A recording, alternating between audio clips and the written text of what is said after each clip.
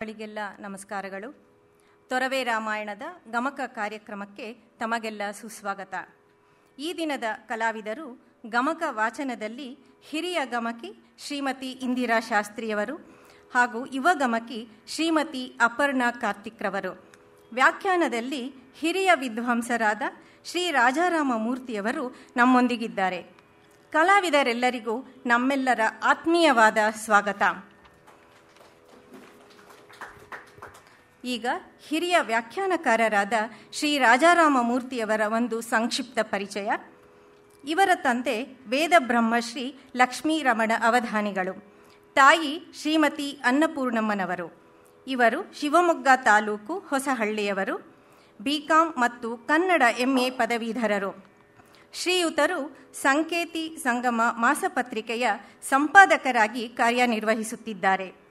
ಗಮಕ ಕಲೆಯ ಬಗೆಗೆ ಪ್ರಕಟವಾಗುತ್ತಿರುವ ಏಕೈಕ ಮಾಸಪತ್ರಿಕೆ ಗಮಕ ಸಂಪದ ಮಾಸಪತ್ರಿಕೆಗೂ ಕೂಡ ಇವರು ಸಂಪಾದಕರಾಗಿದ್ದಾರೆ. ಗಮಕ ವ್ಯಾಖ್ಯಾನ ಕ್ಷೇತ್ರದಲ್ಲಿ ಇವರ ಕೊಡುಗೆಯ ಬಗ್ಗೆ ಹೇಳುವುದಾದರೆ 45 ವರ್ಷಗಳಿಂದ ತಮ್ಮ ಸೇವೆಯನ್ನು ಸಲ್ಲಿಸುತ್ತಿದ್ದು ನಾಡಿನ ಎಲ್ಲ ಜಿಲ್ಲೆಗಳಲ್ಲಿ ಸಾವಿರಾರು ಕಾರ್ಯಕ್ರಮಗಳನ್ನು ನೀಡುತ್ತಾ ಬಂದಿದ್ದಾರೆ. ಜೊತೆಗೆ ಹೊಸಹಳ್ಳಿಯ ಗಮಕ ಕಲಾ ಪರಿಷತ್ತಿನ ಕಾರ್ಯದರ್ಶಿಯಾಗಿ ಸಂಚಾಲಕರಾಗಿ ಸತತವಾಗಿ 38 ವರ್ಷಗಳಿಂದ ಸೇವೆ ಸಲ್ಲಿಸುತ್ತಿದ್ದಾರೆ. ಕರ್ನಾಟಕ ಗಮಕ ಕಲಾ ಪರಿಷತ್ತಿನ ಶಿವಮೊಗ್ಗ ಜಿಲ್ಲಾ ಪ್ರತಿನಿಧಿಯಾಗಿದ್ದಾರೆ. 1997ರಲ್ಲಿ ರಾಜ್ಯ ಮಟ್ಟದ 4ನೇ ಗಮಕ ಸಮ್ಮೇಳನದ ಪ್ರಧಾನ ಕಾರ್ಯದರ್ಶಿಯಾಗಿ ಕಾರ್ಯನಿರ್ವಹಿಸಿದ್ದಾರೆ. ಕರ್ನಾಟಕ ಸರ್ಕಾರವು ಗಮಕ ಕಲೆಗಾಗಿ 2009ರಲ್ಲಿ ಸ್ಥಾಪಿಸಿದ ಕುಮಾರವ್ಯಾಸ ಪ್ರಶಸ್ತಿಯ ಆಯ್ಕೆ ಸಮಿತಿಯ ಅಧ್ಯಕ್ಷರಾಗಿ ಕೂಡ ಕೆಲಸ ಮಾಡಿದ್ದಾರೆ. ಇವರ ಮಹತ್ತರ ಚಟುವಟಿಕೆಗಳಿಗೆ ಅನೇಕ ಸನ್ಮಾನಗಳು ಸಂದಿವೆ. ತ್ರಿವೇಣಿ ಕಲಾ ಸಂಘ ಬೆಂಗಳೂರು NR ಕಾಲೋನಿಯಿಂದ 2006ರಲ್ಲಿ ಸನ್ಮಾನ, ಕುಂದಾಪುರದಲ್ಲಿ ಡಾಕ್ಟರ್ H ಶಾಂತಾರಾಮ್ ವ್ಯಾಖ್ಯಾನ ಪ್ರಶಸ್ತಿ 2012ರಲ್ಲಿ ಲಭಿಸಿದೆ. ಕರ್ನಾಟಕ ಗಮಕ ಕಲಾ ಪರಿಷತ್ತಿನ 9ನೇ ಸಮ್ಮೇಳನದಲ್ಲಿ ಸನ್ಮಾನಗೊಂಡಿದ್ದಾರೆ. ಹಾಸನ ಜಿಲ್ಲಾ ಗಮಕ ಕಲಾ ಪರಿಷತ್ತು, ಶ್ರೀ ವಿನಾಯಕ ಗೀತಾ ಸತ್ಸಂಗ, ತುಮಕೂರಿನ ಗಮಕ ಭಾರತಿ ಟ್ರಸ್ಟ್, ಕೆಂಗೇರಿಯ ಶ್ರೀ ಸರಸ್ವತಿ ಸಾಹಿತ್ಯ ಸಂಗೀತ ಸದನ, ಹೊಸಹಳ್ಳಿಯ ಗಮಕ ಕಲಾ ಪರಿಷತ್ತಿನಿಂದ ಸನ್ಮಾನಗೊಂಡಿದ್ದಾರೆ. ಬೆಂಗಳೂರು ದೂರದರ್ಶನದ ವತಿಯಿಂದ 2016ರಲ್ಲಿ ಚಂದನ ಪ್ರಶಸ್ತಿ ಕೂಡ ಇವರಿಗೆ ಲಭಿಸಿದೆ. ಇಂತಹ ವಿದ್ವಾಂಸರ ವ್ಯಾಖ್ಯಾನವನ್ನು ನಾವು ಇಂದು ಮತ್ತು ನಾಳೆ ಕೇಳಲಿದ್ದೀವಿ. ಈಗ ಪ್ರತಿಭಾನ್ವಿತ ಹಿರಿಯ ಗಮಕಿ ಶ್ರೀಮತಿ ಇಂದಿರಾ ಶಾಸ್ತ್ರಿಗಳ ಒಂದು ಕಿರು ಪರಿಚಯ. ಇವರ ತಂದೆ ವೇದ ಬ್ರಹ್ಮಶ್ರೀ ನರಸಿಂಹ ಭಟ್ಟರು, ತಾಯಿ ಶ್ರೀಮತಿ ಗೌರಮ್ಮನವರು. ಇವರ ಪತಿ ಶ್ರೀ ಗೋಪಿನಾಥ ಶಾಸ್ತ್ರಿಗಳು. ಶ್ರೀಮತಿ ಇಂದಿರಾ ಶಾಸ್ತ್ರಿಗಳು ತಮ್ಮ PUC ವಿದ್ಯಾಭ್ಯಾಸದ ಬಳಿಕ ಸಂಸ್ಕೃತ ಕಾವ್ಯ ಪರೀಕ್ಷೆಯಲ್ಲಿ ಉತ್ತೀರ್ಣರಾಗಿದ್ದಾರೆ. ಕರ್ನಾಟಕ ಶಾಸ್ತ್ರೀಯ ಸಂಗೀತವನ್ನು ಶ್ರೀಮತಿ ಮಲ್ಲಿಕಾ, ವಿದ್ವಾನ್ ರಾಮಮೂರ್ತಿಗಳು, ಶ್ರೀ ರಾಮಚಂದ್ರ ಮತ್ತು ಶ್ರೀ ನಾಗರಾಜ್ರವರ ಬಳಿ ಅಭ್ಯಾಸ ಮಾಡಿ ಸೀನಿಯರ್ ಪದವಿಯನ್ನು ಪಡೆದಿದ್ದಾರೆ. ಗಮಕ ಕಲೆಯ ಅಭ್ಯಾಸವನ್ನು ವೇದ ಬ್ರಹ್ಮಶ್ರೀ ಹೊಸಹಳ್ಳಿ ಕೇಶವಮೂರ್ತಿಗಳು ಮತ್ತು ಶ್ರೀಮತಿ MS ಜಯಲಕ್ಷ್ಮಮ್ಮನವರ ಬಳಿ ಮಾಡಿದ್ದಾರೆ. ಗಮಕ ಪಾರೇಣ ಪರೀಕ್ಷೆಯಲ್ಲಿ ಕರ್ನಾಟಕ ರಾಜ್ಯಕ್ಕೆ ಪ್ರಥಮ ಸ್ಥಾನ ಪಡೆದ ಹೆಮ್ಮೆ ಇವರದ್ದು. ಶ್ರೀಮತಿ ಇಂದಿರಾ ಶಾಸ್ತ್ರಿಯವರು 16 ವರ್ಷಗಳಿಂದ ಹಾಸನದ ಆಕಾಶವಾಣಿ ಕಲಾವಿದರಾಗಿದ್ದಾರೆ. ನವರಾತ್ರಿ ಮತ್ತು ಶಿವರಾತ್ರಿ ಸಂದರ್ಭಗಳಲ್ಲಿ ಇವರ ರೂಪಕಗಳ ರಚನೆ ಆಕಾಶವಾಣಿಯಲ್ಲಿ ಪ್ರಸಾರಗೊಂಡಿದೆ. ಇವರು ಶತಾವಧಾನಿ ಡಾಕ್ಟರ್ R ಗಣೇಶ್ ರವರ ಅಷ್ಟಾವಧಾನ, ಶ್ರೀ ಉಮೇಶ್ ಗೌತಮ್ ಮತ್ತು ಶ್ರೀ ಗಣೇಶ್ ಭಟ್ರವರ ಅಷ್ಟಾವಧಾನ ಕಾರ್ಯಕ್ರಮಗಳಲ್ಲಿ ಪೃಚ್ಛಕಿಯಾಗಿ ಭಾಗವಹಿಸಿದ್ದಾರೆ. ಚಂದನ ದೂರದರ್ಶನ ವಾಹಿನಿಯ ಗಮಕ ಸೌರಭ ಕಾರ್ಯಕ್ರಮದಲ್ಲಿ ಕುಮಾರವ್ಯಾಸ ಭಾರತದ ವಾಚನವನ್ನು ಮಾಡಿದ್ದಾರೆ. ಇವರು ಪುರಂದರ ನಮನ ರೂಪಕವನ್ನು ಬೆಂಗಳೂರಿನ ವಸಂತಪುರದ ಪುರಂದರ ಮಂಟಪದಲ್ಲಿ ಪ್ರಸ್ತುತಪಡಿಸಿದ್ದಾರೆ. ಗಮಕ ಕಲೆಯ ಪ್ರಚಾರ ಕಾರ್ಯವನ್ನು ಮೈಸೂರಿನ ಪರಂಪರೆ, ತುಮಕೂರಿನ ಗಮಕ ಹಬ್ಬ, ಶ್ರೀ ಕ್ಷೇತ್ರ ವರದಹಳ್ಳಿ, ಪ್ರಬೋಧಿನಿ ಗುರುಕುಲ ಮುಂತಾದ ಅನೇಕ ಪ್ರತಿಷ್ಠಿತ ವೇದಿಕೆಗಳಲ್ಲಿ ಗಮಕ ವಾಚನದ ಮೂಲಕ ಮಾಡಿದ್ದಾರೆ. ಶ್ರೀಮತಿ ಇಂದಿರಾರವರ ಮತ್ತು ವೈಶಿಷ್ಟ್ಯಗಳೆಂದರೆ ಶಿಶು ಗೀತೆಗಳು, ಸಂಪ್ರದಾಯ ಕೃತಿಗಳು, ಸಂಸ್ಕೃತ ಶ್ಲೋಕಗಳ ರಚನೆ. ತಮ್ಮ ಶಿಷ್ಯರಿಗೆ ಸಂಸ್ಕೃತ ಸ್ತೋತ್ರಗಳು, ಭಜನೆ ಇವುಗಳನ್ನು ಕಲಿಸುವುದರೊಂದಿಗೆ ಸತ್ಸಂಸ್ಕಾರಗಳನ್ನು ಬೆಳೆಸುತ್ತಿದ್ದಾರೆ. ಇಂತಹ ಸುಸಂಸ್ಕೃತ ಗಮಕ ಕಲಾವಿದರ ವಾಚನ ಸವಿಯುವ ಭಾಗ್ಯ ಇಂದು ನಮ್ಮದಾಗಿದೆ. ಮತ್ತೋರ್ವ ಕಲಾವಿದೆ, ಯುವ ಗಮಕಿ ಶ್ರೀಮತಿ ಅಪರ್ಣಾ ಕಾರ್ತಿಕ್ರವರ ಪರಿಚಯ. ಇವರು ಶ್ರೀಯುತ ರಾಮಸ್ವಾಮಿ ಹೆಚ್ಕೆ ಮತ್ತು ಶ್ರೀಮತಿ ವೀಣಾರವರ ಸುಪುತ್ರಿ ಹಾಗೂ ಇವರ ಪತಿ ಶ್ರೀ ಕಾರ್ತಿಕ್ರವರು. ಶ್ರೀಮತಿ ಅಪರ್ಣಾ ಮೂಲತಃ ಸುಸಂಸ್ಕೃತ ಗಮಕ ಗ್ರಾಮ ಹೊಸಹಳ್ಳಿಯವರು. ತಮ್ಮ ಗಮಕ ಅಭ್ಯಾಸವನ್ನು ಗಮಕ ಗಂಧರ್ವ, ಪ್ರಪ್ರಥಮ ಕುಮಾರವ್ಯಾಸ ಪ್ರಶಸ್ತಿ ವಿಜೇತರಾದಂತಹ ಶ್ರೀ HR ಕೇಶವಮೂರ್ತಿಯವರ ಬಳಿ ಮಾಡಿದ್ದಾರೆ. ಶ್ರೀಮತಿ ಅಪರ್ಣಾರವರು ಕುಮಾರವ್ಯಾಸ ಭಾರತ, ತೊರವೆ ರಾಮಾಯಣದ ಗಮಕ ವಾಚನವನ್ನು ಗಮಕ ಕಲಾ ಪರಿಷತ್ತು ಹೊಸಹಳ್ಳಿಯ ಅನೇಕ ಕಾರ್ಯಕ್ರಮಗಳಲ್ಲಿ ನೀಡಿ ವಿದ್ವಾಂಸರ ಪ್ರಶಂಸೆಗೆ ಪಾತ್ರರಾಗಿದ್ದಾರೆ. 2018ರಲ್ಲಿ ಶ್ರೀಮತಿ ಗಂಗಮ್ಮ ಕೇಶವಮೂರ್ತಿಗಳ ಯುವ ಪ್ರತಿಭಾ ಪ್ರಶಸ್ತಿಯನ್ನು ಗಳಿಸಿದ್ದಾರೆ. ಇಂದು ನಮ್ಮೆಲ್ಲರ ಪ್ರೋತ್ಸಾಹದೊಂದಿಗೆ ಕಾರ್ಯಕ್ರಮವನ್ನು ನಡೆಸಿಕೊಡಲಿದ್ದಾರೆ. ಇನ್ನು ಈ ದಿನದ ಕಥಾಭಾಗವನ್ನು ಪ್ರಾರಂಭಿಸಲು ಅನುವು ಮಾಡಿಕೊಡುತ್ತಿದ್ದೇವೆ. ನಮಸ್ಕಾರಗಳು.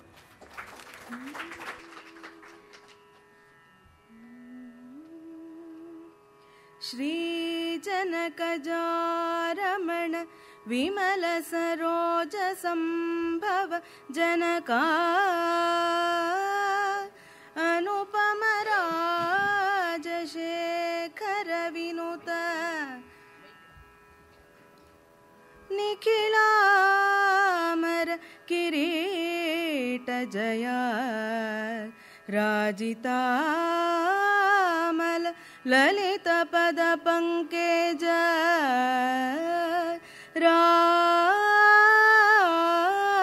ರಾಜಿತಾಮಲ ಲಲಿತ ಪದ ಪಂಕಜ ಆನತ ಜನ ದಯಾಸುರ ಭುಜ ತೊರವೆಯ ರಾಯನರ ಹರಿ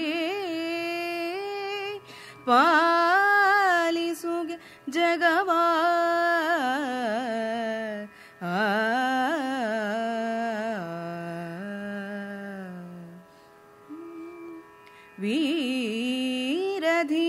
ವೀರಧೀರೋದ್ಧತನೋ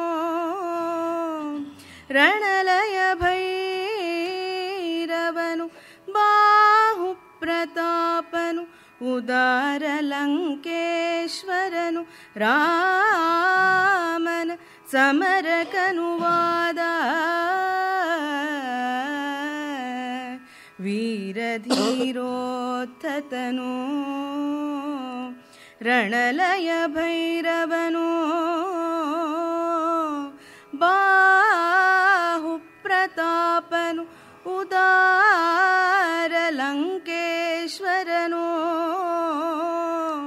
ರಾಮನ ಸಮರಕನುವಾದ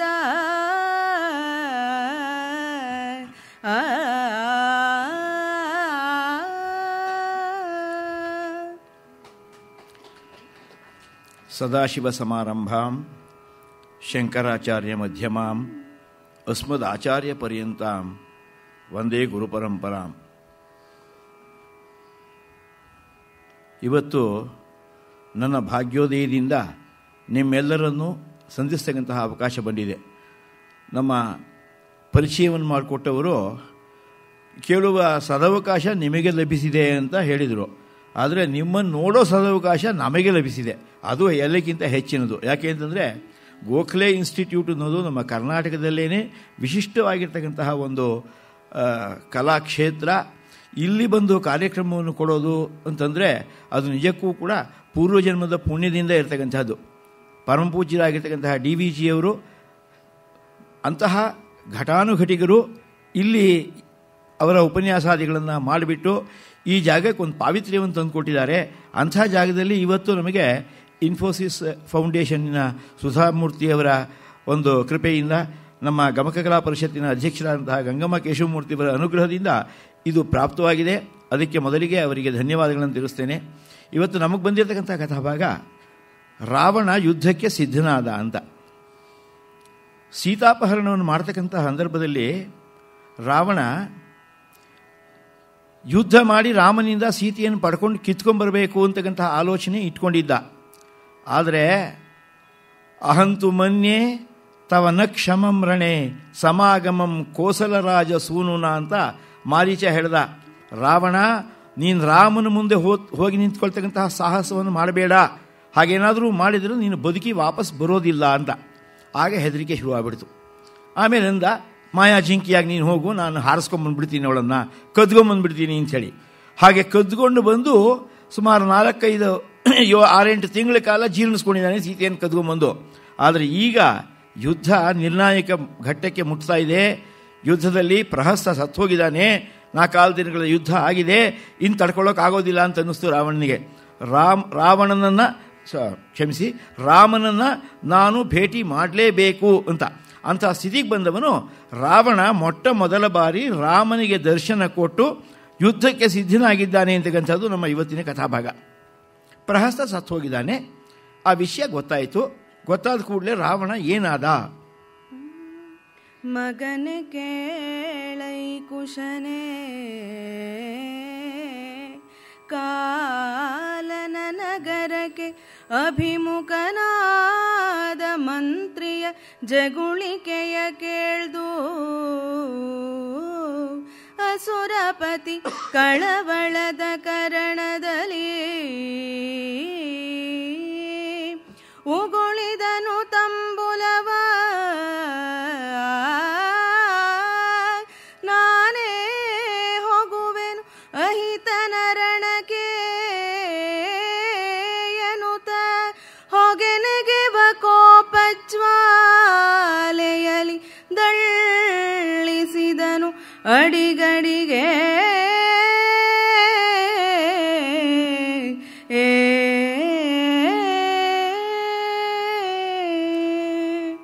ನೂರು ಯೋಜನೆ ವಿಸ್ತಾರವಾಗಿರ್ತಕ್ಕಂತಹ ಸಮುದ್ರದಲ್ಲಿ ತ್ರಿಕೂಟಾಚಲದ ಮೇಲೆ ವಜ್ರ ಸದೃಶವಾಗಿರ್ತಕ್ಕಂತಹ ಕೋಟೆಯಲ್ಲಿ ರಕ್ಷಣೆ ಮಾಡಿಕೊಂಡಿರ್ತಕ್ಕಂತಹ ಸೀತೆಯನ್ನು ಬಿಡಿಸಿಕೊಂಡು ಬರುವುದಕ್ಕೆ ರಾಮ ಲಕ್ಷ್ಮಣ ಅಂತಕ್ಕಂತಹ ಇಬ್ಬರು ಪದಾತಿಗಳಿಗೆ ಎಂದೂ ಸಾಧ್ಯವಿಲ್ಲ ಅಂತ ಅಂದ್ಕೊಂಡ್ಬಿಟ್ಟಿದ್ದ ರಾವಣ.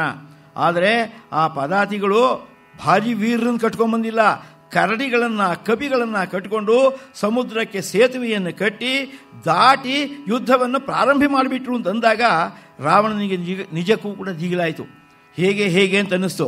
ಆದರೆ ಇರ್ತಕ್ಕಂಥವರೆಲ್ಲ ಪರಿವಾರದವರು ಇದ್ದಾರಲ್ಲ, ಕೊಚ್ಕೊಳ್ಳೋರು, ಜಂಬ ಕೊಚ್ಕೊಳ್ತಕ್ಕಂಥವ್ರು, ನಾವು ಹೋಗ್ತೀವಿ ಚಿಟಿಕೆ ಹೊಡೆಯೋದ್ರಲ್ಲಿ ಮಾಡಿಬಿಡ್ತೀವಿ ಅಂದ್ಕೊಂಡು ಹೋದವರು ಒಬ್ಬೊಬ್ಬರೇ ಯುದ್ಧರಂಗಕ್ಕೆ ಹೋಗಿದ್ದಾರೆ, ಸತ್ತು ಹೋಗಿದ್ದಾರೆ. ಹೀಗೆ ವಾರ್ತೆ ಬರ್ತಾ ಇದೆ. ಈಗ ತನ್ನ ಆತ್ಮೀಯನಾಗಿರ್ತಕ್ಕಂತಹ ಪ್ರಹಸ್ತ ಯುದ್ಧದಲ್ಲಿ ಸತ್ತೋದ ಅಂತ ಗೊತ್ತಾದಾಗ ರಾವಣನಿಗೆ ಏನಾಯಿತು ಅಂತ ನಮ್ಮ ನರಹರಿ ಹೇಳ್ತಾ ಇದ್ದಾನೆ. ರಾವಣನಿಗೆ ಬಾಯಲ್ಲಿ ತಂಬಳ ಇಟ್ಕೊಂಡು ಜಗೀತಾ ಇದ್ದವನಿಗೆ ಅದನ್ನು ಉಳಿಸ್ಕೊಳ್ಳೋಕ್ಕಾಗಲಿಲ್ಲ ಅಂತ ಗಾಬರಿ ಹೊತ್ಕೊಂಡ್ಬಿಡ್ತು. ಮನಸ್ಸಿನಲ್ಲಿ ಉಲ್ಲಾಸ ಇದ್ದಾಗ ತಾಂಬೂಲ ಚರ್ವಣವನ್ನು ಮಾಡ್ತಾರೆ, ತುಂಬ ಹೊತ್ತು ಎಲೆ ಅಡಿಕೆ ಬಾಯಲ್ಲಿ ಜಗೀತಾ ಇರ್ತಾರೆ. ಆದರೆ ಏನಾದರೂ ಮುಖ್ಯವಾದಂತಹ ಒಂದು ವಿಚಾರ ಬಂತು ಅಂದರೆ ಅಂತೇಳಿ ಮೊದಲು ತೊಂಗಲು ಉಗಿದು ಬರ್ತಾರೆ. ಯಾಕೆಂದರೆ ಒಳಗಡೆ ಇರತಕ್ಕಂತಹ ಕಳವಳ ಇದೆಯಲ್ಲ, ಆ ಕಳವಳವನ್ನು ಹೊರಗೆ ಹಾಕಬೇಕಾದ್ರೆ ಬಾಯಿಯ ತಂಬಲವನ್ನು ಮೊದಲು ಉಗಿದು ಬಂದು ಮಾತಾಡೋಕ್ಕೆ ಶುರು ಮಾಡಬೇಕು. ರಾವಣನಿಗೆ ಎಷ್ಟು ಗಾಬರಿ ಆಯಿತು, ಪ್ರಹಸ್ತನ ಸಾವನ್ನು ಕೇಳಿದ ಮೇಲೆ ರಾವಣ ಎಷ್ಟು ದಿಗಿಲುಗೊಂಡ ಅನ್ನೋದನ್ನು ಕವಿ ಬಹಳ ಚೆನ್ನಾಗಿ ಹೇಳಿದ್ದಾನೆ. ಉಗುಳಿದನು ತಂಬುಲವ ಅಂತ. ಮೊದಲು ತಂಬುಲ ಉಗುಳಿ ಬಂದಂತೆ, ಆಮೇಲೆ ಬಾಯಿ ಶುದ್ಧ ಮಾಡ್ಕೊಂಡು ಮಾತಾಡೋಕ್ಕೆ ಶುರು ಮಾಡ್ದ. ಇನ್ನೂ ತಡೆಯೋಕ್ಕಾಗೋದಿಲ್ಲ, ನಾನೇ ಯುದ್ಧಕ್ಕೆ ಹೋಗ್ತೇನೆ.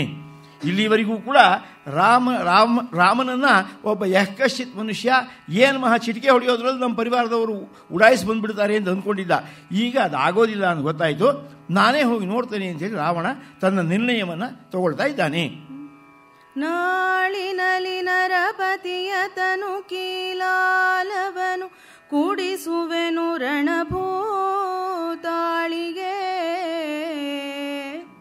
ಅನುಚರನಾಗಿ ಬಂದ ವನೌಕ ಸಾಧಿಪನ ಕಾಲನಳಲೊಳಗೆ ಅಡಸುವೆನು ನೆರೆದಾಳುತನ ಕೊದಗಿದ ವನೇಚರ ಜಾಲವನು ಜರುಗಿಸುವೆನು ಎಂದು ಅಲುಗಿದನು ಖಂಡೆಯವ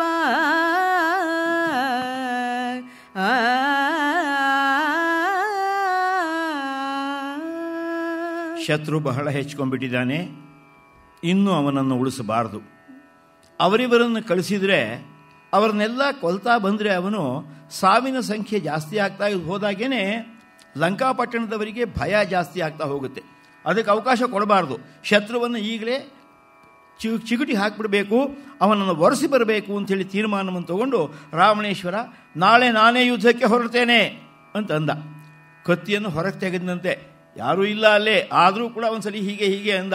ಅಲ್ಲಿ ಯಾರಾದರೂ ಇದ್ದರೂ ಹೋಗೋದಾದ್ರೂ ಹೋಗಲಿ, ರಾಮ ಬಂದುಬಿಟ್ರು ಉಡಾಯಿಸ್ಬಿಡ್ತೀನಿ ಹೀಗೆ ಅಂತ ಹೇಳೋ ಹಾಗೇನೆ ಖಂಡೆಯವನ್ನು ಜಡಿದ್ಬಿಟ್ಟು ಹೇಳ್ತಾ ಇದ್ದಾನಂತೆ, ನಾಳೆ ಬೆಳಿಗ್ಗೆ ನಾನು ಯುದ್ಧಕ್ಕೆ ಹೋಗ್ತೇನೆ, ಸ್ವಲ್ಪ ಹೊತ್ತು ಅಷ್ಟೇ ಬಂದುಬಿಡ್ತೀನಿ ವಾಪಸ್ಸು. ಯಾಕೆಂದರೆ ಎಷ್ಟೊತ್ತು ಅವನನ್ನು ಕೊಲ್ಲೋದು, ಆ ರಾಮನನ್ನು ಕೊಲ್ತೀನಿ, ಅವನ ರಕ್ತವನ್ನು ಆ ರಣದೇವತೆಗಳಿಗೆ ಧಾರೆ ಎರೆದು ಕೊಡ್ತೇನೆ. ಆಮೇಲೆ ಆ ಕಪಿಗಳ ಒಡೆಯ ಒಬ್ಬ ಜೊತೆಯಲ್ಲಿ ಬಂದೀಯ ಅಂತಲ್ಲ, ನಮ್ಮ ವಾಲಿ ತಮ್ಮ ಅವನು. ವಾಲಿ ನನಗೆ ಬಹಳ ದೋಸ್ತಿ.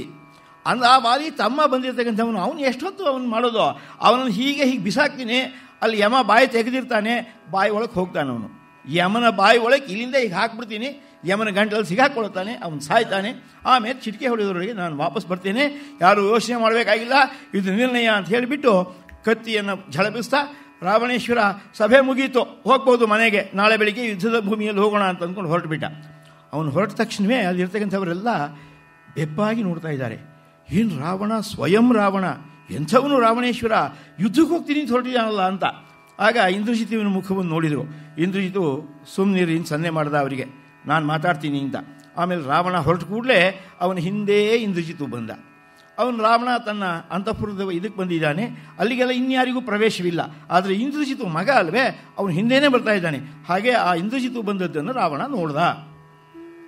ಕಳುಹಿದನು ಕೈ ಸನ್ನೆಯಲಿ ಮಂಡಲಿಕ ಮನ್ನೆಯ ರಕ್ಕಸರನು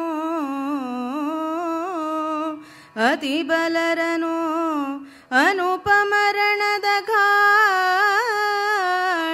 ಕಿರೀಟವರ್ಧನರ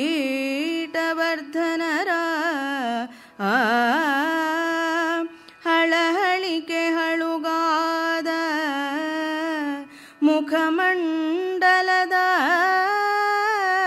ಜಯಮುಖದಾದಿಯಲಿ ದಶಗಳನ್ನು ದಂತಾದರದ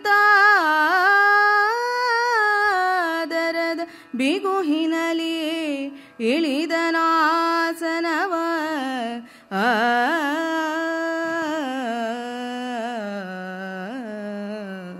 ಪರಿವಾರದವರನ್ನೆಲ್ಲ ಮನೆಗೆ ಹೋಗ್ಬೋದು ಅಂತ ಕೈ ಸನ್ನೆಯಲ್ಲಿ ಕಳಿಸಿಕೊಟ್ಟ. ರಾಜಾಧಿರಾಜರು ಸಾಮಂತರು ಎಲ್ಲ ಇದ್ದರು, ಎಲ್ಲರನ್ನು ಕೂಡ ಮನೆಗೆ ಹೋಗಿ ಅಂತಂದ. ಯಾರಿಗೂ ರಾವಣನೊಂದಿಗೆ ಮಾತನಾಡೋದಕ್ಕಾಗ್ತಾ ಇಲ್ಲ. ಯಾಕೆಂದರೆ ಹುಬ್ಬನ್ನು ಗಂಟಿಕ್ಕಿಕೊಂಡಿದ್ದಾನೆ, ಹಲ್ಲನ್ನು ಕಚ್ಕೊಂಡಿದ್ದಾನೆ. ಅವನ ಸ್ಥಿತಿಯನ್ನು ನೋಡಿಬಿಟ್ಟು ಉಳಿದವರಿಗೆಲ್ಲ ಭಯವಾಗ್ತಾ ಇದೆ, ರಾವಣನ ಹತ್ರ ಮಾತಾಡೋದಕ್ಕೆ ಭಯವಾಗ್ತಾ ಇದೆ. ಆದ್ದರಿಂದ ಅವರೆಲ್ಲರೂ ಕೂಡ ಅವರವರ ಮನೆಗೆ ಮೌನವಾಗಿ ಹಿಂತಿರುಗ್ತಾ ಇದ್ದಾರೆ. ರಾವಣೇಶ್ವರ ತನ್ನ ಅಂತಃಪುರಕ್ಕೆ ಹೊರಟಿದ್ದಾನೆ. ಆಗ ಇಂದ್ರಜಿತು ಹಿಂಬಾಲಿಸಿಕೊಂಡು ಬಂದ. ಪಿತನ ಮನದಭ್ಯಂತರವನರಿತು ಅತುಳ ಬಲ ಬಲವೈರಿಜಿತು ಪರಿಮಿತನಿಕೆ ತನಕೆ ಒಯ್ಯನೊಡನೈದಿದನು ಬಳಿ ಸಲಿಸಿ ಮತವು ಬೇರಿನ್ನೇನು ಸಮರಸ್ಥಿತಿಗೆ ಮಿಕ್ಕಿನ ಭಟರು ರಣದಾಯತದಲೊದಗಲಿ ತನ್ನ ಬಳಿಯಲಿ ನಿಲುವೆ ತಾನೆಂದ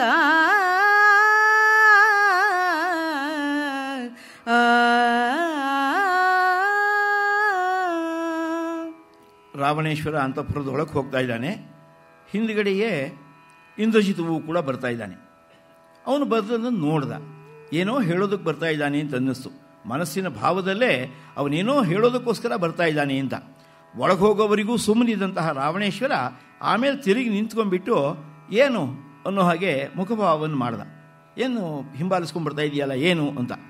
ಆಗ ಅವನಂದ, ಅಪ್ಪಾಜಿ ನೀವು ಹೋಗೋಷ್ಟು ದೊಡ್ಡ ಯುದ್ಧ ಏನಲ್ಲ ಅದು, ಯಾರೋ ಸಾಮಾನ್ಯರು ಹೋಗಿರಬಹುದು. ಪ್ರಹಸ್ತನಿಗೆ ತುಂಬ ವಯಸ್ಸಾಗಿತ್ತು, ಅವನು ಸತ್ತೋದ ಅಂದದಕ್ಕೆ ನಾವು ಗಾಬರಿ ಪಟ್ಕೋಬೇಕಾಗಿಲ್ಲ. ಏನು ಆ ಥರದ್ದು ಏನೂ ಆಗಿಲ್ಲ, ನಾನು ಹೋಗ್ತೀನಿ, ನಾನು ಹೋಗಿಬಿಟ್ಟು ನಾಳೆ ಆ ಶತ್ರುವಿನ ರುಂಡವನ್ನು ಚೆಂಡಾಡಿಬಿಟ್ಟು ನಿಮ್ಮ ಪಾದಾರ ಬಿಂದುಗಳಿಗೆ ಒಪ್ಪಿಸ್ತೇನೆ, ನೀವೇನು ಯೋಚನೆ ಮಾಡಬೇಕಾಗಿಲ್ಲ, ನನ್ನನ್ನು ಅಪ್ಪಣೆ ಕೊಟ್ಟರು ಸಾಕು ಹೋಗು ಅಂತ. ಬೇರೆ ಸೈನ್ಯ ಸಮೇತನಾಗಿ ನಾನು ಯುದ್ಧಕ್ಕೆ ಹೋಗ್ತೀನಿ, ನೀವು ಯಾಕೆ ಬರಬೇಕು ಅಂತ ಕೇಳ್ದ. ಆಗ ರಾವಣ ಅಂತ ಇದ್ದಾನೆ, ಇಲ್ಲ ಇಲ್ಲ, ಇದು ನನ್ನ ಯುದ್ಧ. ಹೊಕ್ಕು ಹೊಡಕರಿಸುವೆನು ನಾಳಿನಲಿ, ಹೊಕ್ಕು ಹೊಡಕರಿಸುವೆನು ಎಕ್ಕ ತುಳದಲೇ, ರಣವನೋ ತಣವಿಕ್ಕುವೆನು ವಿಲಯಾದಿ ದೇವರಿಗೆ, ಅರಿಭಟಾವಳಿಯ ಸುಕ್ಕಿಕೊಂಡಿರ್ದ ಪ್ರತಾಪದ ರಕ್ಕಸಾಗ್ನಿಯನು, ಆಹವದೊಳುಪ್ಪಿಕ್ಕಿಸುವೆನೆಂದು ಅಗಲಿಸಿದನು ಅಂತಸ್ಥ ವಿಹ್ವಲವಾ.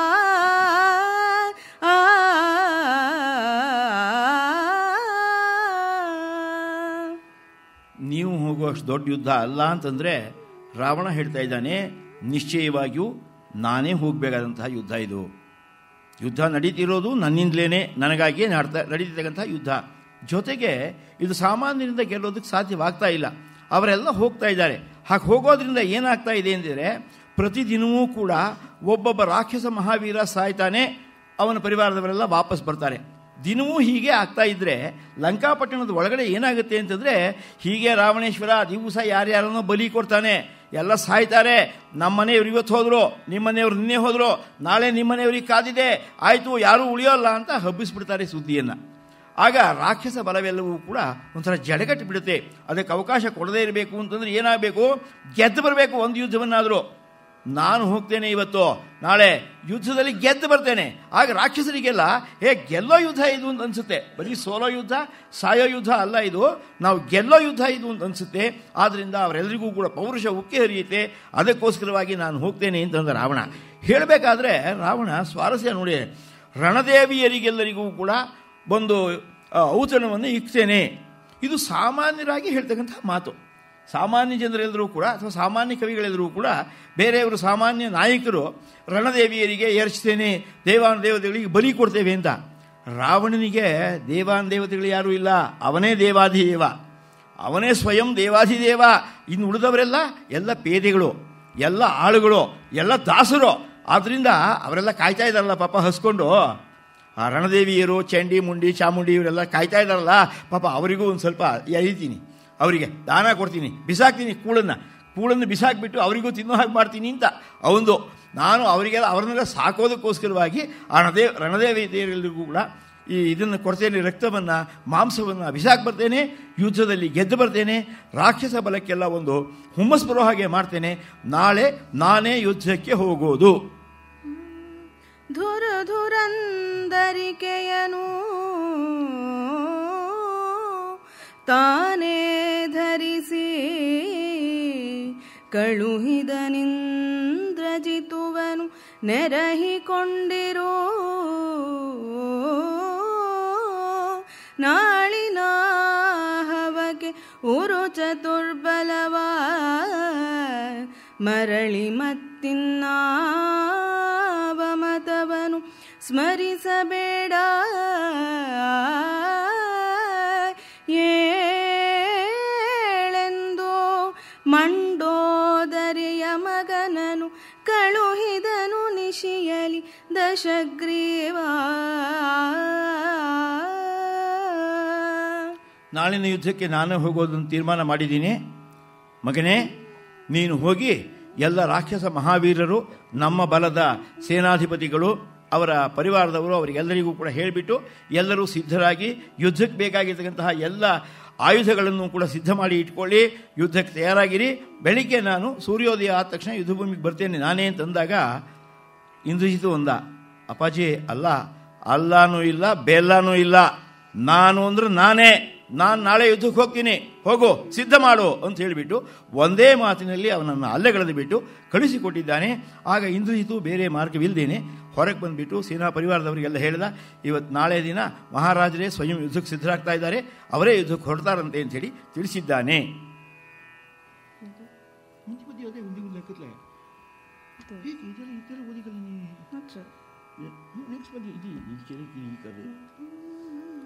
ಆ ದಿವಸದಿರುಳು ಈ ಪರಿಯ ಸಂಪಾದಿಸಿದ ನಾಹವಕ್ಕೆ ರಕ್ಕಸ ಕೈದುಗಳನ್ನು ಉಪ್ಪರದ ತಳತಂತ್ರವನು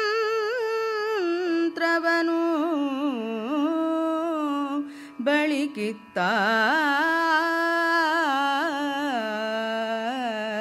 ಭೂದಿವವನೊಳಕೊಂಡ ತಿಮಿರ ಮಹೋದಧಿಯ ಬಗಿದೆದ್ದನು ಅಬುದಿಯ ಭೇದಿಸುವ ವಡಬಾಗ್ನಿಯ ಬೊಲು ಇನನುದಯ ಶಿಖರಿಯಲಿ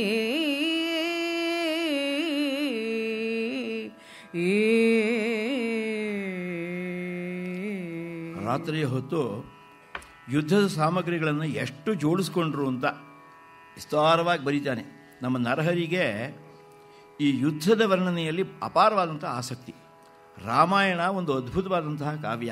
ಅದರಲ್ಲಿ ಮಾನವೀಯ ಚಿತ್ರಣವೇ ಬಹಳ ಜಾಸ್ತಿ. ನಮ್ಮ ಭಗವಾನ್ ವಾಲ್ಮೀಕಿಗಳು ಬರೆದಿರೋದು ಮಾನವೀಯ ಚಿತ್ರಣವನ್ನೇ ಹೆಚ್ಚಾಗಿ ವಿವರಿಸಿದ್ದಾರೆ. ಅವರೂ ಯುದ್ಧಕಾಂಡವನ್ನು ಸ್ವಲ್ಪ ದೊಡ್ಡದಾಗೇ ಮಾಡಿದ್ದಾರೆ. ಅಯೋಧ್ಯಕಾಂಡಕ್ಕಿಂತಲೂ ಯುದ್ಧಕಾಂಡ ಗಾತ್ರದಲ್ಲಿ ದೊಡ್ಡದೆ, ಆದರೆ ಇಷ್ಟು ದೊಡ್ಡದಿಲ್ಲ. ಆದರೆ ನಮ್ಮ ನರಹರಿಗೆ ಬಹುಶಃ ಅವನ ಕಾಲದಲ್ಲಿ ಇದ್ದಂತಹ ಪರಿಸ್ಥಿತಿಯಲ್ಲಿ ಜನರಲ್ಲಿ ಒಂದು ವಿಧವಾದಂತಹ ಕ್ಲೈಬ್ಯ ಮುಸುಕಿತ್ತು ಅಂತ ಕಾಣುತ್ತೆ, ಒಂದು ಸ್ವಲ್ಪ ದೈನ್ಯ ಭಾವ ಮುಸುಕಿತ್ತು ಅಂತ ಕಾಣುತ್ತೆ. ಈ ಮುಸಲ್ಮಾನರ ಆಕ್ರಮಣ ಇತ್ಯಾದಿಗಳಿಂದಾಗಿ ಜನರಿಗೆ ಭಯ ಉಂಟಾಗಿದೆ ಅಂತ ಕಾಣುತ್ತೆ. ಅವರಲ್ಲಿ ಒಂದು ಪೌರುಷವನ್ನು ತುಂಬಬೇಕು, ಜನರಲ್ಲಿ ಹುರುಪನ್ನು ತುಂಬಬೇಕು ಅಂತ ಹೇಳಿಬಿಟ್ಟು ಯುದ್ಧ ಪರ್ವವನ್ನು ವಿಸ್ತಾರವಾಗಿ ಹೇಳ್ಕೊಂಡು ಹೋಗಿದ್ದಾನೆ. ಯುದ್ಧಕಾಂಡ ವಿಸ್ತಾರವಾದಂತಹದ್ದು, 50ಕ್ಕೂ ಹೆಚ್ಚು ಸರ್ಗಗಳನ್ನು ವಿಸ್ತಾರವಾಗಿ ಬರೆದಿದ್ದಾನೆ. ಅದರಲ್ಲಿ ಎಲ್ಲ ವಿಧವಾದಂತಹ ಯುದ್ಧ ತಂತ್ರಗಳನ್ನು ಹೇಳ್ಕೊಂಡು ಹೋಗಿದ್ದಾನೆ. ಬಹಳ ದೊಡ್ಡದಾಗಿರ್ತಕ್ಕಂಥದ್ದು ಕಥಾಭಾಗ ಯುದ್ಧ ಪರ್ವ. ಇಷ್ಟೆಲ್ಲ ಯಾತಕ್ಕೆ ಬೇಕಾಗಿತ್ತು ಯುದ್ಧ ಅಂತ ಅನಿಸುತ್ತೆ ನಮಗೆ. ಇಷ್ಟೆಲ್ಲ ಯುದ್ಧ ಮಾಡೋದು ಏನಿದೆ ಅಂತ. ನಮ್ಮ ಕುಮಾರವ್ಯಾಸನ ಯುದ್ಧದ ವರ್ಣನೆ ಆದರೆ ಅಲ್ಲಿ ಮಾತು ಜಾಸ್ತಿ, ಅವನು ಬಹಳ ಆಚಾಳಿ, ಅದರಿಂದ ಮಾತನ್ನು ಹೆಚ್ಚು ಹೇಳ್ತಾ ಇರ್ತಾನೆ, ಯುದ್ಧ ಹೆಚ್ಚಿಗೆ ಮಾಡಿಸೋದಿಲ್ಲ ಅವನು. ಆದರೆ ಇಲ್ಲಿ ಹಾಗಲ್ಲ, ಇಲ್ಲಿ ಯುದ್ಧವನ್ನೂ ಮಾಡಿಸ್ತಾನೆ ನಮ್ಮ ನರಹರ ಕೈವಿ. ವಿಸ್ತಾರವಾದಂಥದ್ದು. ಅದು ಎಷ್ಟು ಚೆನ್ನಾಗಿ ಆ ಆಯುಧಗಳನ್ನೆಲ್ಲ ಜೋಡಿಸ್ಕೊಂಡ್ರು ಅಂತ ಹೇಳ್ತಾ ಇದ್ದಾನೆ. ಅದಕ್ಕೆ ಆಹವಕ್ಕೆ ರಕ್ಕಸ ಕೈದುಗಳನ್ನು ಅಂತ ವಿಶೇಷವಾಗಿ ಹೇಳ್ತಾನೆ. ರಕ್ಕಸ ಕೈದುಗಳು ಅಂತ ಅವರದಾದಂತಹ ಕೈದುಗಳಂತೆ. ಈಗ ಒಬ್ಬೊಬ್ಬರೂ ಕೂಡ ಮಹಾವೀರರು ತಮ್ಮದೇ ಆಗಿರ್ತಕ್ಕಂತಹ ಒಂದು ಇದನ್ನು ಆಯುಧಗಳನ್ನು ಮಾಡ್ಕೊಳ್ತಾ ಇದ್ರು. ಆ ಆಯುಧಗಳು ಅವರದ್ದು ಒಂದು ಪೇಟೆಂಟ್ ಆಗಿರ್ತಿತ್ತು, ಅದರಲ್ಲೇ ಅವರು ಯುದ್ಧವನ್ನು ಹೆಚ್ಚಾಗಿ ಮಾಡ್ತಾಯಿದ್ರು. ಈಗ ಕೃಷ್ಣ ಯುದ್ಧವನ್ನು ಮಾಡಬೇಕಾದ್ರೆ ಚಕ್ರವನ್ನು ಅಪರೂಪಕ್ಕೆ ಬಳಸ್ತಾ ಇದ್ದ. ಚಕ್ರವನ್ನು ಬಳಸ್ತಾ ಅಂತಂದರೆ ಕೃಷ್ಣ ಆ ಚಕ್ರ ಯಾವುದೋ ಒಂದು ದೂರದಲ್ಲಿರ್ತಕ್ಕಂತಹ ಅವನನ್ನು ಗುರಿ ಮುಟ್ಟಿ ಅವನು ಕತ್ತರಿಸಿ ಪುನಃ ಇಲ್ಲಿಗೆ ವಾಪಸ್ ಬರೋದು. ಈ ರೀತಿಯಾಗಿ ಹೊಡಿತಕ್ಕಂತಹ ಒಂದು ಚಾಕಚಕ್ಯತೆಯನ್ನು ಕೃಷ್ಣ ತನ್ನ ಅಸ್ತ್ರವಾಗಿ ಮಾಡಿಕೊಂಡು ಸಂಪಾದನೆ ಮಾಡ್ಕೊಂಡು ಇಟ್ಕೊಂಡಿದ್ದ. ಅದನ್ನು ಉಳಿದವರಿಗೆ ಗೊತ್ತಾಗಲಿಲ್ಲ ಅದು. ಹಾಗೆ ಎಲ್ಲ ವೀರರು ಕೂಡ ಅವರದೇ ಆದಂತಹ ಶೈಲಿಯಲ್ಲಿ ಯುದ್ಧವನ್ನು ಮಾಡ್ತಕ್ಕಂಥದ್ದು. ಈ ರಾಕ್ಷಸರದೇ ಬೇರೆ ಶೈಲಿ. ಅವರು ಅವರದಾದಂತಹ ರೀತಿಯಲ್ಲಿ ಆಯುಧಗಳನ್ನೆಲ್ಲ ಮಾಡಿಟ್ಕೊಂಡಿದ್ದಾರಂತೆ. ಆ ಎಲ್ಲ ಆಯುಧಗಳನ್ನು ಕೂಡ ಇಟ್ಕೊಂಡು ಅನೇಕ ರಾಕ್ಷಸರು, ಕೋಟಿ ಸಂಖ್ಯೆ ಅಂತ ಹೇಳ್ತಾನೆ ಅವನು, ಕೋಟಿ ಸಂಖ್ಯೆಯ ರಾಕ್ಷಸರೆಲ್ಲರೂ ಕೂಡ ಯುದ್ಧ ಸನ್ನದ್ಧರಾಗಿ ನಿಂತ್ಕೊಂಡ್ಬಿಟ್ಟಿದ್ದಾರೆ. ಈಗ ರಾತ್ರಿ ಕಳೆದು ಬೆಳಗಾಯಿತು. ನಮ್ಮ ಮಹಾಕವಿ ಬಹಳ ಸೊಗಸಾಗಿ ಸೂರ್ಯೋದಯವನ್ನು ವರ್ಣಿಸ್ತಾ ಇದ್ದಾನೆ. ಸೂರ್ಯೋದಯ ಎಷ್ಟು ಚೆನ್ನಾಗಿದೆ ಅಂತಂದರೆ, ಭೂಮಿಯನ್ನು ಆಕಾಶವನ್ನು ವ್ಯಾಪಿಸ್ಕೊಂಡಿರ್ತಕ್ಕಂಥದ್ದು ಕತ್ತಲು. ಆ ಕತ್ತಲು ಪೂರ್ತಿಯಾಗಿ ವ್ಯಾಪಿಸ್ಕೊಂಡ್ಬಿಟ್ಟಿದೆ ರಾತ್ರಿ ಹೊತ್ತಿನಲ್ಲಿ. ಆ ಕತ್ತಲನ್ನು ಭೇದಿಸ್ಕೊಂಡು ಈಗ ಹೊರಗೆ ಬರಬೇಕು. ರಾವಣ ಹೇಗೆ ಈ ಕ್ಲೈಬ್ಯವನ್ನು ಮೌಢ್ಯವನ್ನು ಮೀರಿಸಿಕೊಂಡು ನಾನು ರಾಮನನ್ನು ಕೊಲ್ತೀನಿ ಸಿದ್ಧನಾಗಿದ್ದಾನೋ, ಹಾಗೆ ಅವನಿಗೆ ಹುರುಪು ಬರೋ ಹಾಗೆ ಸೂರ್ಯೋದಯದ ವರ್ಣನೆಯನ್ನು ಮಾಡ್ತಾನೆ. ರಾವಣ ಹೇಗೆ ಇವತ್ತು ಯುದ್ಧಕ್ಕೆ ಸಿದ್ಧನಾಗಿ ನುಗ್ತಾನೋ ಹಾಗೆ ಸೂರ್ಯನೂ ಕೂಡ ಇವತ್ತಿನ ಯುದ್ಧ ನೋಡಬೇಕು ಅಂತ ಪೂರ್ವಾದ್ರಿಯ ಮೇಲೆ ಬರ್ತೀಯಾನಂತೆ. ಅವನು ಸಮುದ್ರವನ್ನು ಬಗೆದುಕೊಂಡು ಒಳಗಡೆಯಿಂದ ಬರ್ತಾ ಇದ್ದಾನೆ. ಅವನ ತೇಜಸ್ಸು ಎಷ್ಟು ಚೆನ್ನಾಗಿದೆ ಅಂತಂದರೆ, ಸಮುದ್ರದ ಮಧ್ಯದಲ್ಲಿ ವಡಬಾಗ್ನಿ ಅಂತ ಒಂದು ವಿಧವಾದಂಥ ಅಗ್ನಿ ಇದೆಯಂತೆ. ಆ ಅಗ್ನಿ ಯಾವಾಗಲೂ ಸಮುದ್ರದ ಒಳಗೆ ಇರುತ್ತೆ, ಹೊರಗೆ ಬರೋದಿಲ್ಲ. ಇವತ್ತು ಏನೋ ಎದ್ದು ಬಿಡಿದು ಅಗ್ನಿಯೇ ಬಂದುಬಿಟ್ಟಿದೆಯೇನೋ ಅನ್ನೋ ಹಾಗೆ ತೇಜಸ್ವಿಯಾಗಿರ್ತಕ್ಕಂತಹ ಸೂರ್ಯ ಭಗವಂತ ಕತ್ತಲನ್ನು ಭೇದಿಸ್ಕೊಂಡ್ಬಿಟ್ಟು ಮೇಲಕ್ಕೆ ಬಂದ. ಸೂರ್ಯೋದಯ ಆಯಿತು.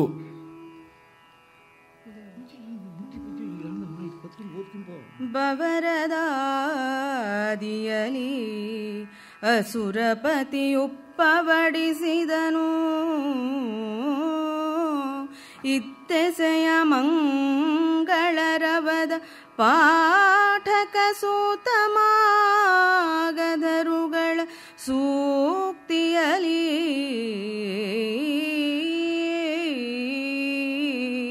ರವಿಗೆ ಸೂಸಿ ಜಲಾಂಜಲಿಯನು ರವಿಗೆ ಸೂಸಿ ಜಲಾಂಜಲಿಯನು ಅಜಭವ ನಿಶಾಚರ ಗುರುಗಳಿಗೆ ಮಣಿದು ಅವಗಡೆಯ ಖಳರಾಯನು ಅನುವಾದನು ಮಹಾಹವಕೆ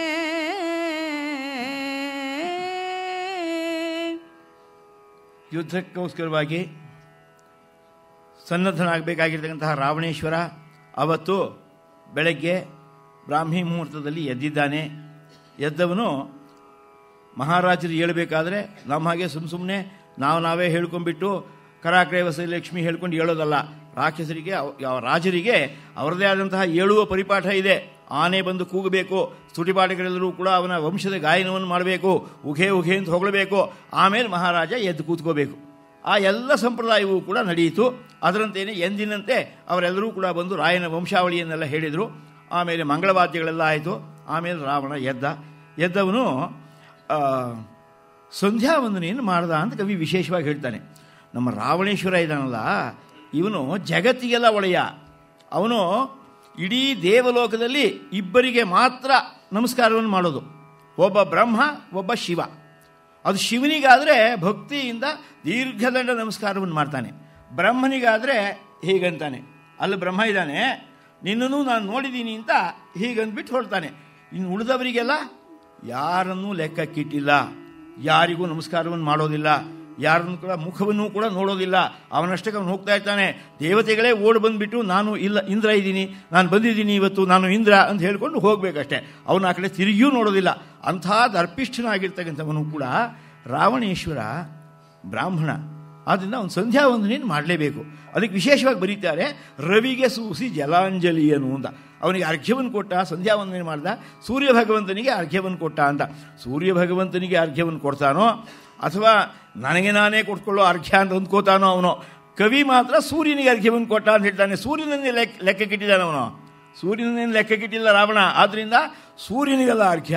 ಆದರೆ ಸಂಧ್ಯಾ ವಂದನೆ ಮಾಡಬೇಕು ಅಂತ ಶಾಸ್ತ್ರ ಹೇಳುತ್ತಲ್ಲ, ಆದ್ದರಿಂದ ನಾನು ಮಾಡ್ತೀನಪ್ಪ ಅಂತೇಳಿ ಸೂರ್ಯನ ಕಡೆ ತಿರುಗಿಬಿಟ್ಟು ಒಂದು ಬೊಗಸೆ ನೀರನ್ನು ಎರಚಿ 3 ಬೊಗಸೆ ಆಮೇಲೆ ಅವನು ದೇವತಾ ನಮಸ್ಕಾರಗಳನ್ನೆಲ್ಲ ಮಾಡ್ಕೊಂಡ್ಬಿಟ್ಟು ಅಲ್ಲಿಂದ ಹೊರಗೆ ಬಂದವನು ಅಜ ಭವ ನಿಶಾಚಾರ್ಯ ಗುರು 3 ಜನರಿಗೆ ನಮಸ್ಕಾರವನ್ನು ಮಾಡ್ದ ಅಂತ. ಶುಕ್ರಾಚಾರ್ಯರು ಒಬ್ಬರು ಕುಲಗುರುಗಳು, ಅವರಿಗೆ ನಮಸ್ಕಾರವನ್ನು ಮಾಡ್ದ. ಇನ್ನು ಬ್ರಹ್ಮ ಹೇಳಿದ್ನಲ್ಲ ಹೀಗಂತಾನೆ, ಬ್ರಹ್ಮನ ಕಡೆ ನೋಡಿಬಿಟ್ಟು ನಮಸ್ಕಾರ ಮಾಡೋದು ಕಡಿಮೆ. ಅಕಸ್ಮಾತ್ತಾಗಿ ಏನಾದರೂ ಕೆಲಸ ಆಗಬೇಕಾಗಿದ್ದರೆ ಒಂದು ಸರಿ ತಿರುಗಿ ನೋಡಿಯೂ ನಮಸ್ಕಾರ ಮಾಡೋದುಂಟು. ಆದರೆ ಶಿವನ ವಿಷಯದಲ್ಲಿ ಅಪಾರವಾದಂತಹ ಭಕ್ತಿ. ಆದ್ದರಿಂದ ಶಿವನಿಗೆ ದೀರ್ಘದಿಂದ ನಮಸ್ಕಾರವನ್ನು ಮಾಡಿ ಅವರ ಆಶೀರ್ವಾದವನ್ನು ಪಡ್ಕೊಂಡ್ಬಿಟ್ಟು ಖಳರಾಯನ ಅನುವಾದನು ಅಂತ. ನಮ್ಮ ಮಹಾಕವಿಗೆ ಖಳರಾಯ ತಾನೆ ಅವನು, ರಾವಣೇಶ್ವರ ಅವನು ಅಷ್ಟಕ್ಕೆ ಅವನು ಹೇಳೋದಾದ್ರೆ ಲಂಕಾಧಿಪತಿ ಹೇಳಬೇಕಾಗಿತ್ತು.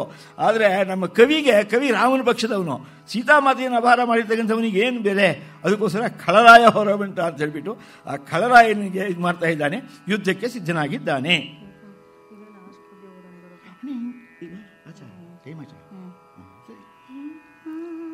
ಹರನ ಮಕುಟಗಳೈದನು ಆಸರಸಿರು ಭವನ ಕಿರೀಟನಾಲ್ಕನು ವರನಿ ಕುಂಭಿನಿ ದತ್ತ ಜೀವಸ್ಫುರಿತ ಮಣಿಮಯದ ಸುರುಚಿರದ ಕೋಟೀರವೊಂದನು ಧರಿಸಿದನು ದಶಮೌಳಿಯಲೇ ಶಶಿತರಣಿ ಕಿರಣದ ಕುಂಡಲವ ಇಕ್ಕಿದನು ಕಿವಿಗಳಲ್ಲಿ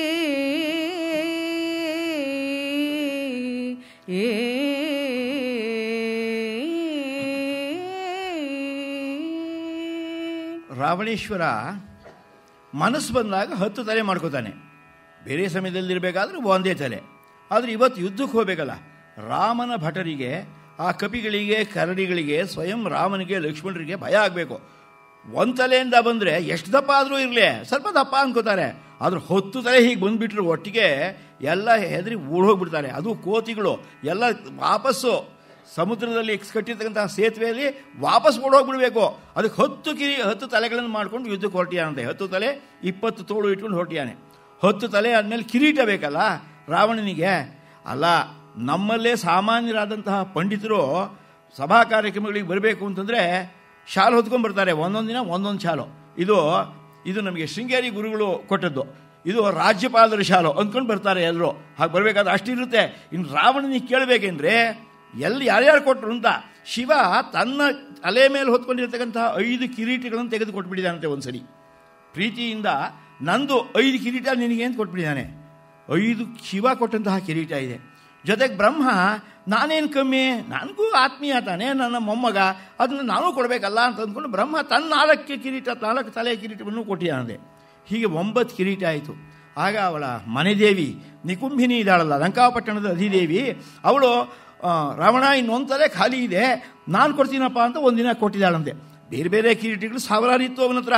ಆದರೆ ಇವತ್ತು ರಾಮನನ್ನು ಮೊದಲ ಬಾರಿ ಎದುರುಗೊಳ್ಳೋದಕ್ಕೋಸ್ಕರವಾಗಿ ಭದ್ರವಾದಂತಹ ಒಂದು ಏನನ್ಬೇಕು ನಾವು ಹೇಳೋದಾದರೆ ಹೆಲ್ಮೆಟ್ಟು ಇರಲಿ ತಲೆ ಉಳಿಸ್ಕೊಳ್ಳೋಕೆ ಅಂತ ಭದ್ರವಾದ ಕಿರೀಟಿಗಳಿರಲಿ ಅಂತ ಹೇಳಿಬಿಟ್ಟು ಅವರು ಕೊಟ್ಟಿರ್ತಕ್ಕಂತಹ ಕಿರೀಟಿಗಳನ್ನೆಲ್ಲ 10 ತಲೆಗೂ ಕೂಡ ಧಾರಣ ಮಾಡಿಕೊಂಡು ರಾವಣ ಹೊರಡ್ತಾ ಇದ್ದಾನೆ.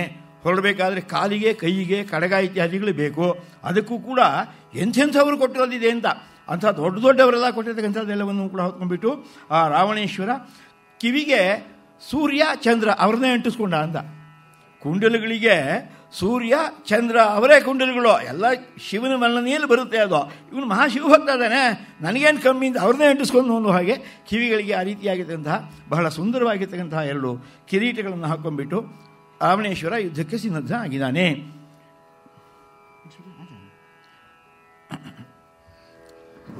ಇಷ್ಟೊತ್ತು ನಮ್ಮ ಅಪರ್ಣ ಓದಿದ್ದಾಳೆ, ನಮ್ಮ ತಮ್ಮನ ಮಗಳು. ಅವಳನ್ನು ಆಶೀರ್ವದಿಸಿ ಅವಳಿಗೆ ಒಳ್ಳೆಯದಾಗಲಿ. ಈ ರೀತಿಯಾಗಿ ರಾವಣೇಶ್ವರ ಕಿರೀಟಗಳನ್ನು ಧಾರಣೆ ಮಾಡ್ಕೊಂಡ ಮೇಲೆ ಕಾಲುಗಳಿಗೆ ಕೈಗಳಿಗೆ ಏನೇನು ಮಾಡಿಕೊಂಡ ಅಂತ ಇಂದ್ರ, ಅಗ್ನಿ, ಯಮ, ನಿವೃತ್ತಿ, ವರುಣ, ವಾಯು, ಕುಬೇರ ಅಷ್ಟದಿಕ್ಪಾಲಕರಲ್ಲಿ 7 ಜನ ಇವನು ದಾಸರು. ಎಲ್ಲರೂ ಬೇರೆ ಬೇರೆ ಸಂದರ್ಭಗಳಲ್ಲಿ ಸೋತು ಬಿಟ್ಟು ಅವನಿಗೆ ಕಪ್ಪ ಕಾಣಿಕೆಗಳನ್ನು ಕೊಟ್ಟವರೇನೆ. ಹಾಗೆ ಕೊಟ್ಟಿರ್ತಕ್ಕಂತಹ ಸಂದರ್ಭಗಳಲ್ಲಿ ಅವರೆಲ್ಲರೂ ಕೊಟ್ಟಿರ್ತಕ್ಕಂತಹ ಅವರ ತಮ್ಮ ಹೆಸರಿರ್ತಕ್ಕಂತಹ ಕಡೆಗೆಗಳು, ಎಲ್ಲರದ್ದು ಹೆಸರಿರ್ತಕ್ಕಂತಹ ಕಡಗಗಳನ್ನೇ ಕೊಟ್ಟಿದ್ದಾರಂತೆ. ಆ ಕಡಗಗಳನ್ನು ಕಾಲಿಗೆ ಕೈಗೆ ಎಲ್ಲ ಕಡೆಗಳಿಗೂ ಹಾಕ್ಕೊಂಡಿದ್ದಾನೆ ಅಂತ. ಅವನು ಸಾಮಾನ್ಯದವನಲ್ಲ, ಎಲ್ಲವೂ ಕೂಡ ಅವನ ವಿಜಯವನ್ನು ಸಾರ್ತಕ್ಕಂಥದ್ದು. ಎಲ್ಲ ತನ್ನ ವಿಜಯವನ್ನು ಸಾರ್ತಕ್ಕಂತಹ ಎಲ್ಲ ಆಭರಣಗಳನ್ನು ಧಾರಣೆ ಮಾಡ್ಕೊಂಡ್ಬಿಟ್ಟು ಹೊರಟಿಯಾನೆ ರಾವಣೇಶ್ವರ.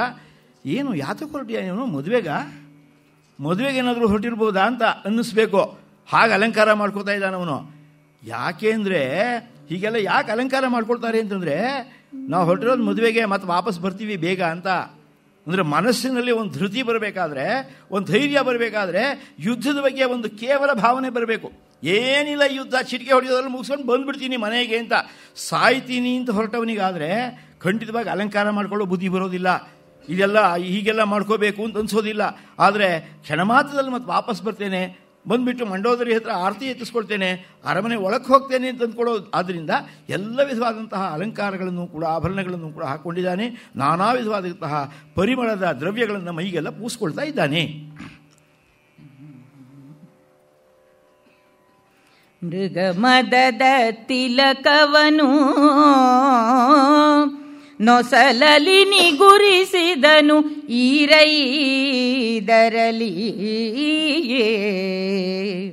ಮಘಮಘಿಪ ನೂತನ ಯಕ್ಷಕರ್ದಮವನು ನಿಜಾಂಗದಲ್ಲಿ ಉಗಿಸಿ ಸುರನಂದನದ ಹೊಂಗೆ ದಗೆಯ ತುರುಬಿನೊಳಿರುಕಿ ಪೂದಂಡೆಗಳ ಹಾರಾವಳಿ ಸಹಿತ ಹಸರಿಸಿದನು ಅಸುರೇಂದ್ರ.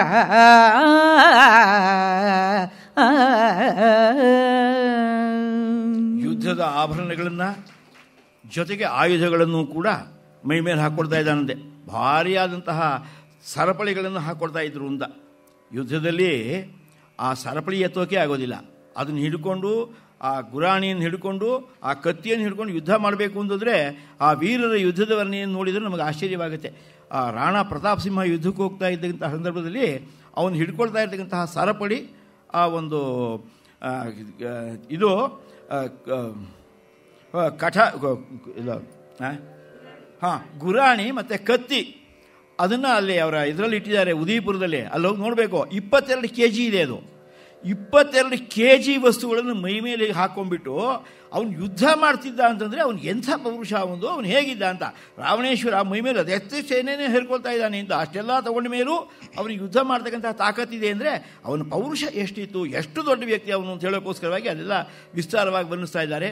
ರಾವಣ ಹೊಸ ಹೊಸ ಸುಗಂಧ ದ್ರವ್ಯಗಳನ್ನು ಎಲ್ಲವೂ ಕೂಡ ಹೊಸದಾಗಿರ್ತಕ್ಕಂಥದ್ದಾಗಿರಬೇಕು. ಇವತ್ತಾದರೆ ಮತ್ತು ಇನ್ನೊಂದು ಸಿ ಬಳಸೋದಿಲ್ಲ ಅಂಥದ್ದು. ಯಕ್ಷಕರ್ದಮ ಇತ್ಯಾದಿಗಳನ್ನೆಲ್ಲವನ್ನೂ ಕೂಡ ಮೈಗೆ ಹಾಕ್ಕೊಂಡಿದ್ದಾನೆ, ನುಲೇಪನಗಳನ್ನು ಪೂಸಿಕೊಂಡಿದ್ದಾನೆ. ಬಹಳ ಪ್ರಸನ್ನವಾಗಿರ್ತಕ್ಕಂತಹ ಮನಸ್ಸಿನಲ್ಲಿ ಯುದ್ಧಕ್ಕೆ ಸನ್ನದ್ಧನಾಗಿಬಿಟ್ಟು ಈಗ ತನ್ನ ಕೈಗೆ ಆ ಚಂದ್ರಹಾಸ ಖಡ್ಗವನ್ನು ತಗೊಂಡ. ಹರನು ಹರಸಿದು ಕೊಟ್ಟ ರಣಭೀಕರದ ಹೊಗರಿನ ಚಂದ್ರಹಾಸವ ಕರಗಳಿರೈದರಲಿ ಝಾಡಿಸಿ ಝಡಿದು ಲುಳಿವಡೆದು ಧುರದ ಮೈಯುಬ್ಬಿನಲಿ ಮದ ಮತ್ಸರದ ಮನದಾಯತಿಕೆಯಲಿ ದಶಕಂಧರನು ನಿಂದಿರೆ ನಿಂದು ಜಯ ಜಯ ಎಂದುದು ಅಮರಗಣ.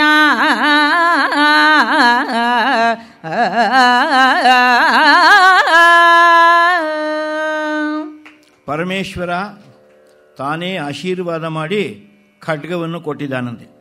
ಆ ಖಡ್ಗವನ್ನು ಹಿಡ್ಕೊಂಡ ಅಂತ ಇಲ್ಲೆಲ್ಲ ಒಂದೊಂದು ಮಹಿಮೆಯನ್ನು ಹೇಳ್ತಾ ಹೋಗ್ತಾರೆ. ಆ ಖಡ್ಗವನ್ನು ಹಿರಿಯರು ಆಶೀರ್ವಾದ ಮಾಡಿ ಕೊಟ್ಟುಬಿಟ್ರೆ ಆ ಖಡ್ಗ ಇವನ ಕೈಯಲ್ಲಿ ಹಿಡ್ಕೊಂಡಿದ್ರೆ ಸಾಕು, ಶತ್ರುಗಳು ಅಲ್ಲಲ್ಲೇ ಹೋಗ್ತಾರಂತೆ.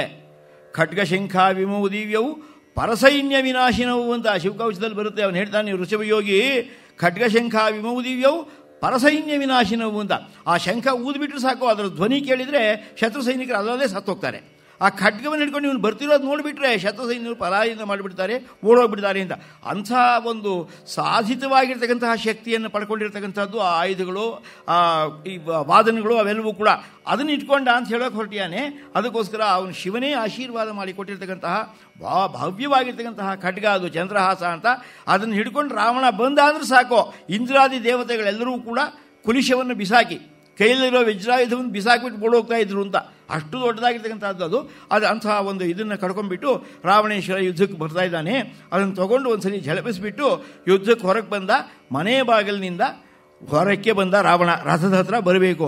ಅಷ್ಟೊತ್ತಿಗೆ ದೇವಲೋಕದವರೆಲ್ಲ ಕಾಯ್ತಾ ಇದ್ದಾರೆ. ರಾವಣ ಈಗ ರಾಮನೊಂದಿಗೆ ಯುದ್ಧಕ್ಕೆ ಬರ್ತಾ ಇದ್ದಾನೆ. ಇವತ್ತು ಮೊದಲನೇ ದಿನ. ರಾವಣ ಹೊರಗೆ ಬಂದ ತಕ್ಷಣ ಅವನಿಗೆ ಉಘೆ ಉಘೆ ಅಂತ ಹೇಳಬೇಕು ಅಂತ ದೇವತೆಗಳೆಲ್ಲರೂ ಕೂಡ ಮೇಲೆ ನಿಂತ್ಕೊಂಡಿದ್ದಾರೆ. ಅವರೆಲ್ಲರೂ ಕೂಡ ರಾವಣ ಹೊರಗೆ ಬರ್ತಿದ್ದಾಗೇನೆ ನಿಂದು ಅಂತ ಹೇಳ್ತಿದ್ದಾನೆ. ಕೂತ್ಕೊಂಡು ಉಘೆ ಉಘೆ ಹೇಳಿದ್ರಾಗಲ್ಲ.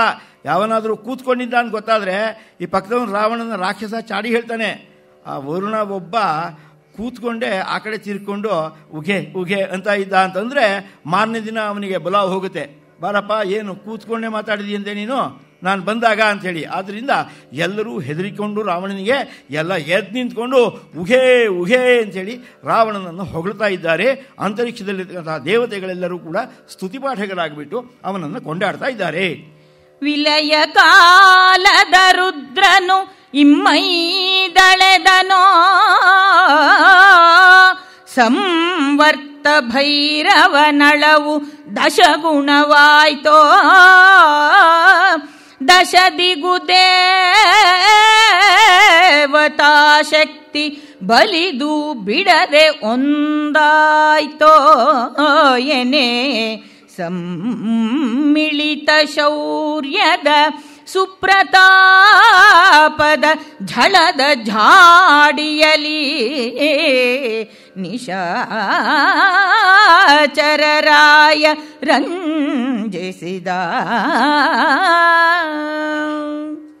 ರಾವಣನನ್ನು ಅವನು ಎಂಥವನು ಅಂತ ಕವಿ ಹೊಗಳ್ತಾ ಇದ್ದಾನೆ. ಎಷ್ಟು ದೊಡ್ಡ ವ್ಯಕ್ತಿ ರಾವಣ, ಎಂಥ ಪರಾಕ್ರಮಶಾಲಿ ಅವನು ಅಂತ. ಅವನು ಯುದ್ಧ ಭೂಮಿಗೆ ನಾನು ರಾವಣನನ್ನು ಸಂಹಾರ ಮಾಡ್ತೀನಿ ಅಂತ ಹೊರಗೆ ಬಂದಿಯಾನೆ. ಇವತ್ತು ಬಂದಿರ್ತಕ್ಕಂಥವನು ಎಂಥವನು ಹೇಗೆ ಕಾಣ್ತೀಯಾನೆ ಅಂದರೆ, ವಿಲಯ ಕಾಲದ ರುದ್ರನು ಇಮ್ಮೈದಳೆದನು ಅಂತ. ಪ್ರಳಯವನ್ನು ಸೃಷ್ಟಿ ಮಾಡ್ತಕ್ಕಂತಹ ಪ್ರಳಯ ಕಾಲದಲ್ಲಿರ್ತಕ್ಕಂತಹ ರುದ್ರ ಇದಾನಲ್ಲ, ಅವನೇನೆ ಒಂದಕ್ಕೆ 2 ರೂಪ ಮಾಡ್ಕೊಂಡ್ಬಿಟ್ಟೇನು ಅಂತ. ಅಂದರೆ ಅಲ್ಲೊಬ್ಬ ಇದ್ದಾನೆ ರುದ್ರ, ಅವನೇ ಇನ್ನೊಂದು ಸರಿ ಇಲ್ಲಿ ಬಂದುಬಿಟ್ಟಿದ್ದಾನೆ ಅಂತ ಇನ್ನೊಂದು ರೂಪವನ್ನು ಧಾರಣೆ ಮಾಡಿಕೊಂಡು ಅವನೇ ಬಂದಿದ್ದಾನೋ, ಅಥವಾ ಸಂವರ್ತ ಭೈರವನಳವು ದಶಗುಣವಾಯಿತು. ಸಂವರ್ತ ಅಂದರೆ ಸಂವರ್ತ ಪ್ರಳಯ ಕಲ್ಪಃ ಅಂತ, ಪ್ರಳಯ ಕಾಲದ ಆ ಭಯಂಕರ ರೂಪಕ್ಕೆ ಸಂವರ್ತ ಅಂತ ಹೆಸರು. ಅದನ್ನು ಹೇಳಿದರೆ ಶಿವ ಅಂತ ಒಂದು ಸರಿ ಅನ್ಬೇಕಂತೆ. ಆ ಮಾತನ್ನು ಹೇಳಬಾರ್ದು ನಾವು, ಒಂದು ಅಷ್ಟು ಅಶುಭಕಾರಕ ಸಂವರ್ತ ಅಂತಕ್ಕಂಥ ಹೆಸರನ್ನು ಹೇಳಬಾರ್ದು ಅಂತ ಹೇಳ್ತಾರೆ. ಅಂತಹ ಸಂವರ್ತ ಅದು 10 ರೂಪಾಗಿ ನಿಂತ್ಕೊಂಡಿದೆಯೇನೋ ಅನ್ನೋ ಹಾಗೇನೆ ಅಷ್ಟು ಶಕ್ತಿ ರಾವಣನಲ್ಲಿ ಇದೆ. ಆಮೇಲೆ 10 ದಿಕ್ಕುಗಳ ದೇವತೆಗಳಿದಾರಲ್ಲ, ಆ ಎಲ್ಲ ದಿಗ್ದೇವತೆಗಳು ಕೂಡ ಒಟ್ಟಾಗಿ ಬಂದಿದ್ದಾರೋ ಅನ್ನೋ ಹಾಗೇನೆ ಅಷ್ಟು ಪರಾಕ್ರಮಶಾಲಿಯಾಗಿದ್ದಾನೆ ರಾವಣ. ಅಂತಹ ಮಹಾಶಕ್ತಿಶಾಲಿಯಾಗಿರ್ತಕ್ಕಂತಹ ರಾವಣೇಶ್ವರ ಯುದ್ಧಕ್ಕೆ ಸನ್ನದ್ಧನಾಗಿ ಬಂದಿದ್ದಾನೆ ಅರಮನೆಯಿಂದ ಹೊರಕ್ಕೆ. ಆ ಸಮಯದಲ್ಲಿ ಎಲ್ಲ ಸ್ತ್ರೀಯರು ಕೂಡ ಬಂದು ಅವನಿಗೆ ಆರತಿಯನ್ನು ಎತ್ತಿ ಕಳುಹಿಸ್ತಾ ಇದ್ದಾರೆ. ಎತ್ತಿದರು ರತುನಾರತಿಗಳನ್ನು ಹೊತ್ತ ಹೊಸ ಜೌವನದ ಹೊಗರಿನ ಹೊತ್ತ ನಗೆಗಳ ಹೊಳೆದು ಔವಳಿಪನಯನಗಳ ಉತ್ತಮದ ಯುವತಿಯರು ರತುನಾರತಿಗಳನ್ನು ಎತ್ತಿದರು. ಉತ್ತಮದ ಯುವತಿಯರು ಹಣೆಯಲಿ ಹತ್ತಿಸಿದರು ಅಕ್ಷತೆಯ. ಭಾಗ್ಯದ ಬಿತ್ತ ಬಳಿ ಬಳಿದು ಇಡುಕುವ ಒಲು ಅಡಕಿದರು ರತುನಗಳ.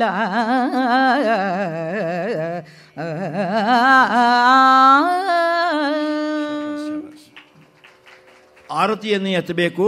ಮಹಾರಾಜ ಯುದ್ಧಕ್ಕೆ ಹೊರಟಿದ್ದಾನೆ, ಅವನಿಗೆ ಆರತಿಯನ್ನು ಎತ್ತಿ ಬೀಳ್ಕೊಳ್ಬೇಕಾದ್ದು ಧರ್ಮ, ಕರ್ತವ್ಯ. ಅದಕ್ಕೆ ಆಯ್ಕೆ ಸಮಿತಿ ಇರುತ್ತೆ. ಸುಮ್ಮನೆ ಯಾರಾಯ್ತೋ ಅವರು ಬಂದುಬಿಟ್ಟು ಆರತಿ ಎತ್ತು ಕಳಿಸೋದಲ್ಲ. ರಾವಣ ಬನದಿಂದ ಹೊರಡಬೇಕಾದ್ರೆ, ಆರತಿ ಎತ್ತಬೇಕಾದ್ರೆ ಅದಕ್ಕೊಂದು ಅರ್ಹತಾ ಪಟ್ಟಿ ಇರುತ್ತೆ, ಹೀಗೇ ಇರಬೇಕು ಅವರು ಅಂತ. ಆ ಸ್ತ್ರೀಯರೆಲ್ಲರೂ ಕೂಡ ಕಡು ಚೆಲುವೆಯರಾಗಿರಬೇಕು, ಹೊಸ ಯೌವನದ ಯುವತಿಯರಾಗಿರಬೇಕು, ನೋಡೋದಕ್ಕೆ ಪ್ರಸನ್ನವಾಗಬೇಕು ಮನಸ್ಸು. ಅವರನ್ನು ನೋಡಿದ ತಕ್ಷಣ ಮುಖದಲ್ಲಿ ನಗು ಬರಬೇಕು, ಅವರನ್ನು ನೋಡ್ತಿದ್ದಾಗೇನೆ ಹಾಗಿರಬೇಕು ಅಂತ ಲಕ್ಷಣ ಇಟ್ಕೊಂಡಿದ್ದಾನಂತೆ ಅವರಿದ್ದರು ಅಂತ. ರತ್ನಾರತಿಗಳನ್ನು ಮಾಡ್ತಕ್ಕಂಥವರು ಹೊಸ ಯೌವನದ ನಸುನೆಗೆ ವೆತ್ತ ಮೊಗಬಿಂಬಗಳ ಅವೆಲ್ಲ ಇತ್ತಂತೆ. ಅವರು ನಗ್ತಾ ಬಂದುಬಿಟ್ಟು ರಾವಣನಿಗೆ ಅವನನ್ನು ಒಲಿಸ್ಕೊಳ್ಳೋಕೆ ಇರೋ ಹಾಗೇನೆ ಆರತಿಯನ್ನು ಎತ್ತೋಕ್ಕೋಸ್ಕರ ಬಂದಿದ್ದಾರೆ. ನಗ್ತಾ ಇದ್ದಾರೆ, ಕಣ್ಣುಗಳಿಂದ ಅವನನ್ನು ದೃಷ್ಟಿಸಿ ನೋಡ್ತಾ ಇದ್ದಾರೆ. ರಾವಣನಿಗೆ ಸಂತೋಷವಾಗುವ ಹಾಗೆ ಆರತಿಯನ್ನು ಎತ್ತೋದಕ್ಕೆ ಬಂದಿದ್ದಾರೆ. ಅವರು ಭಾಗ್ಯದ ಬಿತ್ತ ಬಳಿಯುವವಳು ಅಂತ, ಭಾಗ್ಯವನ್ನೇನೆ ತೆಗೆದುಕೊಡ್ತಾ ಇದ್ದಾರೋ ಅನ್ನೋ ಹಾಗೆ ರತ್ನಗಳನ್ನು ಹಾಕ್ತಾ ಇದ್ದಾರೆ.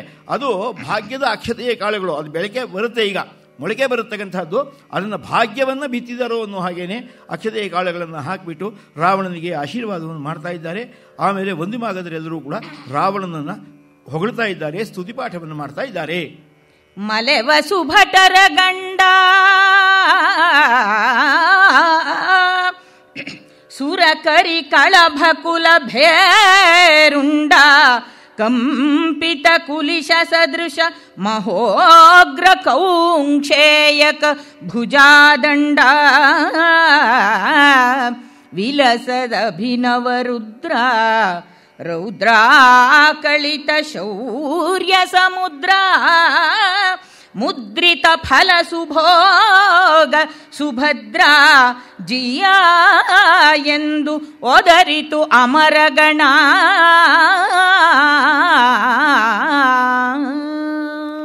ರಾವಣನಿಗೆ ಇಲ್ಲಿ ಆರತಿ ಆಗ್ತಾ ಇದ್ರೆ ಮೇಲೆ ಗಂಧರ್ವರು ಗಾಯನವನ್ನು ಮಾಡ್ತಾ ಇದ್ದಾರೆ. ಯಕ್ಷರು, ಕಿನ್ನರರು, ಕಿಂಪುರುಷರು ಎಲ್ಲರೂ ಕೂಡ ನೃತ್ಯಾದಿಗಳನ್ನು ಸೇವೆಯನ್ನು ಮಾಡ್ತಾ ಇದ್ದಾರಂತೆ. ರಾವಣನಿಗೆ ಇಲ್ಲಿ ಒಳ್ಳೆಯದಾಗಲಿ ಅಂತ ಹೇಳಿಬಿಟ್ಟು ಅವರೆಲ್ಲರೂ ಕೂಡ ಮೇಲೆ ಕೂತ್ಕೊಂಡೇನೆ ಆ ಎಲ್ಲವನ್ನೂ ಕೂಡ ಮಾಡ್ತಾ ಇದ್ದಾರೆ. ನಮ್ಮ ಕವಿ ಹೇಳ್ತಾನೆ, ಅರರೇ ವೈಭವವೆಂತುಟೋ ತ್ರೈಲೋಕ್ಯದಲ್ಲಣ ಅಂತ. ಆಂಜನೇಯ ಅವನನ್ನು ಮೊದಲ ಬಾರಿ ನೋಡಿದಾಗ ಆ ಸುಂದರಕಾಂಡದಲ್ಲೂ ಕೂಡ ಅದನ್ನೇ ಹೇಳ್ತಾನೆ. ರಾವಣನ ಅವನು ಮಲಗಿದಾನೆ, ಇನ್ನೂ ಎದ್ದು ಕೂತಿದ್ದಲ್ಲ. ರಾವಣನ ಆ ವೈಭವವನ್ನೆಲ್ಲ ನೋಡ್ತಾನೆ, ಮಲಗಿರ್ತಕ್ಕಂತಹ ರಾವಣನ ನೋಡ್ತಾನೆ. ಆಗ ಅಂದ್ಕೋತಾನೆ, ಅಬ್ಬಬ್ಬಬ್ಬಬ್ಬಬ್ಬಾ ಏನು ದೊಡ್ಡ ವ್ಯಕ್ತಿಯಪ್ಪ ಇವನು, ಸಾಮಾನ್ಯದವನಲ್ಲ ಇವನು, ಏನು ಅದ್ಭುತ ಕಾರ್ಯವನ್ನು ಮಾಡಿದ್ದಾನೆ. ಆದರೆ ಒಂದು ಕೊರತೆ ಅವನಲ್ಲಿದೆ. ಅದರಿಂದಾಗಿ ಇವತ್ತು ಈ ಸ್ಥಿತಿಗೆ ಬಂದಿದ್ದಾನೆ. ಇಲ್ಲದೆ ಹೋದರೆ ಯಾರೂ ಅವನ ಕಡೆ ಬೊಟ್ಟು ಮಾಡಿ ತೋರಿಸ್ತಕ್ಕಂಥದ್ದು ಅವಕಾಶವೇ ಇರಲಿಲ್ಲ. ತುಂಬ ದೊಡ್ಡ ವ್ಯಕ್ತಿ ರಾವಣ ಅಂಥೇಳಿ ಅಹೋರೂಪಂ ಅಹೋಧೈರ್ಯಂ ಅಂತ ಹೊಗಳ್ತಾನೆ ಅವನನ್ನು. ಅಲ್ಲಿ ಅದನ್ನೇ ಕವಿ ಹೇಳ್ತಾ ಇದ್ದಾನೆ, ಎಷ್ಟು ವೈಭವ ಎಂತುಟೋ ತ್ರೈಲೋಕ್ಯದಲ್ಲಣ ಅಂತ. 3 ಲೋಕಗಳನ್ನು ನಡುಗಿಸ್ತಾ ಇರತಕ್ಕಂತಹ ರಾವಣೇಶ್ವರನ ವೈಭವ ಅದೆಷ್ಟು ದೊಡ್ಡದು. ದೇವತೆಗಳೆಲ್ಲರೂ ಕೂಡ ಹಾಡಿ ಹೊಗಳ್ತಾ ಇದ್ದಾರೆ. ಈಗ ಸ್ತುತಿಪಾಠಕರು ಇಲ್ಲಿ ದೇವತೆಗಳು ಮೇಲೆ ಕೆಳಗಡೆ ಭೂಲೋಕದಲ್ಲಿ ಎಲ್ಲರೂ ಹೊಡಿತಾ ಇರುತ್ತೆ. ಮಲೆ ವಸುಬಡರ ಗಂಡ ಅಂತೇಳಿ ಅವನನ್ನು ಹೊಗಳ್ತಾ ಇದ್ದಾರೆ. ಎಷ್ಟು ಅವನ ಶಕ್ತಿ ಅಂತಂದರೆ ಕುರಿಶ ಕಂಪಿತ ಕುರಿಶ ಸದೃಶ ಮಹೋಗ್ರ ಭುಜಾದಂಡ ಅಂತ ಹೇಳ್ತಾನೆ. ಆ ರಾವಣೇಶ್ವರ ತನ್ನ ಕೈಯಲ್ಲಿ ಆ ಖಡ್ಗವನ್ನು ಹಿಡ್ಕೊಂಡು ಬರ್ತಾ ಇದ್ರೆ ದೇವೇಂದ್ರನ ಕೈಯಲ್ಲಿದ್ದಂತಹ ಆ ವಜ್ರಾಯುಧ ಇದೆಯಲ್ಲ ಅದು ಕೈ ನಡುಕ್ತಾ ಬಿದ್ದೇ ಹೋಗ್ಬಿಡ್ತಿತ್ತು ಅಂತ ಅಷ್ಟು ಭಯ ಅವನು ನೋಡಿದರೆ ಅಂತ ರಾವಣನನ್ನು. ಹಾಗೆ ಅಂತಹ ದೊಡ್ಡವನು ಮನುಷ್ಯ ರಾವಣೇಶ್ವರ. ಅವನು ಅದಕ್ಕೆ ಪದ್ಯ ಹೇಳ್ತಾನೆ ನಮ್ಮ ಕವಿ, ಬಹಳ ಚೆನ್ನಾಗಿ ಹೇಳ್ತಿದ್ದಾನೆ. ವಿರಸದ ಅಭಿನವ ರುದ್ರ ರೌದ್ರಾಕಲಿತ ಶೌರ್ಯ ಸಮುದ್ರ ಮುದ್ರಿತ ಫಲ ಸುಭೋಗ ಸುಭದ್ರ. ಎಲ್ಲ ಪ್ರಾಸ ಬರೋ ಹಾಗೇನೆ ಪದ್ಯವನ್ನು ಬಹಳ ಸುಂದರವಾಗಿ ಹೇಳ್ಕೊಂಡು ಹೋಗ್ತಾ ಇದ್ದಾನೆ. ಅವನನ್ನು ನೋಡಿಬಿಟ್ಟು ದೇವಲೋಕ ಜನರೆಲ್ಲರೂ ಕೂಡ ಜಿಯಾ ಜಿಯಾ ಜಿಯಾ ಅಂಥೇಳಿ ಸ್ತೋತ್ರಪಾಠವನ್ನು ಮಾಡ್ತಾ ಹೊಗಳ್ತಾ ಇದ್ದಾರೆ. ಸುರಪಜಯ ಸುರಪಜಯ ಶಿಖಿ ವಿಜಯ ಯಮಕಂಧರ ಕೃಪಾಣ ನಿಷಾಟ ಕರುಣಾಕರ ಸಮುದ್ರಾಧೀಶ ಘನಪಾಠೀನ ಗಳಪಾಶ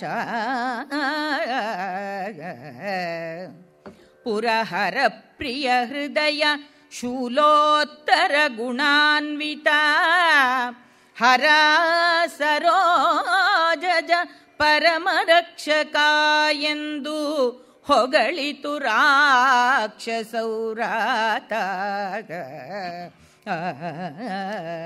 ರಾಕ್ಷಸರೆಲ್ಲರೂ ರಾವಣನನ್ನು ಹೊಗಳ್ತಾ ಇದ್ದಾರೆ. ನೋಡಿ ಪದ್ಯ ಎಷ್ಟು ಸ್ವಾರಸ್ಯವಾಗಿ ಹೇಳ್ತಾನೆ ಅಂದರೆ, ನರಹರಿ ಸುರಪಜಯ ಅಂತ ಹೊಗಳ್ತಾರಂತೆ.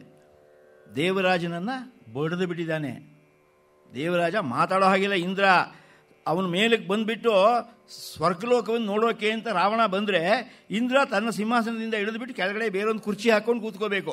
ರಾವಣೇಶ್ವರ ಇಂದ್ರನ ಸಿಂಹಾಸನದಲ್ಲಿ ಕೂತ್ಕೊಂಡು ಒಂದಷ್ಟು ಹೊತ್ತು ಎಲ್ಲ ಮಾಡಿಬಿಟ್ಟು ಆಮೇಲೆ ಹೊರಟು ಹೋಗ್ತಾನೆ. ನಮ್ಮ ಇದರಲ್ಲೆಲ್ಲ ಆಗುತ್ತಲ್ಲ, ಅಧಿಕಾರಿ ವರ್ಗದವರು ಬಂದರೆ ಮೇಲಿನ ಅಧಿಕಾರಿ ಬಂದುಬಿಟ್ರೆ ಕೆಳಗಿನ ಅಧಿಕಾರಿಯವರು ಅವರದ್ದು ಮುಖ್ಯ ಸ್ಥಾನವಾಗಿದ್ದರೂ ಕೂಡ ಅವರು ತಮ್ಮ ಕುರ್ಚಿ ಬಿಟ್ಟುಕೊಟ್ಟು ಇವರನ್ನು ಕೂರಿಸಿ ಅವ್ರು ಹೋದ್ಮೇಲೆ ಈ ಕುರ್ಚಿಗೆ ಬರ್ತಾರೆ. ಹಾಗೆ ದೇವಲೋಕದಲ್ಲಿ ದೇವೇಂದ್ರ ರಾಜ ಅವನನ್ನು ಬಿಟ್ಟಿಯಾನೆ. ಆಳ್ಕೊಂಡಿರು ಪರದೇಶಿ ಬಡಪಾಯಿ ಅಂತ ಬಿಟ್ಟಿಯಾನೆ. ಆದರೆ ಅಕಸ್ಮಾತ್ತಾಗಿ ನೋಡಬೇಕು ಅಂತ ಅನಿಸಿ ದೇವಲೋಕವನ್ನು ಹೇಗೆ ಆಳ್ತಾ ಇದ್ದಾನೆ ಇಂದ್ರ ಕೇಳೋಣ ಅಂತ ಹೋದ್ರೆ ದೇವೇಂದ್ರ ಕೆಳಗಿಳಿದು ಬರಬೇಕು, ಕುರ್ಚಿನ ಅವನಿಗೆ ಬಿಟ್ಕೊಳ್ಬೇಕು ಸಿಂಹಾಸನವನ್ನು. ಸುರಪಜಯ ಅಂತ ಹೊಗಳ್ತಾ ಇದ್ದಾರೆ. ಹಾಗೆ ಶಿಖಿ ವಿಜಯ, ಅಗ್ನಿಯ ವಿಷಯದಲ್ಲೂ ಕೂಡ ಅಗ್ನಿಯನ್ನು ಗೆದ್ದಿದ್ದಾನೆ. ಆದ್ದರಿಂದ ಶಿಖಿ ವಿಜಯನಾಗಿದ್ದಾನೆ ಇವನು. ಯಮ ಕಂಧರ ಕೃಪಾಣ, ಯಮನ ಕುತ್ತಿಗೆಗೆ ಖಡ್ಗ ಇಟ್ಟುಬಿಟ್ಟಿದ್ದಾನೆ. ಯಾವಾಗ ಬೇಕಾದರೂ ಯಮನ ತಲೆ ಕತ್ತರಿಸಬಹುದು. ಪ್ರಪಂಚದಲ್ಲಿ ಎಲ್ಲರ ತಲೆಯನ್ನು ಕತ್ತರಿಸೋವನು ಯಮ. ಆ ಯಮನ ತಲೆಗೆ ಖಡ್ಗ ಇಟ್ಟುಬಿಟ್ಟಿದ್ದಾನೆ. ಯಾವಾಗ ಬೇಕಾದರೂ ಹೊಡೆದು ಬಿಡ್ತೀನಿ ಅಂತ. ಅಂಥ ಶಕ್ತಿಶಾಲಿ, ಯಮನಿಗಿಂತಲೂ ಶಕ್ತಿಶಾಲಿಯಾದವನು ಅಂತ ಹೇಳ್ತಿದ್ದಾನೆ. ನಿಷಾಟ ಕರುಣಾಕರ. ನೋಡಿ ಅಷ್ಟದಿಕ್ಪಾಲಕರಲ್ಲಿ ಇವರೆಲ್ಲ ಒಬ್ಬರೇ ಬರ್ತಾ ಇದ್ದಾರಲ್ಲ, ಆ ನಿಷಾಟ ಒಬ್ಬ ಇದ್ದಾನಲ್ಲ ನಿವೃತ್ತಿ. ಆ ನಿವೃತ್ತಿ ಮಾತ್ರ ಅವ್ರ ಪಕ್ಷದವನು, ರಾವಣನ ಪಕ್ಷದವನು ಅವನು ನಿವೃತ್ತಿ. ಆದ್ದರಿಂದ ರಾಕ್ಷಸ ಮುಖ್ಯನಾದ್ದರಿಂದ ಅವನು ಕರುಣಾಕರ. ಅವನ ವಿಷಯದ ನಿವೃತ್ತಿ ವಿಷಯದಲ್ಲಿ ಮಾತ್ರ ರಾವಣನಿಗೆ ಬಹಳ ಕರುಣೆ. ಏನಪ್ಪ ಚೆನ್ನಾಗಿದೆಯಾ, ನಿನ್ನ ನೈಋತ್ಯ ದಿಕ್ಕಲ್ಲಿ ಎಲ್ಲ ರಾಜ್ಯಭಾರ ಚೆನ್ನಾಗಿ ಮಾಡ್ತಾ ಇದೆಯೇನಪ್ಪ ಅಂತಾನೆ ಅವನ ವಿಷಯದಲ್ಲಿ ಕರುಣೆಯನ್ನು ತೋರಿಸ್ತಾನೆ. ಉಳಿದವರಿಗೆಲ್ಲ ಯಾವ ಕರುಣೆಯೂ ಇಲ್ಲ. ಆಮೇಲೆ ಸಮುದ್ರಾಧೀಶ ಘನಹರ, ಸಮುದ್ರಾಧೀಶನ ದರ್ಪವನ್ನು ಇದು ಮಾಡಿದ್ದಾನೆ. ಮರುತುಗಳ ಮರುತ ಗಳಪಾಶ, ಮರುತನ್ನು ಗಾಳಿಯನ್ನು ಹಿಡಿಯೋಕ್ಕಾಗೋದಿಲ್ಲ. ಆದರೆ ಗಾಳಿ ಕುತ್ತಿಗೆಗೆಲ್ಲ ಹಗ್ಗ ಹಾಕಿ ಕೂತ್ಕೊಂಡಿದ್ದಾನೆ ಇವನು. ಯಾವಾಗ ಬೇಕಾದರೂ ಅವರನ್ನು ಸೆಳೆಯಬಹುದು ಅಂತ. ಅಂದರೆ ಎಲ್ಲರ ಮೇಲೂ ತನ್ನ ಆಧಿಪತ್ಯ ಇತ್ತು. ರಾವಣನಿಗೆ ಅಷ್ಟದಿಕ್ಪಾಲಕರ ಮೇಲೆ ಆಧಿಪತ್ಯ ಇತ್ತು ಅಂತ ಹೇಳ್ತಾ ಇದ್ದಾನೆ. ಹೇಳ್ತಾ ಆಮೇಲೆ ಪುರಹರ ಪ್ರಿಯ ಹೃದಯ ಶೂಲ. ಪುರಹರ ಪ್ರಿಯ ನಮ್ಮ ಕುಬೇರ, ಅವನು ಕುಬೇರ ತ್ರ್ಯಂಬಕ ಸಖೋ ಅಂತ ಅಮೃತದಲ್ಲಿ ಹೇಳ್ತಾರೆ. ತ್ರ್ಯಂಬಕನಿಗೆ ಬಹಳ ಪ್ರಿಯನಾದವನು, ಆಪ್ತ ಮಿತ್ರ ಅವನು ಅಂತ. ಅಂಥ ಪರಮೇಶ್ವರನಿಗೆ ಮಿತ್ರನಾದವನಾದರೂ ಕೂಡ ಇವನಿಗೆ ಜ್ಞಾತಿ ತಾನೆ. ಆದ್ದರಿಂದ ಇವನಿಗೆ ಗಳ ಶೂಲ, ಅವನು ಯಾವಾಗಲೂ ಇದ್ದದ್ದೇನೆ, ಯಾವಾಗ ಬೇಕಾದರೂ ಅವನು ತಲೆ ಹಾರಿಸ್ಬೋದು, ಅಂತಹ ಸ್ಥಿತಿಯಲ್ಲಿದ್ದಾನೆ. ಅಂತಹ ಹರ ಸರೋಜಜ ಪರಮ ರಕ್ಷಕ. ಇಲ್ಲಿ ಹರ ಸರೋಜಜ ಪರಮ ರಕ್ಷಕ ಅಂತ ಹೇಳ್ತಾನೆ. ಹರ ಮತ್ತು ಸರೋಜಜ ಅಂದರೆ ಬ್ರಹ್ಮ ಮತ್ತು ಶಿವ ಇಬ್ಬರಿಂದಲೂ ಕೂಡ ರಕ್ಷಿಸಲ್ಪಟ್ಟವನು, ಅವರನ್ನೂ ರಕ್ಷಣೆ ಮಾಡೋವನು ಅಂತೂ ಅರ್ಥ ಬರುತ್ತೆ. ಈಗ ಅಂತಹವನು ಅಂತ ಹೇಳಿಬಿಟ್ಟು ಅವರು ಹೊಗಳ್ತಾ ಇದ್ದಾರೆ. ನಮ್ಮ ರಾಕ್ಷಸ ಭಟ್ರೆಲ್ಲರೂ ಕೂಡ ಅವನನ್ನು ಹೊಗಳ್ತಾ ಇದ್ದಾರೆ. ತುರಗ ಶತಮಿತದ ಅಮಲ ಘಂಟಾಖುರಕ್ಕೆ ರತುನವ ಸುರಿದು ಬಲವಂದು ಅರಿದಿಶಾಪಟಮಲ್ಲನೇರಿದ ರಥವನು. ಆ ಬಳಿಕ ಸುರರ ಸೂತರ ಮಾಗಧರ ತುಂಬುರರ ಜಯ ಜಯಾರಭಸದಲ್ಲಿ ಶಂಕರ ವಿರಿಂಚಿಗಳೀವ ವಿಮಲ ಸ್ವಸ್ತಿ ವಾಚನೆಯ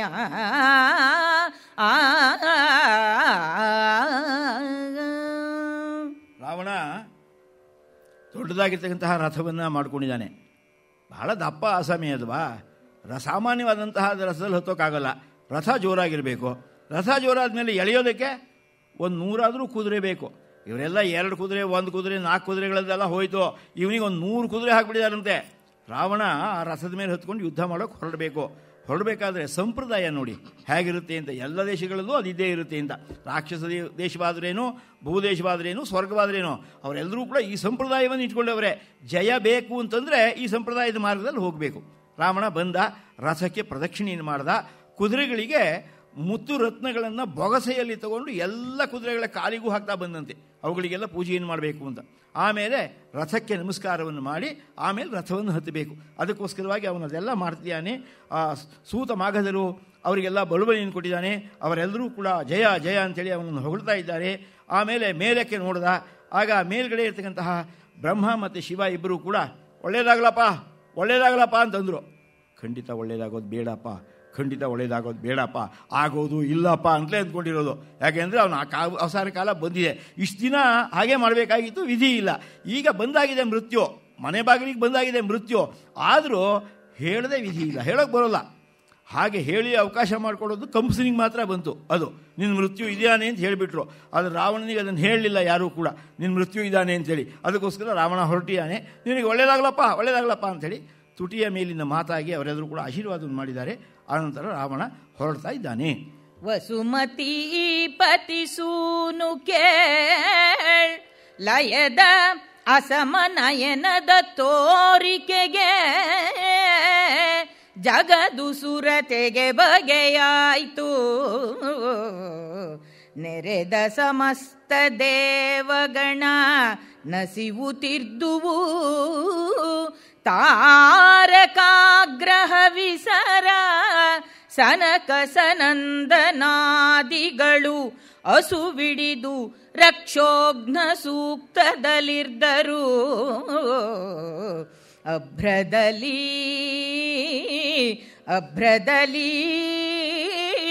ಸನಕ ಸನಂದನಾದಿಗಳು ರಕ್ಷೋಘ್ನ ಸೂಕ್ತದಲ್ಲಿರ್ದರು.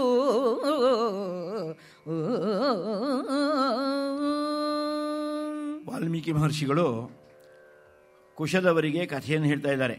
ಪದೇ ಪದೇ ಅದನ್ನು ಹೇಳ್ತಾನೆ ಇರ್ತಾರೆ. ನಮ್ಮ ಕುಮಾರವ್ಯಾಸ ಭಾರತದಲ್ಲಿ ಕೇಳು ಜನಮೇಜಯ ಮಹಿಪಾಲ ಅಥವಾ ಕೇಳು ಧೃತರಾಷ್ಟ್ರಾವನಿಪ ಅಂತ ಬರೋ ಹಾಗೆ ಇಲ್ಲಿ ಕುಶ ಕೇಳು, ಲವ ಕೇಳು, ಲವಕುಶರೇ ಕೇಳಿ ಅಂತ ಬರ್ತಾನೆ ಇರುತ್ತೆ.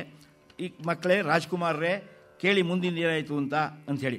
ಅವನು ಜಗದ ಅಸಮನಯನನ ತೋಟಿಗೆ ಲಯದ ಅಸಮನಯನನ ತೋರಿಕೆಗೆ, ಲಯದ ರುದ್ರ. ಅಸಮನಯನ ಅಂದರೆ ಸಮನಯನವಲ್ಲ, 2 ಕಣ್ಣಲ್ಲ, ಜೋಡಿ ಕಣ್ಣಿನವನಲ್ಲ, ಬೆಸದ ಕಣ್ಣುಳ್ಳತಕ್ಕಂಥವನು. ಅವನು 3 ಕಣ್ಣವನು, ಮುಕ್ಕಣ್ಣ. ಆ ಮುಕ್ಕಣ್ಣನೇ ಹೀಗೆ ಬಂದುಬಿಟ್ಟಿದ್ದಾನೇನೋ ಅನ್ನೋ ಹಾಗೆ ಇದ್ದಾನವನು. ಅಂತಹ ತೋರಿಕೆಯವನು ಇವನು, ಸಾಕ್ಷಾತ್ ರುದ್ರ ಇವನು. ರಾವಣೇಶ್ವರ ಯುದ್ಧಕ್ಕೆ ಹೊರಟಿದ್ದಾನೆ ಅಂತ ಹೇಳಿಬಿಟ್ಟು ಆಗ ಎಲ್ಲರಿಗೂ ಕೂಡ ಉಬ್ಬಸ ಪ್ರಾರಂಭವಾಗಿದೆಯಂತೆ. ದೇವತೆಗಳೆಲ್ಲ ಹೆದರ್ತಾ ಇದ್ದಾರೆ, ಏನಾಗುತ್ತೋ ಏನೋ. ಮೊಟ್ಟ ಮೊದಲ ಬಾರಿ ರಾವಣರು ಕಾಣ್ತಾರೆ. ರಾಮ ಆ ಕ್ರೋಧದಲ್ಲಿ ಇವತ್ತೇ ರಾವಣನನ್ನು ಮುಗಿಸ್ಬಿಡ್ತಾನ ಅಥವಾ ಆಗೋದಿಲ್ವಾ, ಏನಾಗಬಹುದು ಅಂಥೇಳಿ ಗಾಬರಿಯಿಂದ ಎಲ್ಲರೂ ಕೂಡ ಯೋಚನೆಯನ್ನು ಮಾಡ್ತಾ ಇದ್ದಾರೆ.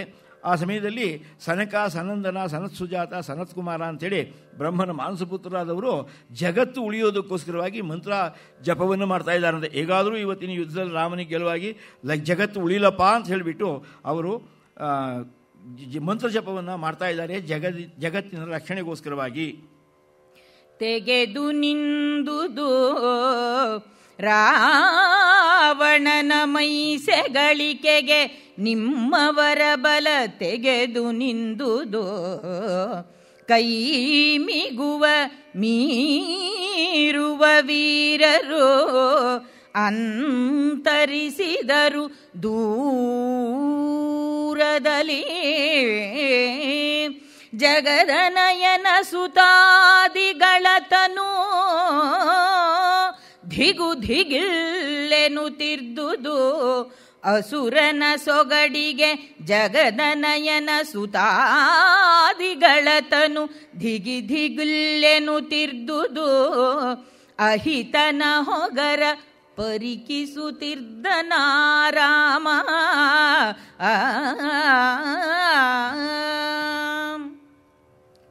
ಮೇಲೆ ರಾಕ್ಷಸ ಪಡೆಯವರೆಲ್ಲರೂ ಕೂತಿದ್ದಾರೆ, ಸತ್ತೋದವರು. ಕುಂಭ, ನಿಕುಂಭ ಇತ್ಯಾದಿಗಳು, ಬಹಳ ಹಿಂದೆ ಸತ್ತೋಗಿರ್ತಕ್ಕಂತಹ ಮಧು, ಕೈಟಭ ಇತ್ಯಾದಿಗಳು ಎಲ್ಲ ರಾಕ್ಷಸರು ಮೇಲಿದ್ದಾರಂತೆ. ಅವ್ರದ್ದು ಮನುಷ್ಯರ ಪಿತೃಗಳಾಗಿ ಪಿತೃಲೋಕದಲ್ಲಿ ಇರ್ತಾರೆ, ದೇವತೆಗಳ ಪಿತೃಗಳಾಗಿ ಅಲ್ಲೆಲ್ಲೋ ಇರ್ತಾರೆ. ಆದರೆ ಸತ್ತೋಗಿರ್ತಕ್ಕಂಥ ರಾಕ್ಷಸರು ಅವರು ಅಲ್ಲೆಲ್ಲ ಇರಬೇಕಲ್ಲ, ಅವರೆಲ್ಲ ಅಲ್ಲಿ ದೊಡ್ಡ ದೊಡ್ಡ ಕುರ್ಚಿ ಹಾಕೊಂಡು ಕೂತ್ಕೊಂಡಿದ್ದಾರಂತೆ ಎಲ್ಲ ಆಕಾಶದಲ್ಲಿ ನೋಡ್ತಾ, ಏನಾಗಿದೆ ಇಲ್ಲಿ ನೋಡೋಣ ಅಂತಂದು. ಅವರೆಲ್ಲರೂ ರಾವಣ ಬರ್ತಿದ್ದಾಗೇನೆ ರಾವಣನಿಗೆ ಗೆಲುವಾಗಲಿ, ಜಪ ಮಾಡ್ರಪ್ಪ, ಏನಾದರೂ ಜಪ ಮಾಡಿ, ನಮ್ಮ ರಾವಣ ಗೆಲ್ಲಬೇಕು ಇವತ್ತು ಅಂತ ಹೇಳಿಬಿಟ್ಟು ರಾವಣನ ಪಕ್ಷಪಾತಿಗಳಾಗಿರ್ತಕ್ಕಂಥವರೆಲ್ಲರೂ ಕೂಡ ರಾವಣನ ಪರವಾಗಿ ಅವನಿಗೆ ಅಲ್ಲಿಂದಲೇ ಆಶೀರ್ವಾದವನ್ನು ಮಾಡ್ತಾ ಇದ್ದಾರೆ. ಗೆಲ್ಲುವಾಗಲಪ್ಪ, ನಿನಗೆ ನಮ್ಮ ಹಾಗೆ ಆಗೋದು ಬೇಡ, ನೀನೊಬ್ಬ ಗೆದ್ದು ನಮ್ಮ ವಂಶವನ್ನು ಉದ್ಧಾರ ಮಾಡು ಅಂತ ಹೇಳಿಬಿಟ್ಟು ಅವರೆಲ್ಲರೂ ಕೂಡ ಭಾಳ ದೊಡ್ಡವರೆಲ್ಲರೂ ಕೂಡ ಆಶೀರ್ವಾದವನ್ನು ಮಾಡ್ತಾ ಇದ್ದಾರಂತೆ. ಆಮೇಲೆ ರಾವಣ ರಥವನ್ನು ಓಡಿಸ್ಕೊಂಡು ಯುದ್ಧಭೂಮಿ ಕಡೆಗೆ ಬರ್ತಾ ಇದ್ದಾನೆ. ದೂರದಲ್ಲಿ ರಾವಣನ ನೋಡಿದರು. ಈ ಕಪಿಗಳಿಗೆ ವಾಸನೆಯಲ್ಲೇ ಗೊತ್ತಾಗುತ್ತೆ, ರಾವಣನ ವಾಸನೆ ಇದೆಯಲ್ಲ, ವಾಸನೆಯಲ್ಲೇ ಗೊತ್ತಾಗ್ಬಿಡ್ತು. ಭಯ ಹತ್ಕೊಂಡ್ಬಿಡ್ತಂತೆ ಕಪಿಗಳಿಗೆ. ಸಾಮಾನ್ಯ ಕಪಿಗಳೆಲ್ಲರೂ ಕೂಡ ನಾವು ಬಂದ್ವಲ್ಲ ಈಗ ಸೇತುವೆ, ಅದು ಯಾವ ದಿಕ್ಕಲ್ಲಿದೆ, ಸ್ವಲ್ಪ ಆ ಕಡೆಗೆ ಹತ್ತಿರ ಇರೋಣ ಅಂತ ಆ ಕಡೆಗೆ ಓಡೋಕೆ ಶುರು ಮಾಡಿದಾರಂತಾಗಲಿ ರಾವಣನ ಮೈವಾಸನೆ ಬರ್ತಿದ್ದ ಹಾಗೇನೆ ಅವರೆಲ್ಲರೂ ಕೂಡ ಹಿಂದಕ್ಕೆ ಸರ್ಕೊಂಡ್ಬಿಟ್ಟು ಓಡ್ತಾ ಇದ್ದಾರೆ. ಭಯವಾಗ್ತಾ ಇದೆ. ನಮ್ಮ ಸುಗ್ರೀವ ಅವನಿಗೆ ಭಯ ಹತ್ಕೊಂಡ್ಬಿಡ್ತಂತೆ, ಏನಪ್ಪ ಇದು ಮಾಡೋದು ಅಂತ ಹೇಳಿಬಿಟ್ಟು ನಯನ ಸುತಾದಿಗಳು, ಜಗದನಯನ ಸೂರ್ಯ, ಜಗಚ್ಚಕ್ಷು, ಆ ಸೂರ್ಯನ ಮಗನಾಗಿರ್ತಕ್ಕಂತಹ ಸುಗ್ರೀವ ಇದ್ದಾನಲ್ಲ, ಅವನು ಕೂಡ ಭಯದಿಂದ ಏನಾಗುತ್ತೋ ಏನೋ ರಾವಣ ಬಂದುಬಿಟ್ಟು ಏನಾಗುತ್ತೋ ಏನೋ ಅಂತ ಹಿಂದೊಂದು ಸರಿ ಹೋಗಿ ಅಟಕಾಯಿಸಿ ಅವನಿಗೆ ಬುದ್ಧಿ ಏನೋ ಮಾಡಿ ಬಂದುಬಿಟ್ಟಿದ್ದಾನೆ ಈ ಕಡೆಗೆ. ಆದರೆ ಈಗ ಮತ್ತೆ ಭಯವಾಗ್ತಾ ಇದೆಯಂತೆ ಅವನಿಗೆ. ಈ ರೀತಿಯಾಗಿರ್ತಕ್ಕಂತಹ ಒಂದು ತಳಮಳ ರಾಮನ ಸೇನೆಯಲ್ಲಿ ಉಂಟಾಯಿತು. ಅವನು ಬರ್ತಿರಬೇಕಾದ್ರೆ ಅವನು ಯುದ್ಧಭೂಮಿಗೆ ಹತ್ತಿರ ಬಂದಾಗ ಅಲ್ಲೊಂದು ಕಡೆಯಲ್ಲಿ ಆ ನಿಕುಂಭಿಳ ದೇವಸ್ಥಾನವಿದೆ. ಆ ದೇವಸ್ಥಾನದ ಮುಂದೆ ಬಂದು ನಿಂತ್ಕೊಂಡಂತೆ ಆ ದೇವಿಗೆ ನಮಸ್ಕಾರವನ್ನು ಮಾಡಿದ್ದಾನೆ. ಕೂಡಲೇ ಅಲ್ಲಿರ್ತಕ್ಕಂತಹ ಸಾವಿರಾರು ಕುರಿಗಳನ್ನು, ಕೋಣೆಗಳನ್ನು ಎಲ್ಲವನ್ನು ಕೂಡ ಬಲಿ ಕೊಟ್ಬಿಟ್ಟು ಇದು ಮಾಡಿದಾರಂತೆ. ಆಮೇಲೆ ಅದನ್ನು ಮುಗಿಸ್ಕೊಂಡ್ಬಿಟ್ಟು ರಾವಣ ಮಂತ್ರಜಪವನ್ನು ಶುರು ಮಾಡಿದ್ದಂತೆ. ನಮ್ಮ ಪ್ರತಿಯೊಂದು ಮಂತ್ರ ಶಸ್ತ್ರಗಳು ಇದೆಯಲ್ಲ, ಮಂತ್ರಾಸ್ತ್ರಗಳು, ಆ ಮಂತ್ರಾಸ್ತ್ರಗಳಿಗೆಲ್ಲ ಎಲ್ಲದಕ್ಕೂ ಕೂಡ ಒಂದು ಕ್ರಮ ಇದೆ ಅದನ್ನು ಬಿಡೋದಕ್ಕೆ. ಸುಮ್ಮನೆ ತೆಗೆದುಬಿಟ್ಟು ಹೊಡೆದುಬಿಟ್ರು ಹೋಗೋದಿಲ್ಲ, ಅದಕ್ಕೆ ಜಪ ಮಾಡ್ಕೊಂಡ್ಬರಬೇಕು, ಸಿದ್ಧಿ ಪಡ್ಕೊಂಡಿರಬೇಕು. ಆಗ ಅದನ್ನು ತೆಗೆದ್ರೆ ಅದು ಆಗ್ನೇಯ ಅಸ್ತ್ರವಾಗುತ್ತೆ, ವಾಯವ್ಯ ಅಸ್ತ್ರವಾಗುತ್ತೆ, ಗರುಡಾಸ್ತ್ರವಾಗುತ್ತೆ, ಇನ್ನೊಂದು ಅಸ್ತ್ರವಾಗುತ್ತೆ. ಅದೆಲ್ಲವನ್ನು ಮಾಡ್ಕೋಬೇಕಲ್ಲ. ರಾವಣ ಆಗಲೇ ಶುರು ಮಾಡಿದ್ದಂತೆ ಅಲ್ಲಿ ಯುದ್ಧಭೂಮಿ ಹತ್ತಿರದಲ್ಲಿ ಬಂದುಬಿಟ್ಟು ಅದೆಲ್ಲವನ್ನು ಕೂಡ ಅಸ್ತ್ರಗಳ ಎಲ್ಲ ಮಂತ್ರಾಧಿದೇವತೆಗಳನ್ನು ಕೂಡ ಪ್ರಾರ್ಥನೆ ಮಾಡಿಕೊಂಡು ಅವರನ್ನೆಲ್ಲ ಜಪ ಮಾಡ್ಕೊಂಡ್ಬಿಟ್ಟು ತನ್ನ ವಶಪಡಿಸ್ಕೊಂಡ್ಬಿಟ್ಟು ಆಮೇಲೆ ಬರ್ತಾ ಇದ್ದಾನೆ ರಾವಣ. ಮಣಿದು ಮನೆ ದೇವತೆಗೆ ಮಣಿದು ನಾನಾ ಮಣಿ ಖಚಿತ ಮೌಳಿಗಳನ್ನು ಉರುರುದ್ಗಣದ ರೌದ್ರಾಕಾರದ ಆಯುಧ ನಿಕರವನ್ನು ಧರಿಸಿ ರಣದ ಭೂಮಿಗೆ ನಮಿಸಿ ರಿಪೂ ಕಪಿ ಗಣವನೀಕ್ಷಿಸುತ್ತ ಏರಿದನು ಸುರಗಣ ಭಯಂಕರನು ಅಬುಜ ಸಂಭವದತ್ತ ಮಣಿರಥವನೇರಿದನು. ರಾವಣೇಶ್ವರ ಮನದೇವಿಯಾಗಿರ್ತಕ್ಕಂತಹ ಆ ನಿಕುಂಬಿಳಿಗೆ ಲಂಕಾಧಿದೇವತೆಗೆ ನಮಸ್ಕಾರವನ್ನು ಮಾಡಿದ್ದಾನೆ. ಆಮೇಲೆ ಆ ರಥವನ್ನು ಹತ್ತಿಬಿಟ್ಟು ಯುದ್ಧಭೂಮಿ ಕಡೆಗೆ ಹೊಡೆಯೋದಕ್ಕೆ ಸಿದ್ಧವಾಗ್ತಾ ಇದ್ದಾನಂತೆ. ಆಗ ನೋಡ್ತಾ ಇದ್ದಾನೆ ದೂರದಲ್ಲಿರ್ತಕ್ಕಂತಹ ಕಪಿಸೇನೆಯನ್ನು, ರಾಮಸೇನೆಯನ್ನು ನೋಡ್ತಾ ಇದ್ದಾನೆ. ಆ ಅರಿಭಯಂಕರನಾಗಿರ್ತಕ್ಕಂತಹ ರಾವಣೇಶ್ವರ ಸುರಗಣ ಭಯಂಕರ. ಅವನು ಬ್ರಹ್ಮ ಕೊಟ್ಟಿರ್ತಕ್ಕಂತಹ ತನ್ನ ದಿವ್ಯವಾದಂತಹ ರಥವನ್ನು ಹತ್ತಿಕೊಂಡು ಯುದ್ಧಭೂಮಿ ಕಡೆಗೆ ಬರ್ತಾ ಇದ್ದಾನೆ. ಇತ್ತ ರಾಮನ ಸೇವಕರೆಲ್ಲರೂ, ಸೈನಿಕರೆಲ್ಲರೂ, ಪರಿವಾರದವರೆಲ್ಲರೂ ಕೂಡ ನೋಡ್ತಾ ಇದ್ದಾರೆ. ಬರ್ತಿರ್ತಕ್ಕಂಥವನು ರಾವಣ ಬರ್ತಾ ಇದ್ದಾನೆ ಯುದ್ಧಕ್ಕೆ ಏನು ಗೊತ್ತಾಯಿತು. ಆಗ ಅವರು ನಾವೇನು ಕಮ್ಮಿ ಇಲ್ಲ ಅಂತ ರಾಮನನ್ನು ಹೊಗಳೋಕೆ ಶುರು ಮಾಡಿದ್ದಾರೆ.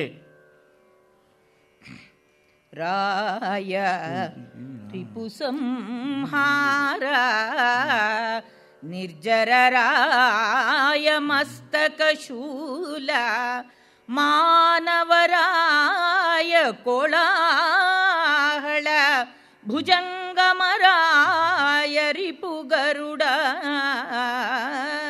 ರಾಯ ರಾಯರ ರಾಯ ರಾಘವರಾಯ ರಣಭೈರವ ನಿಶಾಚರರಾಯ ಜಯ ಜಯ ಎಂದು ಹೊಗಳಿತು ವಂದಿಸಂದೋಹ. ಕ್ಷಮಿಸಿ, ಯುದ್ಧಭೂಮಿ ಹತ್ತಿರಕ್ಕೆ ಬಂದ ಮೇಲೆ ರಾವಣನನ್ನೇ ಹೊಗಳ್ತಾ ಇದ್ದಾರೆ. ಆ ಪರಿವಾರದವರೆಲ್ಲರೂ ಕೂಡ ರಾವಣನನ್ನು ರಾಮನಿಗೆ ಕೇಳೋ ಹಾಗೆ ಹೊಗಳಬೇಕಲ್ಲ. ಅಲ್ಲಿ ಮನೆ ಬಾಗಿಲಲ್ಲಿ ಹೋಗಲಿದ್ದಾಯಿತು, ಈಗ ದಾರಿಯಲ್ಲಿ ಹೋಗಲಿದ್ದಾಯಿತು. ಈಗ ರಾಮನ ಆ ಸೈನಿಕರಿಗೆಲ್ಲ ಕೇಳೋ ಹಾಗೆ ವಂದಿ ಮಾಗದರು ಪಕ್ಕದಲ್ಲಿ ಇರ್ತಾರೆ. ಯುದ್ಧಭೂಮಿಯಲ್ಲಿ ಬರಬೇಕಾದ್ರೆ 16 ರಥಗಳಲ್ಲಿ ಆಯುಧಗಳನ್ನು ಹೇರ್ಕೊಂಡು ಬರ್ತಾರೆ. ಬಿಲ್ಲು ಬಾಣ ಎಲ್ಲ ಇರುತ್ತೆ. ಜೊತೆಗೆ ಅವನಿಗೆ ಬೇಕಾದಾಗ ನೀರು, ಪಾನೀಯ ಇತ್ಯಾದೆಲ್ಲ ಕೊಡೋದಕ್ಕೋಸ್ಕರ ಜನ ನಿಂತಿರ್ತಾರೆ. ಒಬ್ಬ ಮಹಾರಥ ಯುದ್ಧವನ್ನು ಮಾಡೋಕೆ ಬಂದ ಅಂತಂದರೆ ಭಾರಿ ಪರಿವಾರ ಸುತ್ತೂ ಇರುತ್ತೆ ಅವನಿಗೆ. ಅವರೆಲ್ಲರ ಜೊತೆಯಲ್ಲಿ ಈ ವಂದಿ ಮಾಗದರು ಇರ್ತಾರೆ. ಅವರಿಗೆ ಅದೇ ಕೆಲಸ, ಹೊಗಳೋದೇ ಕೆಲಸ. ಹಾಗಾಗಿ ಜೋರಾಗಿ ಹೊಗಳೋದಕ್ಕೆ ಶುರು ಮಾಡ್ತಾ ಇದ್ದಾರಂತೆ ಅವರು. ಜೋರಾಗಿ ರಾವಣ ಎಂಥವನು ಅಂತ ಹೇಳ್ತಿದ್ದಾರೆ. ರಾಯ ರಿಪು ಸಂಹಾರ ನಿರ್ಜರ ರಾಯ ಮಸ್ತಕ ಶೂಲ. ದೇವೇಂದ್ರನಿಗೆ ಸದಾ ತಲೆನೋವಾಗಿರ್ತಕ್ಕಂಥವನು ಇವನು ಅಂತ ಹೇಳಿಬಿಟ್ಟು ಅವನನ್ನು ಹೊಗಳ್ತಾ ಇದ್ದಾರೆ. ರಾಯ ಕೋಳಾಹಲ ಅಂತ ಹೇಳಿಬಿಟ್ಟು. ಆಮೇಲೆ ರಘುಕುಲ ರಾಯ ರಣಭೈರವ ಅಂತ ರಾಮನಿಗೆ ಈಗ ಬಂದಿರೋದಲ್ವಾ, ಆದ್ದರಿಂದ ರಘುರಾಮನಿಗೆ ಇವತ್ತು ಸುಮ್ಮನೆ ಬಿಡೋದಿಲ್ಲ. ಅವನು ಭೈರವನಾಗಿ ಕಾಣಿಸ್ಕೊಳ್ತಾ ಇದ್ದಾನೆ ನಮ್ಮ ನಿಶಾಚರ ರಾಯ ಅಂಥೇಳಿ ಅವನನ್ನು ಕೊಂಡಾಡ್ತಾ ಇದ್ದಾರೆ. ಆಗ ಅವನು ಹತ್ತಿರಕ್ಕೆ ಬಂದ, ಯುದ್ಧಭೂಮಿಯಲ್ಲಿ ಕಾಣಿಸ್ಕೊಂಡಿದ್ದಾನೆ. ಭಾರೀ ಪರಿವಾರವನ್ನು ಕರ್ಕೊಂಬಂದಿದ್ದಾನೆ. ಅವನ ಜೊತೆಯಲ್ಲಿ ಅವನೊಬ್ಬನೇ ಎಲ್ಲ ಬಂದಿರೋದು. ಅವನ ಪರಿವಾರಕ್ಕೆಲ್ಲ ಬಂದು ಅಂತ ಹೇಳಿದಾನಲ್ಲ, ಭಾರಿ ಅಸಮಶೂರರು ಬಂದು ಅಸಹಾಯ ಶೂರು ಆಗಿರ್ತಕ್ಕಂತಹ ಅನೇಕರು ಅವನ ಜೊತೆಯಲ್ಲಿ ಬಂದು ನಿಂತ್ಕೊಂಡಿದ್ದಾರೆ. ಆ ಎಲ್ಲರ ಜೊತೆಯಲ್ಲಿ ರಾವಣನೂ ಬಂದಿದ್ದಾನೆ. ಅವರು ಅವರವರ ರಥಗಳಲ್ಲಿ ನಿಂತ್ಕೊಂಡಿದ್ದಾರೆ. ದೊಡ್ಡದಾಗಿರ್ತಕ್ಕಂತಹ ಸೇನೆ ಬರ್ತಾ ಇದೆ ಯುದ್ಧಕ್ಕೋಸ್ಕರವಾಗಿ. ಆಗ ರಾಮ ಇವರು ಬರ್ತಾ ಇರೋದು ಅಂತ ಗೊತ್ತಾಗಲಿಲ್ಲ. ಮೊದಲೇ ಹೊಸದಾಗಿ ಇವತ್ತು ಬರ್ತಾ ಇರೋವಂತಾನೆ ರಾವಣೇಶ್ವರ, ಅವನು ಯಾರು ಅಂತ ಗೊತ್ತಿಲ್ಲ. ಮೊದಲ ಬಾರಿ ರಾವಣನನ್ನು ನೋಡ್ತಾ ಇದ್ದಾನೆ. ಅದಕ್ಕೋಸ್ಕರ ಅಲ್ಲಿದ್ದಂತಹ ವಿಭೀಷಣನಿಗಾದರೆ ಎಲ್ಲ ಪರಿಚಯ. ಅದಕ್ಕೆ ವಿಭೀಷಣನನ್ನು ಕುರಿತು ಬಿಟ್ಟು ರಾಮ ಪ್ರಶ್ನೆ ಮಾಡ್ತಾ ಇದ್ದಾನೆ. ಹೇಳಬೇಕೇ ಜಿಯ ಕಿವಿಗಳು ಕೇಳಲಾದಡೆ ಹೇಳಬೇಕೇ ಕಮಲವದನೆಯ ಕೂಳತನದಲ್ಲಿ ತಂದ ಯೌವನ ದೆಸಕ ಮಸುಳಿಸದ ಬಾಲತನ ವೃದ್ಧತ್ವ ಹೊದ್ದದ ಸೋಲಲಯ ಸಂಕ್ರಮಿಸದ ಅಭಿನವ ಶೂಲಿ ಸಮರ ಕಪಾಲಿ ಖಳಾ ದಶಮೌಳಿ ಇವನೆಂದ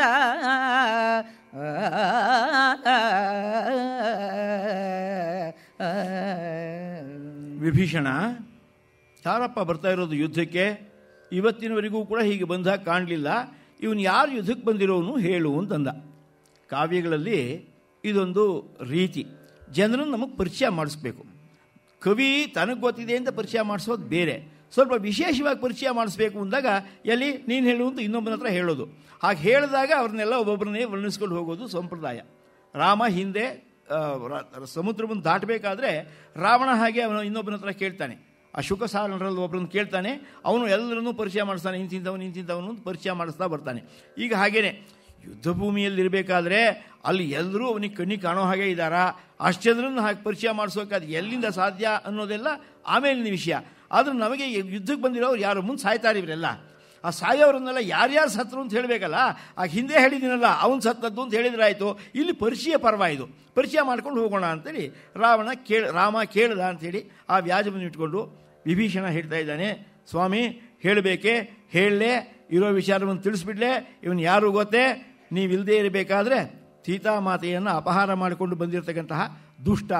ಆ ದುಷ್ಟನಿಗೆ ವಿಶೇಷಣಗಳನ್ನು ಹೇಳಬೇಕು ನೋಡಿ. ಹೇಗೆ ಬಾಲತನ ವೃದ್ಧತ್ವ ಹೊಂದದ, ಸೋಲ ಲಯ ಸಂಕ್ರಮಿಸದ, ಇವನಿಗೆ ಬಾಲ್ಯ ವೃದ್ಧಾಪ್ಯ ಅನ್ನೋದು ಯಾವುದೂ ಇಲ್ಲ, ಯಾವಾಗಲೂ ಸದಾ ಯೌವನದಿಂದಲೇ ಇರ್ತಕ್ಕಂಥವನು, ಸದಾ ಯುವಕ ಈ ರಾವಣೇಶ್ವರ.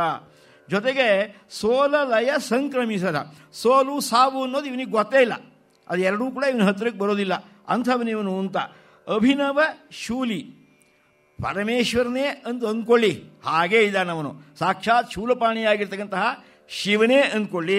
ಅಥವಾ ಸಮರ ಕಪಾಲಿ, ಕಪಾಲವನ್ನು ಹಿಡ್ಕೊಂಡಿರ್ತಕ್ಕಂತಹ ಶಿವ ಯುದ್ಧ ಮಾಡಬೇಕು ಅಂತ ಆಸೆಯಾಗಿ ಈ ರಾವಣನ ರೂಪ ಧಾರಣೆ ಮಾಡ್ಕೊಂಡು ಬಂದಿದ್ದಾನೆ ಅಂತ ಅಂದ್ಕೊಳ್ಳಿ.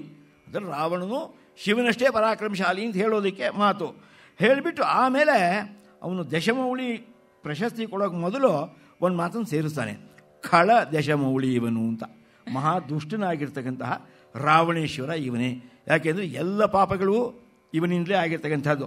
ಈಗ ಈ ಮಹಾಯುದ್ಧ, ಈ ರಕ್ತಪಾತ ಇದೆಲ್ಲವೂ ಆಗ್ತಾ ಇರತಕ್ಕಂಥದ್ದು ಈ ಪಾಪಿಯಿಂದ ಆಗ್ತಿರ್ತಕ್ಕಂಥದ್ದು. ಆದ್ದರಿಂದ ಅವನನ್ನು ಬಿಟ್ಟೇ ಇವನು ಬಂದಿರೋದು, ರಾಜ್ಯವನ್ನು ಕೊಡಿಸುವಂತ ಹೇಳಿಬಿಟ್ಟು ವಿಭೀಷಣ ಬಂದಿರೋದೇ ರಾವಣನಿಗೆ ವಿರುದ್ಧವಾಗಿ. ಆದ್ದರಿಂದ ಇಷ್ಟೆಲ್ಲ ಹೊಗಳಿದ ಮೇಲೂ ಅವನನ್ನು ಖಳ ಅಂತ ಸಂಬೋಧನೆ ಮಾಡಲೇಬೇಕು. ಆದ್ದರಿಂದ ದುಷ್ಟನಾಗಿರ್ತಕ್ಕಂಥ ನಮ್ಮಣ್ಣ ಅವನೇ ಅಂತ ಹೇಳಿಬಿಟ್ಟು ಅವನನ್ನು ಪರಿಚಯ ಮಾಡಿಸ್ತಾನೆ. ಆಮೇಲೆ ಅಲ್ಲಿ ಬಂದಿರತಕ್ಕಂಥವರು ನರಾಂತಕ, ದೇವಾಂತಕ, ಅತಿಕಾಯ, ಇಂದ್ರಜಿತು ಮೊದಲಾದಂತಹ ಮಹಾವೀರರೆಲ್ಲ ಬಂದಿದ್ದಾರೆ. ಎಲ್ಲರನ್ನೂ ವರ್ಣಿಸ್ತಾ ಹೋಗ್ತಾನೆ. ನಮ್ಮ ನರಹರಿಗೆ ಬೇಜಾರಿಲ್ಲ ವರ್ಣಿಸೋದ್ರಲ್ಲಿ. ಎಷ್ಟು ಜನರಾದರೂ ಬರ್ರಿ ಪದ್ಯ ಸಿದ್ಧ ಮಾಡ್ಕೊಂಡು ಇಟ್ಕೊಂಡಿದ್ದೀನಿ, ನಾನು ಬರೀತಾ ಹೋಗ್ತೀನಿ ಅಂತಾನೆ. ಎಲ್ಲರ ಬಗ್ಗೆನೂ ಒಂದೊಂದು ಪದ್ಯವನ್ನು ಹೇಳಿಕೊಂಡು ಸುಮಾರು ಪದ್ಯಗಳನ್ನು ಬರೆದಿದ್ದಾನೆ. ವಿಸ್ತಾರವಾಗಿ ಅವರೆಲ್ಲರೂ ಕೂಡ ವರ್ಣಿಸಿದ್ದಾನೆ. ವರ್ಣಿಸಿಬಿಟ್ಟು ಆಮೇಲೆ ರಾವಣನ ವಿಶೇಷಣಗಳನ್ನು ಮತ್ತೆ ವಿಭೀಷಣ ಹೇಳೋಕ್ಕೆ ಶುರು ಮಾಡ್ತಾನೆ. ಕೋಪವೋ ಅದೇ ಕಾಲಾಗ್ನಿರುದ್ರನ ಕೋಪದ ಒಲು, ಅಗ್ಗಳದ ಶೌರ್ಯಾಟೋಪವೋ ಅದೇ ಸಂವರ್ತ ಭೈರವಗೆ 8 ಮಡಿ ಎನ್ನಲು. ಭೂಪಾಚಿತ್ತೈಸು ಆತನೀಗ ಮಹಾಪತಿವ್ರತೆಯನು ವಿಹಾರ ಕಲಾಪದಲ್ಲಿ ಕೊಂಡೊಯ್ದ ರಕ್ಕಸರಾಯನವನೆಂದ. ರಾವಣನಿಗೆ ಸಿಟ್ಟು ಬಂದರೆ, ಕಾಲರುದ್ರನಿಗೆ ಸಿಟ್ಟು ಬಂದರೆ ಏನು ಪರಿಣಾಮವೋ ಅದೇ ಆಗುತ್ತೆ, ವ್ಯತ್ಯಾಸವಿಲ್ಲ. ಕಾಲರುದ್ರನಿಗೆ ಸಿಟ್ಟು ಬಂದರೆ ಏನಾಗುತ್ತೆ? ಜಗತ್ ಪ್ರಳಯವಾಗುತ್ತೆ. ಹಾಗೆ ರಾವಣನಿಗೆ ಸಿಟ್ಟು ಬಂತು ಅಂದರೆ ಜಗತ್ ಪ್ರಳಯವಾಗುತ್ತೆ ಅಂತ ರಾಮನಿಗೆ ಹೇಳ್ತಾ ಇದ್ದಾನೆ. ಆಮೇಲೆ ಅಗ್ಗಳದ ಶೌರ್ಯಾಟೋಪವು ಸಂವರ್ತ ಭೈರವಗೆ 8 ಮಡಿ. ರಾವಣನ ಶೌರ್ಯ ಎಷ್ಟು ಅಂತಂದರೆ, ಪರಾಕ್ರಮ ಎಷ್ಟು ಅಂತಂದರೆ, ಅದೇ ಹೇಳಿದ್ನಲ್ಲ, ಸಂವರ್ತ ಪ್ರಳಯ ಕಾಲದ ಮಹಾರುದ್ರ. ಆ ರುದ್ರನಿಗೆ 8 ಪಟ್ಟು ಪರಾಕ್ರಮಶಾಲಿ ಇವನು ಅಂತ ಹೊಗಳೋದಕ್ಕೆ ನಮ್ಮ ಕವಿಗಳಿಗೆ ಯಾವ ಆತಂಕವೂ ಇಲ್ಲ, ಯಾವ ಬಿಡಿಯೂ ಇಲ್ಲ. ಹೊಗಳ್ತಾ ಹೋಗ್ತಾರೆ ಎಲ್ಲನೂ. ಅಂಥವನು ತುಂಬ ಹೊಗಳ್ತಾರೆ. ಆಮೇಲೆ ರಾಮನ ಒಂದು ಬಾಣದಿಂದ ಅವನು ಸತ್ತ ಅಂತ ಹೇಳಿದಾಗ ರಾಮನ ಪರಾಕ್ರಮ ಎಷ್ಟು ಅಂತ ನಾವು ಊಹೆ ಮಾಡ್ಕೋಬೇಕು ಅಷ್ಟೇ. ಹಾಗಾಗಿ ತುಂಬ ಹೊಗಳಿಕೆ ಮಾಡ್ತಕ್ಕಂಥದ್ದು ಕವಿಗಳದ್ದು ಒಂದು ಚಪಲ. ಮತ್ತು ಬಂದಿ ಭಾಗದಲ್ಲಿದ್ದಾರಲ್ಲ, ಅವ್ರು ಅದಕ್ಕೆ ಇರೋದು, ದುಡ್ಡು ಕೊಟ್ಟು ಅದಕ್ಕೋಸ್ಕರ ಬಂದಿರ್ತಾರೆ, ಅವರು ಹೊಗಳಲೇಬೇಕು. ಹಾಗಾಗಿ ಎರಡನ್ನೂ ಸೇರಿಸ್ಬಿಟ್ಟು ಉಜ್ಜಿ ಇಡ್ತಾ ಇದ್ದಾರೆ, ಎಲ್ಲರನ್ನೂ ಹೊಗಳ್ತಾರೆ. ಹಾಗೆ ರಾವಣನನ್ನು ಕೂಡ ಹೊಗಳ್ತಾನೆ. ಆದರೆ ರಾವಣನ ಹೊಗಳಿಕೆಯಲ್ಲಿ ಎಷ್ಟೋ ಕೂಡ ತಥ್ಯವೂ ಕೂಡ ಇದೆ, ಅವನು ಅಂಥ ಪರಾಕ್ರಮಶಾಲಿಯೇ ಆಗಿದ್ದಾನೆ. ಆಮೇಲೆ ಹೇಳಿದ, ಮಹಾರಾಜ ನೀವಿಲ್ಲದೆ ಇರಬೇಕಾದ್ರೆ ಆ ಸೀತಾಮಾತೆಯನ್ನು ಅಪಹಾರ ಮಾಡ್ಕೊಂಡು ಬಂದಿರತಕ್ಕಂತಹ ದುಷ್ಟ ಇವನೇನೆ ಅಂಥೇಳಿ ರಾವಣನ ಪರಾಕ್ರಮಗಳನ್ನೆಲ್ಲ, ಅವನ ವೈಭವವನ್ನೆಲ್ಲ ಮತ್ತೆ ಮತ್ತೆ ನೆನಪಿಗೆ ತರ್ತಾ ಇದ್ದಾನೆ.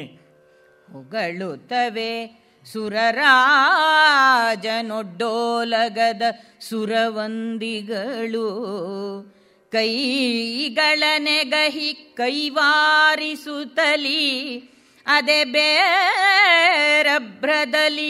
ಸುರರ ಹಗೆಗಳ ಹೈರಣ್ಯಪುರದರಸುಗಳ ಮಾಗಧೆಯರು ಸುರಾಸುರ ಜಗದ ವೀರನ ಬಿರುದ ಕಿವಿಗೊಟ್ಟು ಆಲಿಸು ಅದನು ಎಂದ. ಅವನ ಪರಾಕ್ರಮ ಎಷ್ಟು ಅಂತಂದರೆ ಜಗತ್ತಿನಲ್ಲಿ ಇನ್ಯಾರಿಗೂ ಆ ಸೌಭಾಗ್ಯ ಇಲ್ಲ. ರಾಮ ಒಂದು ಬಾರಿ ತಲೆ ಎತ್ತಿ ನೋಡು, ಒಂದು ಕಡೆಯಲ್ಲಿ ದೇವತೆಗಳು ನಿಂತಿದ್ದಾರೆ, ಅದಕ್ಕೆ ವಿರುದ್ಧವಾದ ದಿಕ್ಕಿನಲ್ಲಿ ರಾಕ್ಷಸರು ನಿಂತ್ಕೊಂಡಿದ್ದಾರೆ. ದೇವಲೋಕದ ಜನರು ಇದೇ ರಾವಣನನ್ನು ಹೊಗಳ್ತಾ ಇದ್ದಾರೆ, ಅಲ್ಲಿನ ಮಂದಿ ಮಾಗಧರು ಕೂಡ ರಾವಣನನ್ನು ಉಘೆ ಉಘೆ ಅಂತೇಳಿ ಕೊಂಡಾಡ್ತಾ ಇದ್ದಾರೆ. ಅದಕ್ಕೆ ಪ್ರತಿಯಾಗಿ ಇರ್ತಕ್ಕಂಥವರು ವಿರೋಧಿಗಳಾಗಿರ್ತಕ್ಕಂತಹ ರಾಕ್ಷಸರು ನಿಂತ್ಕೊಂಡಿದ್ದಾರೆ, ಅವರು ಇದೇ ರಾವಣನನ್ನು ಉಘೆ ಉಘೆ ಅಂತ ಇದ್ದಾರೆ. ಅವರಿಬ್ಬರಿಗೂ ವೈಷಮ್ಯ, ದೇವತೆಗಳಿಗೆ ರಾಕ್ಷಸರನ್ನು ಕಂಡ್ರಾಗದು, ರಾಕ್ಷಸರಿಗೆ ದೇವತೆಗಳನ್ನು ಕಂಡ್ರಾಗದು. ಆದರೆ ರಾವಣನ ಭಯದಿಂದ ಇಬ್ಬರೂ ಕೂಡ ರಾವಣ ಒಳ್ಳೆಯದಾಗಲಿ, ರಾವಣ ಗೆಲುವಾಗಲಿ ಅಂತೇಳಿ ಇಬ್ಬರೂ ಕೂಡ ಕೊಂಡಾಡ್ತಾ ಇದ್ದಾರೆ. ಒಂದು ಸರಿ ಮೇಲೆ ತಲೆ ನೋಡಿಬಿಡು ಇಬ್ಬರನ್ನು ಅಂತಂದ. ಆಮೇಲೆ ಜಗತ್ತಿನಲ್ಲಿ ನಮ್ಮ ಇವರು ದಾಸರು ಹೇಳ್ತಾರಲ್ಲ, ಈ ಪರಿಯ ಸೊಬಗು ಇನ್ನಾವ ದೇವರಲ್ಲಿ ಕಾಣೆ, ಗೋಪಿ ಜನಪ್ರಿಯ ಗೋಪಾಲಗಲ್ಲದೆಯಿಂದ. ಹಾಗೆ ರಾವಣನ ಪರಾಕ್ರಮವನ್ನು ನಮ್ಮ ಕವಿ ಹೇಳ್ತಾ ಇದ್ದಾನೆ. ಎಷ್ಟು ಎಂಥದ್ದು ರಾವಣ ಏನು ಅಂತ. ಆರಿಗೆ ಅಜನ ಪುರೋಹಿತತ್ವದ ಸೇರುವೆಯ ಪಡಿಯುಂಟು, ಜಗದೊಳಗಾರಿಗೆ ಈಶನ ಹರಕೆ ದಿನ ದಿನ ಉಂಟು. ರಾಯರಲಿ ಆರಿಗುಂಟು ಓಲಗವು, ತುಂಬುರ ನಾರದರು ನಿರ್ಜರರು ಸೇವಕರು ಆರಿಗೆ ಆವನ ಕಾಲದಲ್ಲಿ ನೀವು ಬಲ್ಲಿರೇ ಎಂದ. ಪದ್ಯ ತುಂಬ ವಿಸ್ತಾರವಾಗಿ ಕವಿ ಬರೆದಿಯಾನೆ. ಆದರೆ ಎಷ್ಟು ಒಳ್ಳೆ ಪದ್ಯಗಳನ್ನು ಬರೆದಿಯಾನೆ ಅಂದರೆ, ಪದ್ಯ ಓದದೆ ಬಿಟ್ಟರೆ ನಿಜಕ್ಕೂ ಕೂಡ ನಾವು ಕವಿಗೆ ನ್ಯಾಯ ಮಾಡಿದಾಗುತ್ತೆ. ತುಂಬ ಸೊಗಸಾದಂತಹ ಪದ್ಯಗಳು, ಭಾಳ ಚೆನ್ನಾಗಿದೆ. ಅರ್ಥ ಹೇಳ್ತಾ ಕೂತ್ಕೊಳ್ಳೋಣ ಅಂತಂದರೆ ಮತ್ತೆ ಅದೇ ಅರ್ಥವನ್ನೇ ಹೇಳ್ತಾ ಇದ್ದಾರೆ ಅಂತ ಅನಿಸುತ್ತೆ. ಪದಗಳು ನಮಗೆ ಸಿಗೋದಿಲ್ಲ, ಕವಿಗೆ ಸಿಕ್ಕಿದ ಹಾಗೆ. ಆದ್ದರಿಂದ ಮತ್ತೆ ಅದನ್ನೇ ಹೇಳ್ತಾ ಇದ್ದೀವಿ ಅಂತ ಅನಿಸುತ್ತೆ ಕೇಳೋರಿಗೆ. ಆದರೆ ಸುಂದರವಾದಂತಹ ಪದ್ಯಗಳು. ಕಡೆ ಪಕ್ಷ ಪದ್ಯವನ್ನಾದರೂ ಒಂದು ಸರಿ ಕಿವಿ ಮೇಲೆ ಹಾಡ್ಕೊಳ್ಳೋಣ, ಇರಲಿ, ಓದಲಿ, ಚೆನ್ನಾಗಿದೆ, ತುಂಬ ಸೊಗಸಾಗಿದ್ದಂತಹ ಪದ್ಯಗಳು. ಯಾರಿಗೆ ಬ್ರಹ್ಮ ಪುರೋಹಿತನಾಗಿದ್ದಾನೆ, ದೇವಲೋಕದ ಬ್ರಹ್ಮ ಸೃಷ್ಟಿಕರ್ತ, ಅವನೇ ಇವ್ರ ಮನೆ ಪುರೋಹಿತನಾಗಿಬಿಟ್ಟಿದ್ದಾನೆ. ಆರಿಗೆ ಅಜನ ಪುರೋಹಿತತ್ವದ ಸೇರು ಅಂತ ಹೇಳ್ತಾ ಇದ್ದಾರೆ. ಬ್ರಹ್ಮ ಪುರೋಹಿತ, ದೇವತೆಗಳ ಪ್ರಭುವಾಗಿರ್ತಕ್ಕಂತಹ, ಜಗತ್ತಿನ ಒಡೆಯನಾಗಿರ್ತಕ್ಕಂತಹ ಈಶ್ವರ, ಅವನು ದಿನದಲ್ಲಿ ಮತ್ತೆ ಮತ್ತೆ ಬಂದುಬಿಟ್ಟು ಆಶೀರ್ವಾದವನ್ನು ಮಾಡಿ ಹೋಗ್ತಾನೆ. ಬೃಹಸ್ಪತಿ ಆಚಾರ್ಯರು ಬಂದು ಬೆಳಿಗ್ಗೆ ರಾವಣ ಸ್ನಾನ ಮಾಡಿ ಬಂದ ತಕ್ಷಣ ದಿನಶುದ್ಧಿಯನ್ನು ಹೇಳಿಬಿಟ್ಟು, ಇವತ್ತು ಇಂಥ ವಾರ, ಇಂಥ ತಿಥಿ, ಇಂಥ ನಕ್ಷತ್ರ, ಇಂಥ ಯೋಗ, ಇಂಥ ಕಾರಣ ಅದೆಲ್ಲ ಹೇಳಿಬಿಟ್ಟು ಜಯವಾಗಲಿ ಅಂತ ಹೇಳಿಬಿಟ್ಟು ಹೋಗಬೇಕು. ಆಮೇಲೆ ಬೇರೆ ದೇವಲೋಕದ ಜನರೇ ಬರಬೇಕು ಎಲ್ಲದಕ್ಕೂ ಕೂಡ. ಅಂತಹ ಸೇವೆಯನ್ನು ಇಟ್ಕೊಂಡಿದ್ದಾನೆ ಇವನು, ಸಾಮಾನ್ಯದವನಲ್ಲ. ಆಮೇಲೆ ಏನಾದರೂ ಹೊಸ ವಿಚಾರವನ್ನು, ಸಂಗೀತವನ್ನು ಕೇಳಬೇಕು ಅಂತ ಅನಿಸಿದರೆ, ಕರಿಯಪ್ಪ ಆ ನಾರದ ತುಂಬ್ರು ಅದೇನೋ ಮಾಡ್ತಾರಂತಲ್ಲ, ಇಲ್ಲೇ ಬಂದು ಮಾಡಲಿ ಅಂತಾನೆ. ಆ ನರ್ತನ ನೋಡಬೇಕು ಅಂತ ಅನಿಸಿದೆ ಅಂತಂದರೆ, ರಾಕ್ಷಸ ಸ್ತ್ರೀಯರ ನರ್ತನ ನಮಗಿಷ್ಟ, ನಮ್ಮ ಲೋಕದವರಲ್ವಾ, ನಮ್ಮವರು, ನಮ್ಮ ಮಕ್ಕಳು ಮಾಡಲಿ ನರ್ತನ ಅಂತ. ಒಂದೊಂದು ದಿನ ಬೇಜಾರಾಯಿತು ಅಂತಂದರೆ, ಅದೇನೋ ದೇವಲೋಕದಲ್ಲಿ ತೆಳ್ಳಗೆ ಬೆಳ್ಳಗಿದಾರಂತೆ, ಕರ್ಸಪ್ಪ ಅವರು ಒಂದು ಸ್ವಲ್ಪ ನೋಡೋಣ ನಾವು ಅಂತಾನೆ. ಹಾಗೆ ಅವನಿಗೆ ವೈಭವ ಎಷ್ಟು ಅಂತಂದರೆ ಹೇಳಿದ್ದಾಗತ್ತೆ. ಎಲ್ಲವನ್ನೂ ಕೂಡ ಮಾಡಿಸ್ಕೊಳ್ತಕ್ಕಂತಹ ಶಕ್ತಿ ಇರ್ತಕ್ಕಂಥವನು, ಸಾಮಾನ್ಯದವನಲ್ಲ ಅವನು ಅಂತ ಹೇಳಿಬಿಟ್ಟು ಅವನನ್ನು ಹೊಗಳ್ತಾ ಇದ್ದಾರೆ. ಅವನಿಗೆ ಯಾರಿಗೆ ಶುರ ನರೋರಗಳಲ್ಲಿ ಎಲ್ಲರೂ ಕೂಡ ಸೇವಕರು, ಎಲ್ಲ ಮಹಾಶೂರರು ಕೂಡ ಇಲ್ಲಿ ಬಂದುಬಿಟ್ಟು ಮುಜರೆ ಒಪ್ಪಿಸ್ಬಿಟ್ಟು ನಮಸ್ಕಾರವನ್ನು ಮಾಡಿ ಹೋಗಿದ್ದಾರೆ. ಅಂತಹ ರಾವಣೇಶ್ವರನ ವೈಭವ ಜಗತ್ತಿನಲ್ಲಿ ಯಾರಿಗಿದೆ? ಮಾರಿ ಮುಳಿದುದ ಕಾಣೆ ಕಾಲನನಾರು ಬಲ್ಲರು, ವಿಧಿಯ ಲಿಪಿಯ ವಿಕಾರವು ಇವನಲ್ಲಿ ಹೊದ್ದದು, ಒಡಬಡದು ಅಶುಭದಾರೈಕೆ. ವಾರಿಜಾಸನ ವಿಷ್ಣು ರುದ್ರರ ವೀರನೆಂದಿವನೆಣಿಸ, ಮಿಕ್ಕಿನ ಭೂರಿ ಭುವನದ ಬಣಗು ಭಟರನು ಬಗೆವನಲ್ಲ ಇವನು ಎಂದ. ಸೊಗಸಾಗಿ ಓದ್ತಾ ಇದ್ದಾರೆ ಪದ್ಯ, ಕೇಳಿ ಎಷ್ಟು ಚೆನ್ನಾಗಿದೆ. ಬಹಳ ಸರಳವಾಗಿ ಅರ್ಥವನ್ನು ಹೇಳ್ಕೊಂಡು ಹೋಗ್ಬೋದು. ಮಾರಿ ಮುನಿದುದ ಕಾಣೆ, ಜಗತ್ತಿನಲ್ಲಿ ಇವನಿಗೆ ಆಪತ್ತು ಬಂತು ಅಂತ ಗೊತ್ತಿಲ್ಲ. ಯಾವ ಆಪತ್ತು ಬರುತ್ತೆ? ಎಲ್ಲ ಆಪತ್ತು ಬರಬೇಕಾದ್ರೆ ಯಾವುದೋ ಒಂದು ದುಷ್ಟ ಶಕ್ತಿಯಿಂದ ಬರಬೇಕು. ಅವನೇ ಸರ್ವಶಕ್ತನಾದ ಮೇಲೆ ಇವನಿಗಿಂತ ಮೀರಿದ ಯಾವ ಶಕ್ತಿಯೂ ಇಲ್ಲ. ಆದ್ದರಿಂದ ಇವನಿಗೆ ಯಾವತ್ತೂ ಕೂಡ ಯಾವ ಆಪತ್ತು ಕೂಡ ಬಂದಿಲ್ಲ. ಕಾಲ ಅದು ಯಾವತ್ತು ಬರದಿಯಾನೋ ಗೊತ್ತಿಲ್ಲ. ಅದೊಂದು ವಿಚಾರ ಮಾತ್ರ ಗೊತ್ತಿಲ್ಲ. ಯಾಕೆಂದರೆ ಹುಟ್ಟಿದವರೆಲ್ಲರೂ ಕೂಡ ಒಂದಿನ ಸಾಯಲೇಬೇಕು. ಅದು ಯಾವತ್ತು ಬರುತ್ತೋ ಗೊತ್ತಿಲ್ಲ ನಮಗೆ ಅದೇನು ಅನ್ನೋದು. ಆದರೆ ಅಶುಭ ಅನ್ನೋದು ಇವನಿಗೆ ಯಾವತ್ತೂ ಕೂಡ ನಡೆದೇ ಇಲ್ಲ. ಇನ್ನು ಬ್ರಹ್ಮ, ವಿಷ್ಣು, ರುದ್ರ ಇವರನ್ನೆಲ್ಲ ಲೆಕ್ಕಕ್ಕಿಟ್ಟಿಲ್ಲ ಇವನು. ಅವರನ್ನೆಲ್ಲ ಶೂರರು, ವೀರರು, ಧೀರರು ಅಂತ ಪ್ರಪಂಚ ಕೊಂಡಾಡುತ್ತಲ್ಲ. ನಮ್ಮ ರಾವಣೇಶ್ವರ ಅವ್ರನ್ನೆಲ್ಲ, ನಮ್ಮ ಅಣ್ಣ ಅವ್ರನ್ನ ಯಾರನ್ನೂ ಕೂಡ ಲೆಕ್ಕಕ್ಕೆ ಇಟ್ಟಿಲ್ಲ. ಅವರೆಲ್ಲರೂ ಕೂಡ ಬಣಗುಗಳು, ಸಾಮಾನ್ಯರು, ದಸ್ಯುಗಳು ಅಂತ ಭಾವಿಸ್ತಾನೆ. ಅಂತಹ ಮಹಾನುಭಾವ ನಮ್ಮಣ್ಣ. ಮರಳಿ ಮಾತೇನು ಅರಸ ದಶಕಂಧರನ ವಿಜಯಶ್ರೀಗೆ ನಿಜ ಮಂದಿರವಲ ಬ್ರಹ್ಮಾಂಡ ಕರಬೋನಗಳ ಭುವನ ಧರಣಿ ಮಂಚ ವಿತಾನವು ಅಂಬರ ತರಣಿ ದೀಪ್ತಿ ಸುಧಾಂಶು ದರ್ಪಣ ಸುರಸತಿಯರು ಆಳಿಯರು ಸುರರು ಅನುಚರರಲೆ ಎಂದ. ಇಷ್ಟೊತ್ತು ರಾವಣನಿಗೆ ಅಂತ ಹೇಳಿದ್ದ ಕವಿ. ಈಗ ಸ್ವಲ್ಪ ಅದನ್ನೇ ಬದಲಾಯಿಸಿರ್ತೀಯಾನೆ. ರಾವಣನ ವಿಜಯಲಕ್ಷ್ಮಿಗೆ ಇವೆಲ್ಲ ಇದೆ ಅಂತ. ರಾವಣನ ವಿಜಯಲಕ್ಷ್ಮಿಗಿದೆ ಅಂತಂದ್ರು ರಾವಣನಿಗಿದೆ ಅಂತಲೇ ಹೇಳಿದ ಅರ್ಥ, ಬೇರೆ ಏನೂ ಅಲ್ಲ. ರಾವಣನ ವಿಜಯಲಕ್ಷ್ಮಿಗೆ ಇವೆಲ್ಲವೂ ಕೂಡ ಇದೆ ಅಂತ ಹೇಳಿಬಿಟ್ಟು ಕೊಂಡಾಡ್ತಾ ಇದ್ದಾನೆ. ಅವನು ಇಡೀ ಬ್ರಹ್ಮಾಂಡವೇ ಅವನ ಮಂದಿರ, ರಾವಣನ ಮನೆ. ಇಲ್ಲಿ ಇನ್ನೊಂದು ಜಾಗ ಅಂತ ಅವನಿಗೆ ಯಾವುದೂ ಕೂಡ ಇಲ್ಲ. ಜಗತ್ತಿನ ಎಲ್ಲವೂ ಕೂಡ ಅವನಿಗೆ ಸೇರಿಸಿರ್ತಕ್ಕಂಥದ್ದು. ಧರಣಿ ಇಡೀ ಮಂಚ ಅವನಿಗೆ. ಆಕಾಶದಲ್ಲಿರ್ತಕ್ಕಂಥ ಸೂರ್ಯಚಂದ್ರರು ಅವನ ಬೆಡ್ ಲ್ಯಾಂಪ್ಗಳು ಅಂತ. ಅವನ ಇದರಲ್ಲಿ ಸಜ್ಜೆಯ ಮನೆಯಲ್ಲಿ ಹಾಕಿರ್ತಕ್ಕಂತಹ ಒಂದು ಇದಂತೆ, ಅಂದರೆ ಅವರನ್ನು ಬೇಕಾದಾಗ ಅಲ್ಲಿ ತಗೊಂಡು ಹೋಗಿ ಇಟ್ಕೊಳ್ತಾನೆ ಅಂತ ರಾವಣ. ಅವನ ಶಕ್ತಿ ಎಷ್ಟು ಅಂದರೆ, ರಾವಣನ ಶಕ್ತಿ ಅವನಿಗೆ ಸ್ವಲ್ಪ ಜಾಸ್ತಿ ಬೆಳಕು ಬೇಕು ಅಂತ ಅನಿಸಿದರೆ ಮನೇಲಿ, ಆ ಸೂರ್ಯನ ಕರಿಯೋ ಇಲ್ಲಿ ಸ್ವಲ್ಪ ಜಾಸ್ತಿ ಇಲ್ಲಿ ಬಿಡೋಕೆ ಹೇಳೋ ಅಂತಾನೆ ಅವನು. ಆ ಸೂರ್ಯ ಬಂದು ನಿಂತ್ಕೋಬೇಕು ಇಲ್ಲಿ, ಜಾಸ್ತಿ ಬೆಳಕು ಬಿಡ್ತಾ ಬ್ಯಾಟ್ರಿ ಹಾಕ್ಕೊಂಡು. ಅವನು ಮುಳುಗಿರ್ತಾನೆ ಸೂರ್ಯ ಜಗತ್ತಿಗೆಲ್ಲ. ಆದ್ರೆ ರಾವಣನ ಮನೆಗೆ ಅವ್ನು ಕರೆದಾಗ ಬರಬೇಕು, ಬಂದು ಹಾಕಬೇಕು. ಆಮೇಲೆ ಚಂದ್ರನಿಗೆ ಹೇಳ್ತಾನೆ, ಏನು ಇವತ್ತು ಅರ್ಧಂಬರ್ಧವಾಗಿದೆಯಲ್ಲ, ಇಲ್ಲ ಪೂರ್ತಿ ಬರ್ಬೇಕು ನೀನು ಇಲ್ಲಿ, ನಮ್ಗೆ ಹುಣ್ಣಿಮೆ ಬೇಕು ಇವತ್ತು, ನಮ್ಮ ಹುಡುಗ ಇವತ್ತು ಇದು ಒಳ್ಳೆ ವಿಜಯದಲ್ಲಿ ಗೆದ್ದು ಬಂದಿದ್ದಾನೆ ಇಂದ್ರಜಿತು, ಅವನಿಗೊಂದು ಇದನ್ನು ಕೊಡ್ತಾ ಇದ್ದೀವಿ ನಾವು, ಇಲ್ಲಿ ಸಮಾರಂಭ ಇದೆ, ಜೋರಾಗಿ ಹಾಕೋ ಬೆಳಕನ್ನು ಅಂತಂದರೆ ಚಂದ್ರ ಅಲ್ಲಿ ಬಂದುಬಿಟ್ಟು ಬೆಳಕು ಬಿಡ್ದಾಗ ಕೂತ್ಕೋಬೇಕು. ಹಾಗೆ ಮಾಡ್ತಾ ಇದ್ದ ಅಂತ. ರಾವಣನ ಪೌರುಷವನ್ನು ಬೇರೆ ಕಡೆಗಳೆಲ್ಲ ಬಹಳ ಚೆನ್ನಾಗಿ ಸರ್. ಇದು ಕವಿನೂ ಚೆನ್ನಾಗಿ ಬರೆದಿದ್ದಾನೆ. ರಾವಣನ ಶಕ್ತಿ ಎಷ್ಟಿತ್ತು ಅಂತ. ಮಂಡೋದರಿ ಗರ್ಭಿಣಿಯಾಗಿದ್ದಾಳೆ. ಜನನ ಕಾಲ ಹತ್ತಿರ ಬರ್ತಾ ಇದೆ. ಬೃಹಸ್ಪತಿ ಆಚಾರ್ಯರನ್ನು ಕರೆದ ರಾವಣ, ನಮ್ಮ ಮನೆಯವರಿಗೆ ಈಗ ಮಗು ಹುಟ್ಟುತ್ತಲ್ಲ, ಎಂಥ ಮಗು ಹುಟ್ಟುತ್ತೆ ಈಗ ಅಂತ. ಬ್ರಹ್ಮ ಹೇಳೋಕ್ಕೆ ಶುರು ಮಾಡಬೇಕು. ಒಂದು ನಿಮಿಷ ಇರು, ನೀನು ಹಾಗೆ ಹೇಳಬೇಡ, ಒಂದು ಒಳ್ಳೆ ಜಾತಕ ಬರೀ. ಜಗತ್ತಿನಲ್ಲಿ ಇಂದ್ರನನ್ನು ಗೆಲ್ತಕ್ಕಂತಹ ಒಬ್ಬ ದಿವ್ಯ ಕುಮಾರ ಹುಟ್ಟಬೇಕಾದ್ರೆ ಏನಿರಬೇಕೋ ಆ ಜಾತಕ ಬರೀ ಅಂದ. ಜಾತಕವನ್ನು ಬರೆಸ್ದ. ಈಗ ಈ ಜಾತಕದಲ್ಲಿ ಇರ್ತಕ್ಕಂತಹ ಲಗ್ನದಲ್ಲಿ ಹುಟ್ಟಿದ ಮಗು ಇಂದ್ರನ ಗೆಲ್ತಾಂತಾನೆ, ಜಗತ್ತಿನಲ್ಲಿ ಅದ್ವಿತೀಯನಾಗಿ ಬಾಳ್ತಾಂತಾನೆ ಅಂದ. ಹೌದು ಅಂದ. ಹಾಗಾದ್ರೆ ನೀನು ಹೋಗು. ಈಗ ಈ ಜಾತಕದಲ್ಲಿ ಏನೇನು ಗ್ರಹಗಳಿದೆಯೋ 9 ಗ್ರಹ ಇದೆ. ಸೂರ್ಯ, ಚಂದ್ರ, ಮಂಗಳ, ಬುಧ, ಗುರು, ಶುಕ್ರ, ಶನಿ, ರಾಹು, ಕೇತು. ಅವ್ರನ್ನೆಲ್ಲ ಕರೀರಿ ಇಲ್ಲಿ. ಬರೋ ಇಲ್ಲಿ, ಇಲ್ಲಿದ್ದಾನಲ್ಲ ಇವನು. ಯಾವ ಮನೆನೋ ಇದು? ಮೇಷ. ಬಂದು ಕೂತ್ಕೊಳ್ಳೋ ನೀನು. ನಿನಗೆ ಯಾವ ಮನೆ ಒಳ್ಳೇದೋ? ನನಗೆ ಇದು ನಂದು ತುಲಾರಾಶಿಗೆ ಒಳ್ಳೆಯವನು ನಾನು. ಹಾಗಾದರೆ ಆ ತುಲಾದಲ್ಲಿ ಹೋಗಿ ಕೂತ್ಕೊಳ್ಳೋ ನೀನು. ಹೀಗೆ ಒಬ್ಬೊಬ್ಬ ಗ್ರಹವನ್ನು ಕೂಡ ಅವರವರನ್ನು ಅವರವ್ರ ಜಾಗದಲ್ಲಿ ಹೋಗಿ ಕೂರಿಸ್ದ. ಆಮೇಲೆ ಅಲ್ಲೇ ಕೂತಿರಬೇಕು, ಅಳ್ಳಾಡಬೇಡಿ. ನಮ್ಮ ಮನೆಯವರಿಗೆ ಈಗ ಮಗು ಹುಟ್ಟುತ್ತೆ, ಮಗು ಹುಟ್ಟಿದ ಮೇಲೆ ಮುಂದಕ್ಕೆ ಹೋಗ್ಬೋದು ನೀವು, ಅಲ್ಲಿವರೆಗೂ ಅಲ್ಲೇ ಇರಬೇಕು ಅಂಥೇಳಿ. ಆಮೇಲೆ ಅವರು ಅಲ್ಲಿ ಹೆರಿಗೆ ಆಯಿತು ಅಂತಂದ ಮೇಲೆ ಆಯ್ತಪ್ಪ ನೀವೆಲ್ಲ ಹೋಗ್ಬೋದು ಅಂತ. ಈ ಮಕ್ಕಳಾಟದಲ್ಲಿ ಮಾಡ್ತಾರಲ್ಲ, ಏನಂತಾರೆ ಅದನ್ನು, ಹಾಗೆ ನಿಂತಿರಬೇಕು ಅಂತ. ಹಾಗೆ ನಿಂತಿರಬೇಕು ಅಂದ ರಾವಣ. ಕೇಳಲೇಬೇಕು ಮಾತು.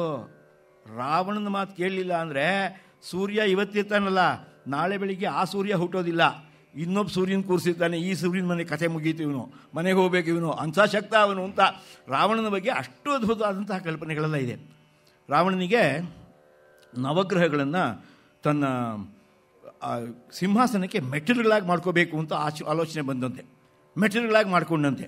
ಹಾಗೆ ಮಾಡ್ಕೊಳ್ಳೋ ಕಾಲದಲ್ಲಿ ಅವನಿಗೆ ಅನ್ನಿಸ್ತು, ಇದೇನೋ ಈ ಶನಿ ದೃಷ್ಟಿ ಅದೇನೋ ಕೆಟ್ಟದು ಅಂತಾರಪ್ಪ, ಅದನ್ನು ಬೋರ್ಲ್ ಹಾಕಿಬಿಡಿ, ಅದನ್ನು ಆ ದೃಷ್ಟಿ ಬರೋದು ಬೇಡ, ಅಡಿಗಿರಲಿ, ಅದು ಆ ದೃಷ್ಟಿ ಮಾತ್ರ ಬರೋದು ಬೇಡ ಅಂತ ಅಡಿಗೆ ಹಾಕಿ ಮಲಗಿಸ್ಬಿಟ್ನಂತೆ. ಉಳಿದವರೆಲ್ಲ ಮೇಲೆ, ಎಲ್ಲರ ಎದೆ ಮೇಲೆ ಕಾಲಿಟ್ಕೊಂಡು ಹೋಗ್ತಾನೆ, ಶನಿಯ ಬೆನ್ನ ಮೇಲೆ ಕಾಲಿಟ್ಕೊಂಡು ಹೋಗ್ತಾನೆ ರಾವಣ. ಸಿಂಹಾಸನ ಹತ್ಕೋತಾನೆ ದಿವಸನೂ. ಒಂದಿನ ನಾರದರು ಬಂದವರು ನೋಡಿದರು ಎಲ್ಲವನ್ನೂ ಕೂಡ. ಏನು ಶನಿ ಹೀಗೀಗೆ ಮಲಗಿಬಿಟ್ಟಿದ್ದಾನೆ ಅಂತ. ಶನಿ ಏನು ಮಾಡಲಿ, ಅವ್ರು ಹಾಗೆ ಹೇಳಿದ್ದಾರೆ, ಹಾಗೆ ಇರ್ತೀನಿ ನಾನು ಅಂತ ಹೇಳ್ತಾನೆ, ಏನೂ ಮಾಡೋಕ್ಕಾಗೋದಿಲ್ಲ. ಆಗ ರಾವಣನ ಹತ್ರ ಕೇಳಿದರು, ಏನಪ್ಪ ರಾವಣ, ಎಲ್ಲರ ಎದೆ ಮೇಲೆ ಕಾಲಿಟ್ಕೊಂಡು ಹೋಗ್ತೀಯಾ, ಆದರೆ ಆ ಶನಿಗೆ ಬೆನ್ನ ಮೇಲೆ ಕಾಲಿಡ್ತೀಯಲ್ಲ ಅಂತ. ಅದೇದೇನೋ ಕೆಟ್ಟದು ಗಿಟ್ಟದು ಅಂತಾರಲ್ಲಪ್ಪ, ಯಾಕೆ ಬೇಕೋ ಆ ವಕ್ರದೃಷ್ಟಿಯ ಒಂದು ಅಂತಂದಾಗ, ನೀನು ಹೆದರ್ತೀಯ, ಲೋಕೈಕ ವೀರ ನೀನು ಕಣಯ್ಯ, ನೀನು ಹೆದರೋದುಂಟ ಎಲ್ಲಾದರೂ.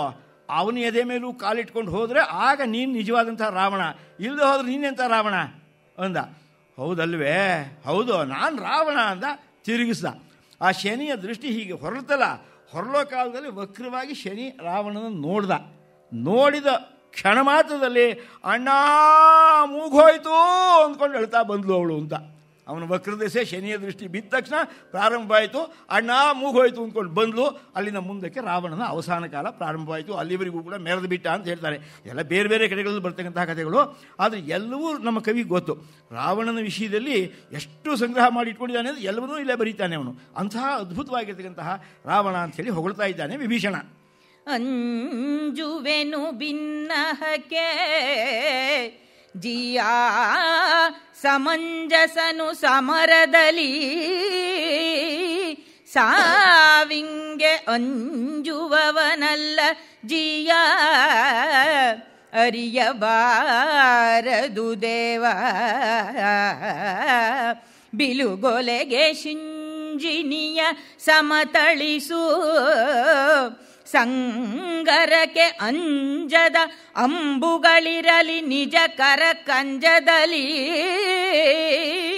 ಕಡುಹಿರಲಿ ಕಾಯದಲ್ಲಿ ದೇವಾ ಕಾಯದಲ್ಲಿ ಕಡುಹಿರಲಿ ಎಂದನು ಅಸುರೇಂದ್ರ.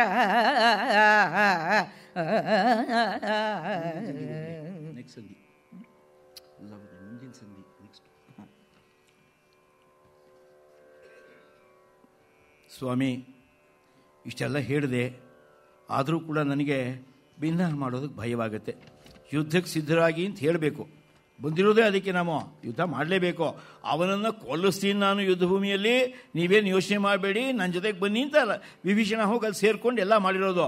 ಇಷ್ಟೆಲ್ಲ ಹೇಳಿದ ಮೇಲೆ ಅನ್ನಿಸ್ತು ಅವನಿಗೆ, ಅಯ್ಯೋ ತುಂಬ ಹೆಚ್ಚು ಹೇಳಿಬಿಟ್ಟಿದ್ದೀನಿ ನಾನು, ಈಗ ರಾಮನಿಗೆ ಭಯವಾದ್ರೆ ಏನು ಮಾಡೋದು ಅಂತ. ಇಷ್ಟೆಲ್ಲ ಆದಮೇಲೆ ರಾಮ ಹೆದರಿಬಿಟ್ರೆ ಏನು ಮಾಡೋದು ಅಂತ. ಅದಕ್ಕೆ ಸ್ವಾಮಿ ಹೇಳೋದಕ್ಕೆ ಭಯವಾಗುತ್ತೆ. ಆದರೆ ಯುದ್ಧದಲ್ಲಿ ಅವನು ಯಾವತ್ತೂ ಯಾರಿಗೂ ಸೋತಿಲ್ಲ, ಭಯ ಅನ್ನೋದಿಲ್ಲ, ಮರಣ ಭಯ ಅನ್ನೋದು ಇಲ್ಲವೇ ಇಲ್ಲ ಅಂತ. ಮರಣ ಭಯ ಅನ್ನೋದು ಎಲ್ಲಕ್ಕಿಂತ ದೊಡ್ಡದಾದಂಥ ಭಯ. ಅದಿದ್ದರೆ ಪ್ರಪಂಚದಲ್ಲಿ ಮನುಷ್ಯ ಮೆತ್ತಗಾಗೇ ಆಗ್ತಾನೆ ಒಂದಲ್ಲ ಒಂದಿನ. ಆದರೆ ಅದು ಇಲ್ವಲ್ಲ ಇವನಿಗೆ, ಹಾಗಾಗಿ ಇವನು ಯಾವತ್ತೂ ಯಾರಿಗೂ ಮೆತ್ತಗಾಗೋವನು ಅಲ್ವೇ ಅಲ್ಲ.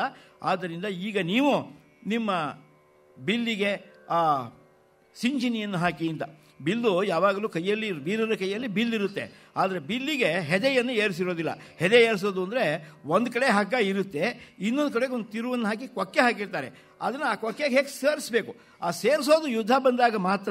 ನಾವು ಪಿಸ್ತೂಲ್ನಲ್ಲಿ ಬಾರ್ ಮಾಡಿ ಇಟ್ಕೊಳ್ಳೋದು ಅಂತಾರಲ್ಲ, ಹಾಗೆ ಅವ್ರು ಏನು ಮಾಡ್ತಾರೆ ಅಂತಂದರೆ ಯುದ್ಧಕ್ಕೆ ಸಿದ್ಧವಾದಾಗ ಆ ಸಿಂಚಿನಿಯನ್ನು ಹಾಕ್ಕೋತಾ ಇದ್ರು. ಅದನ್ನು ಸಿದ್ಧ ಮಾಡ್ಕೊಳ್ಳಿ, ಈಗ ಯುದ್ಧ ಪ್ರಾಪ್ತವಾಗಿದೆ, ನಾವು ಯುದ್ಧವನ್ನು ಮಾಡಲೇಬೇಕು, ಏನು ಯೋಚನೆ ಇಲ್ಲ, ಮಾಡೋಣ ಯುದ್ಧವನ್ನು ಅಂತ ಹೇಳಿಬಿಟ್ಟು ಹೇಳ್ತಾ ಇದ್ದಾನೆ. ಹಾಗೆ ಹೇಳೋಣ ಆಯಿತು ಅಂಥೇಳಿ ರಾಮ ಸಿದ್ಧನಾದ. ಆದರೆ ಪಕ್ಕದಲ್ಲಿರ್ತಕ್ಕಂತಹ ಲಕ್ಷ್ಮಣನಿಗೆ, ಆಮೇಲೆ ಜಾಂಬವಂತನಿಗೆ, ಸುಗ್ರೀವನಿಗೆ ಎಲ್ಲರಿಗೂ ಕೂಡ ಬೇಜಾರಾಗ್ಬಿಡ್ತು. ಏನು ಈ ಪಾರ್ಟಿ ಹೊಗಳದ, ಅವನು ಕೂತ್ಕೊಂಡು ಇರಬಹುದು, ಶಕ್ತ ಇರಬಹುದು, ಆದರೆ ಯುದ್ಧ ಭೂಮಿಯಲ್ಲಿ ಈಗ ಎಲ್ಲರ ಮುಂದೆ ಅಷ್ಟು ಜೋರಾಗಿ ಅವನನ್ನು ಹೊಗಳಿಬಿಟ್ರೆ ನಮ್ಮ ಸೈನಿಕರಿಗೆಲ್ಲ ಭಯ ಆಗುತ್ತೆ. ಯಾರು ಯುದ್ಧ ಮಾಡ್ತಾರೆ ಇಷ್ಟೆಲ್ಲ ಮಾಡಿದರೆ ಅಂತ ಲಕ್ಷ್ಮಣನಿಗೆ ಸಿಟ್ಟು ಬಂತು. ಅವನ ಮುಖ ತಿರುಗಿಸ್ಕೊಂಡು ಹೋದ. ಆಮೇಲೆ ಅವರು ಕೂಡ ಅಂದರು, ಇಷ್ಟೆಲ್ಲ ಹೊಗಳಬಾರ್ದಾಗಿತ್ತು, ಇಷ್ಟೆಲ್ಲ ಶತ್ರುವಿನ ಗುಣಗಾನವನ್ನು ಮಾಡಬಾರ್ದು, ನೀವು ಹಾಗೇನೋ ಮಾಡೋದಾದರೆ ಅವ್ನು ನಿಮ್ಮನ್ನಲ್ಲೇ ಇರ್ಬೋದಾಗಿತ್ತು, ನಿಮ್ಮ ಅಣ್ಣನ ಜೊತೆನೇ ಇರ್ಬೋದಾಗಿತ್ತು, ಇಲ್ಲಿಗೆ ಬಂದುಬಿಟ್ಟು ಅವನನ್ನು ಹೊಗಳೋದಕ್ಕೆ ಅಂತ ಬೇಜಾರು ಮಾಡಿಕೊಂಡ್ರು. ಆಗ ರಾಮ ಅಂದ, ಏನೂ ಯೋಚನೆ ಇಲ್ಲ, ಅವನು ಹೇಳೋದೆಲ್ಲ ಹೇಳಿದೆ, ಅವನು ಹೇಳೋದೆಲ್ಲ ಸರಿಯಾಗಿದೆ ಹೇಳಿರೋದು. ಅವನು ಅದನ್ನೆಲ್ಲ ಕಂಡಿದ್ದಾನೆ, ಹೇಳಿದ್ದಾನೆ. ಯಾವತ್ತೂ ಕೂಡ ಶತ್ರು ನಮಗಿಂತ ಬಲಾಢ್ಯ ಅಂತ ಗೊತ್ತಾದಾಗ ಆ ಎಚ್ಚರಿಕೆಯಲ್ಲಿ ನಾವು ಯುದ್ಧ ಮಾಡೋಕ್ಕೆ ಹೋಗ್ತೀವಿ. ಇಲ್ಲದೆ ಹೋದರೆ ಅವನು ಏನು ಮಹಾ ಅಂತ ಅಂದ್ಕೊಂಡು ಹೋದರೆ ನಾವೇ ಎಳವಿ ಬೀಳ್ತೀವಿ. ಆದ್ದರಿಂದ ಶತ್ರುವಿನ ವೈಭವವನ್ನು ಅವನು ಹೊಗಳಿರೋದು, ಅವನ ವೈಭವೀಕರಿಸಿ ಹೇಳಿರೋದು, ಹೆಚ್ಚಾಗಿ ಹೇಳಿರೋದು ಯುಕ್ತವಾಗಿದೆ. ವಿಭೀಷಣ ನಮ್ಮವನು, ಅವನು ನಮ್ಮ ಪಕ್ಷದಲ್ಲಿರ್ತಕ್ಕಂಥವನು, ನಮ್ಮ ಒಳಿತಿಗಾಗಿಯೇ ಎಲ್ಲವನ್ನು ಹೇಳಿದ್ದಾನೆ, ಏನು ಯೋಚನೆ ಮಾಡಬೇಡಿ ಅಂತ ಹೇಳಿ ರಾಮ ಸಮಾಧಾನ ಮಾಡಿದ್ದಾನೆ. ಯುದ್ಧ ಪ್ರಾರಂಭವಾಗುತ್ತೆ. ಲವನೆ ಕೇಳು ಲವನೇ ಕೇಳು ಅಸುರೇಂದ್ರ ಸೇನಾರ್ಣವದ ಮುಂಗುಡಿದಾಣದಲ್ಲಿ ರಾಘವನ ಕಾಣುತ್ತ ಜರಿದು ಮೂದಲಿಸಿದವು ಕಹಳೆಗಳು. ಬವರ ಬೇಡ ಅರಿರಾಯ ರಣಭೈರವನೊಳು ಆಹವ ಬೇಡ. ರಿಪುರಣ ಯುವತಿಯ ಅಭಿನವರತಿ ವಿಲಾಸನೊಳು ಬವರ ಬೇಡ ಬೇಡ ಎಂದು ಬಿರುಬಿನಲಿ ಕಹಳೆಗಳು ಮೂದಲಿಸಿದವು.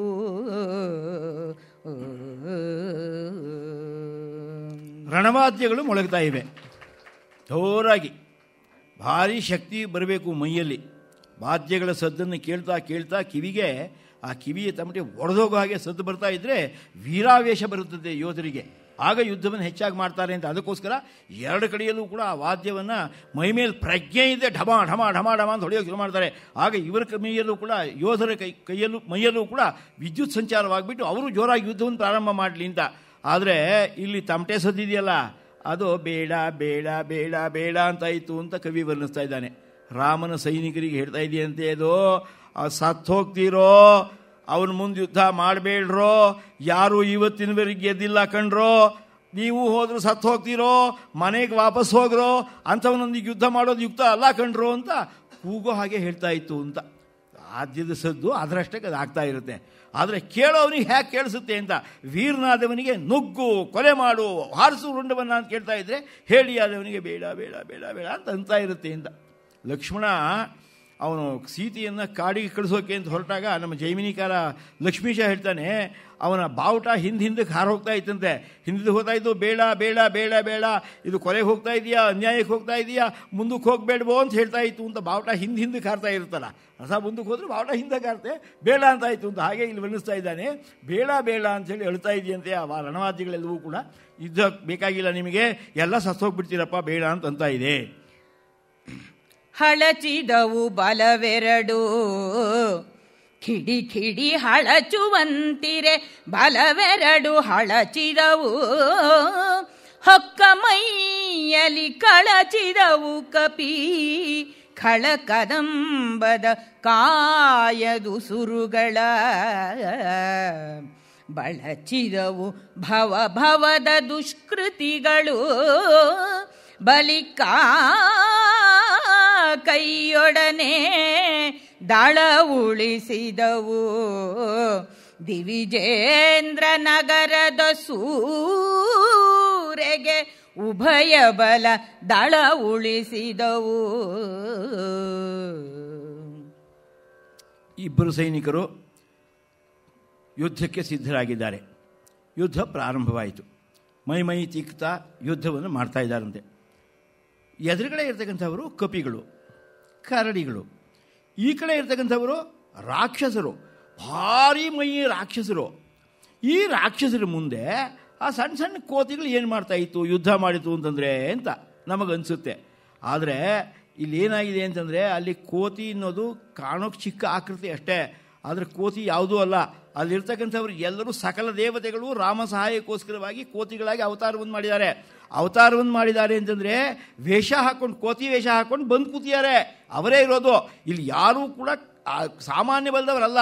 ಕೋತಿಗಳು ಯಾವುದನ್ನು ಕೂಡ ಸಾಮಾನ್ಯ ಕೋತಿಗಳು ಅಂತ ಅನ್ನೋ ಹಾಗಿಲ್ಲ. ಯಾವುದು ಸಾಮಾನ್ಯ ಕೋತಿಗಳಲ್ಲ ಅಲ್ಲಿರ್ತಕ್ಕಂಥದ್ದು. ನಮಗೆ ಹೇಳೋದಕ್ಕೆ ಕೋತಿಗಳು ಅಂತ ಹೇಳ್ತಾ ಇದ್ದಾರೆ. ಆದರೆ ಅವರೆಲ್ಲರೂ ಕೂಡ ದೇವಲೋಕದಿಂದಲೇ ಬಂದಿರತಕ್ಕಂಥವರು. ರಾಮನ ಸಹಾಯಕ್ಕಾಗಿಯೇ ರಾಮ ಹುಟ್ಟುವುದಕ್ಕೆ ಎಷ್ಟೋ ಕಾಲ ಮೊದಲೇನೆ ಬಂದುಬಿಟ್ಟು ಕಿಷ್ಕಿಂಧೆಯಲ್ಲಿ ಆ ಸುತ್ತಮುತ್ತ ಎಲ್ಲ ಕಡೆಯಲ್ಲೂ ಕೂಡ ನೆಲೆಸಿಬಿಟ್ಟು ಒಂದು ಹದವನ್ನು ಮಾಡ್ಕೊಂಡು ಕಾಯ್ತಾ ಇದ್ದಾರೆ ಯುದ್ಧಕ್ಕೋಸ್ಕರವಾಗಿ. ಇವತ್ತು ಯುದ್ಧ ಬಂದಿದೆ, ಯುದ್ಧ ಮಾಡ್ತಾ ಇದ್ದಾರೆ. ಅವರಿಗೆ ಯಾವ ಭಯವೂ ಇಲ್ಲ. ರಾಮ ಸಹಾಯಕ್ಕಿದ್ದಾನೆ, ನಾವು ಧರ್ಮ ಪಕ್ಷಪಾತದಿಂದ ಯುದ್ಧವನ್ನು ಮಾಡ್ತಾ ಇದ್ದೇವೆ, ನಮಗೆ ಯಾವ ಭಯವೂ ಇಲ್ಲ ಅಂತ ಹೇಳಿಬಿಟ್ಟು ಅವರೆಲ್ಲರೂ ಕೂಡ ಧೀರರಾಗಿಯೇ ಯುದ್ಧವನ್ನು ಮಾಡ್ತಾ ಇದ್ದಾರೆ. ಮೈಗೆ ಮೈಗೆ ತಿಕ್ಕಾಡ್ತಾ ಇದ್ದಾರಂತೆ. ಉಭಯವಲ್ಲದ ವೀರರು ಕೂಡ ಸ್ವರ್ಗಕ್ಕೆ ನಾನು ಮೊದಲು ಹೋಗಬೇಕು, ನಾನು ಮೊದಲು ಹೋಗಬೇಕು ಅನ್ನೋ ಹಾಗೇನೆ ತಿಕ್ಕಿ ಕಾದಾಡ್ತಾ ಇದ್ದಾರೆ ಯುದ್ಧದಲ್ಲಿ ಅಂತ ಯುದ್ಧದ ವರ್ಣನೆ ಪ್ರಾರಂಭವಾಯಿತು.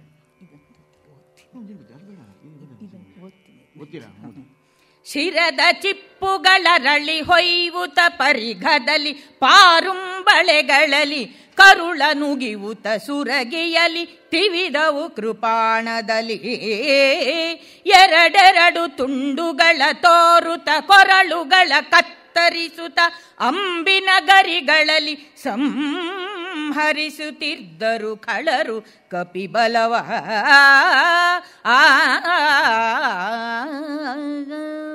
ಬೇರೆ ಬೇರೆಯ ಆಯುಧಗಳಲ್ಲಿ ನಿಷ್ಣಾತರಾಗಿರ್ತಕ್ಕಂತಹ ಮಹಾವೀರರು, ಒಬ್ಬೊಬ್ಬರದ್ದು ಒಂದೊಂದು ಆಯುಧ, ಅದರಲ್ಲಿ ಅವರಿಗೆ ಒಂದು ಅತಿಶಯವಾಗಿರ್ತಕ್ಕಂತಹ ಶಕ್ತಿ, ಅದನ್ನು ಇಟ್ಕೊಂಡು ಯುದ್ಧವನ್ನು ಮಾಡ್ತಾ ಇದ್ದಾರೆ.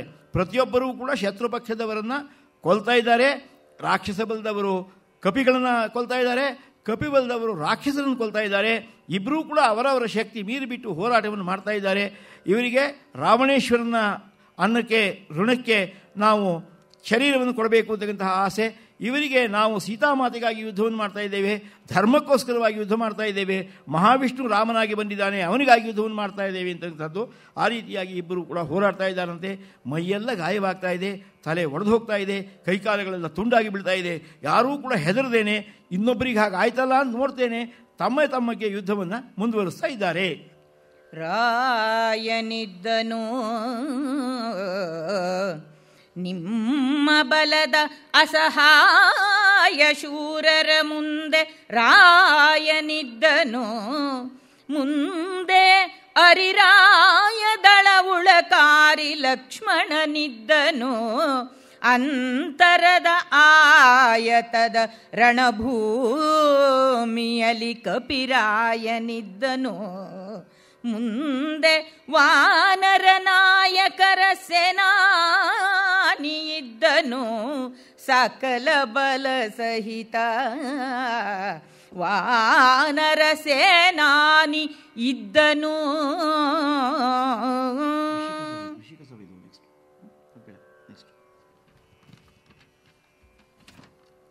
ಈ ಕಡೆ ಅವರೆಲ್ಲ ಬಂದದ್ದನ್ನು ವಿಸ್ತಾರವಾಗಿ ವರ್ಣಿಸಿದ್ದಾರೆ ಹಿಂದೆ ಯಾರ್ಯಾರಿದ್ದಾರೆ ಅಂತ. ಈಗ ರಾಮನ ಪಕ್ಷದಲ್ಲಿ ಯಾರಿದ್ರು ಅಂತ ಹೇಳಿಬಿಟ್ಟು ಹೇಳ್ತಾ ಇದ್ದಾನೆ.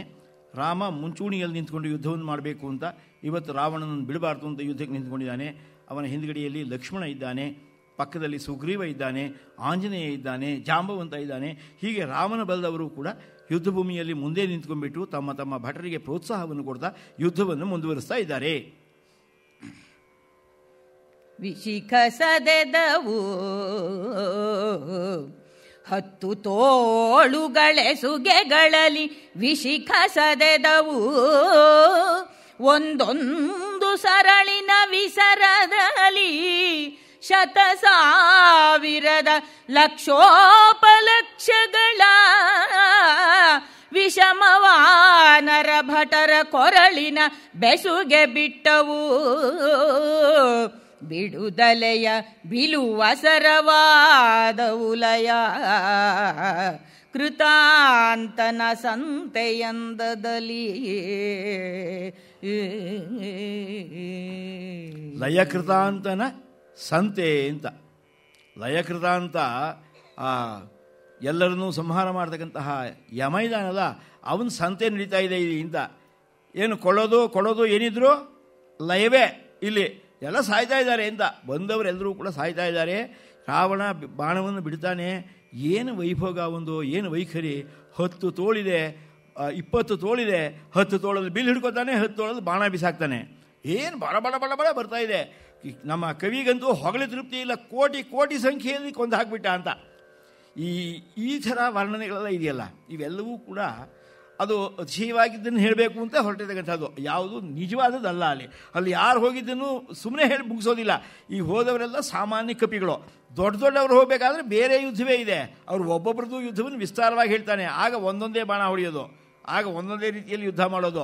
ಆದರೆ ಒಟ್ಟಾಗಿ ಹೇಳಬೇಕಾದ್ರೆ ಹಾಗೆ ಹೇಳಬೇಕು. ಏನು ಅಂದರೆ, ಅವನ 20 ವರ್ಷಗಳಲ್ಲಿ ಯುದ್ಧವನ್ನು ಮಾಡಿದಂತೆ, ಅವನು ಆ ರೀತಿ ಕೊಚ್ಚಿ ಹಾಕಿಬಿಟ್ಟಂತೆ, ಲಕ್ಷಾಂತರ ಜನ ಕೋಟ್ಯಾಂತರ ಜನ ವಾನರವೀರ ಸತ್ರಂತೆ. ಹಾಗೆ ಇವರು ಕೂಡ ಬಾಣ ಬಿಟ್ಟಾಗ ಲಕ್ಷ ಜನ ಹೋಗ್ಬಿಟ್ರಂತೆ. ಲಕ್ಷ ಅನ್ನೋದಕ್ಕೆ ಲಕ್ಷ್ಯವೇ ಇಲ್ಲ ನಮ್ಮ ಕವಿಗಳಿಗೆ, ಹೇಳ್ಕೊಂಡು ಹೋಗ್ಬಿಡ್ತಾರೆ. ಹಾಗೆ ವಿಷಿಕ ಬಾಣದ ಇದನ್ನು ಹೊಡೆದು ಬಿಟ್ಟು ಯುದ್ಧ ಮಾಡ್ತಾ ಇದ್ದಾರೆ. ನೆಗಹಿದದ್ರಿಯ ನೀಳ್ದ ತೋಳುಗಳಗಲುತ್ತಿದ್ದವು, ನಭಕೆ ಲಂಘಿಸಿ ಚಿಗಿವ ತೊಡೆ ಕಡಿದಿಡಿಕಿಲಾದವು. ಕಪಿ ಕದಂಬಕದ ಒಗುವರ ಕುತದಲ್ಲಿ ಅಟ್ಟೆ ಗಗನಕ್ಕೆ ಮೊಗೆವುತ್ತಿದ್ದವು.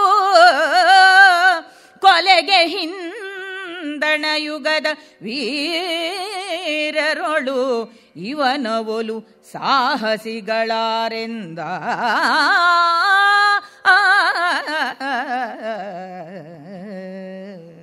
ಏನು ಎಂಥ ಅದ್ಭುತವಾದಂತಹ ಯುದ್ಧವನ್ನು ಮಾಡ್ತೀಯಾನೆ. ಹಿಂದಿನ ಯುಗಗಳಲ್ಲಿ ಇಂಥ ಯುದ್ಧವನ್ನು ನಾವು ನೋಡಿರಲಿಲ್ಲಪ್ಪ. ಅಂಥ ಯುದ್ಧ ಇವತ್ತು ನಡೀತಾ ಇದೆ. ರಾವಣನ ಸಂಗ್ರಾಮ ಅಂತಕ್ಕಂಥದ್ದು ಅಷ್ಟು ವಿಸ್ತಾರವಾಗಿ ನಡೀತಾ ಇರ್ತಕ್ಕಂಥದ್ದು. ಅವನ ಆ ಬಾಣಗಳ ವೈಖರಿ ಏನು, ಅವನ ತೋಳುಗಳೇನು, ಅವನ ಕಾಲುಗಳೇನು, ಅವನ ದರ್ಪವೇನು ಅಂತ ಹೇಳಿಬಿಟ್ಟು ಕವಿ ನಾನಾ ಪ್ರಕಾರವಾಗಿ ವರ್ಣಿಸ್ತಾ ಇದ್ದಾನೆ. ಆತು ಮುರಿದನು ಸುಮುಖ ದುರ್ಮುಖ ಸೋತು ಹಿಂಗಿದನು, ಅಳಿದನು ಅಧಟ ಜ್ಯೋತಿ ಮುಖ ದಧಿಮುಖನ ಬಲ್ಲವರಾರು ಸಮರದಲ್ಲಿ. ಬೀತುದು ಅಸು ಕುಮುದಂಗೆ ಮೈಂದನ ಮಾತು ಮುರಿದುದು, ನಳ ಸುಷೇಣರು ಹೂತ ಮುತ್ತಗದಂತೆ ಹಿಂಗಿದರು. ಏರನೋವಿನಲಿ ಹಿಂಗಿದರು.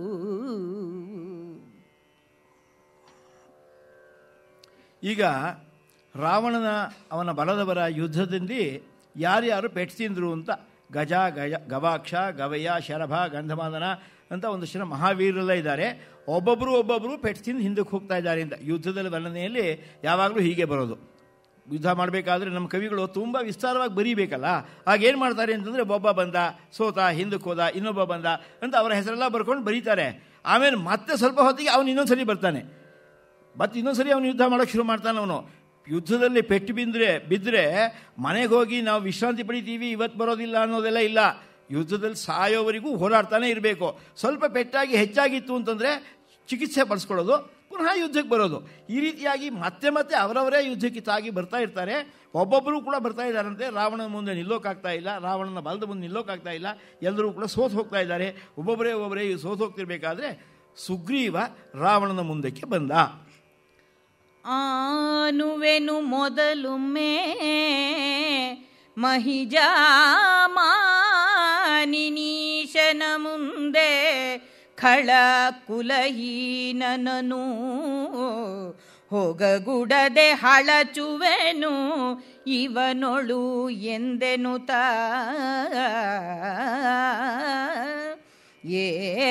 ಏನಿದು ಎಲ್ಲಿಗೆ ಭರವಸದ ಸುಮ್ಮಾನ, ಸಮರವೋ ಶರಣುಗತ ಸಂಧಾನವೋ,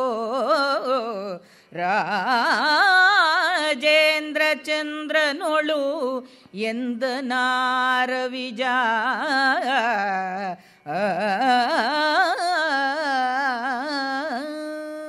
ಅವರೆಲ್ಲರೂ ಯುದ್ಧವನ್ನು ಮಾಡ್ತಿರ್ಬೇಕಾದ್ರೆ ಸುಗ್ರೀವ ಈ ರಾವಣನ ಆರ್ಭಟವನ್ನು ನಾನು ತಡಿಬೇಕು ಅಂತ ಅಂದ್ಕೊಂಡು ಬಂದಿದ್ದಾನೆ.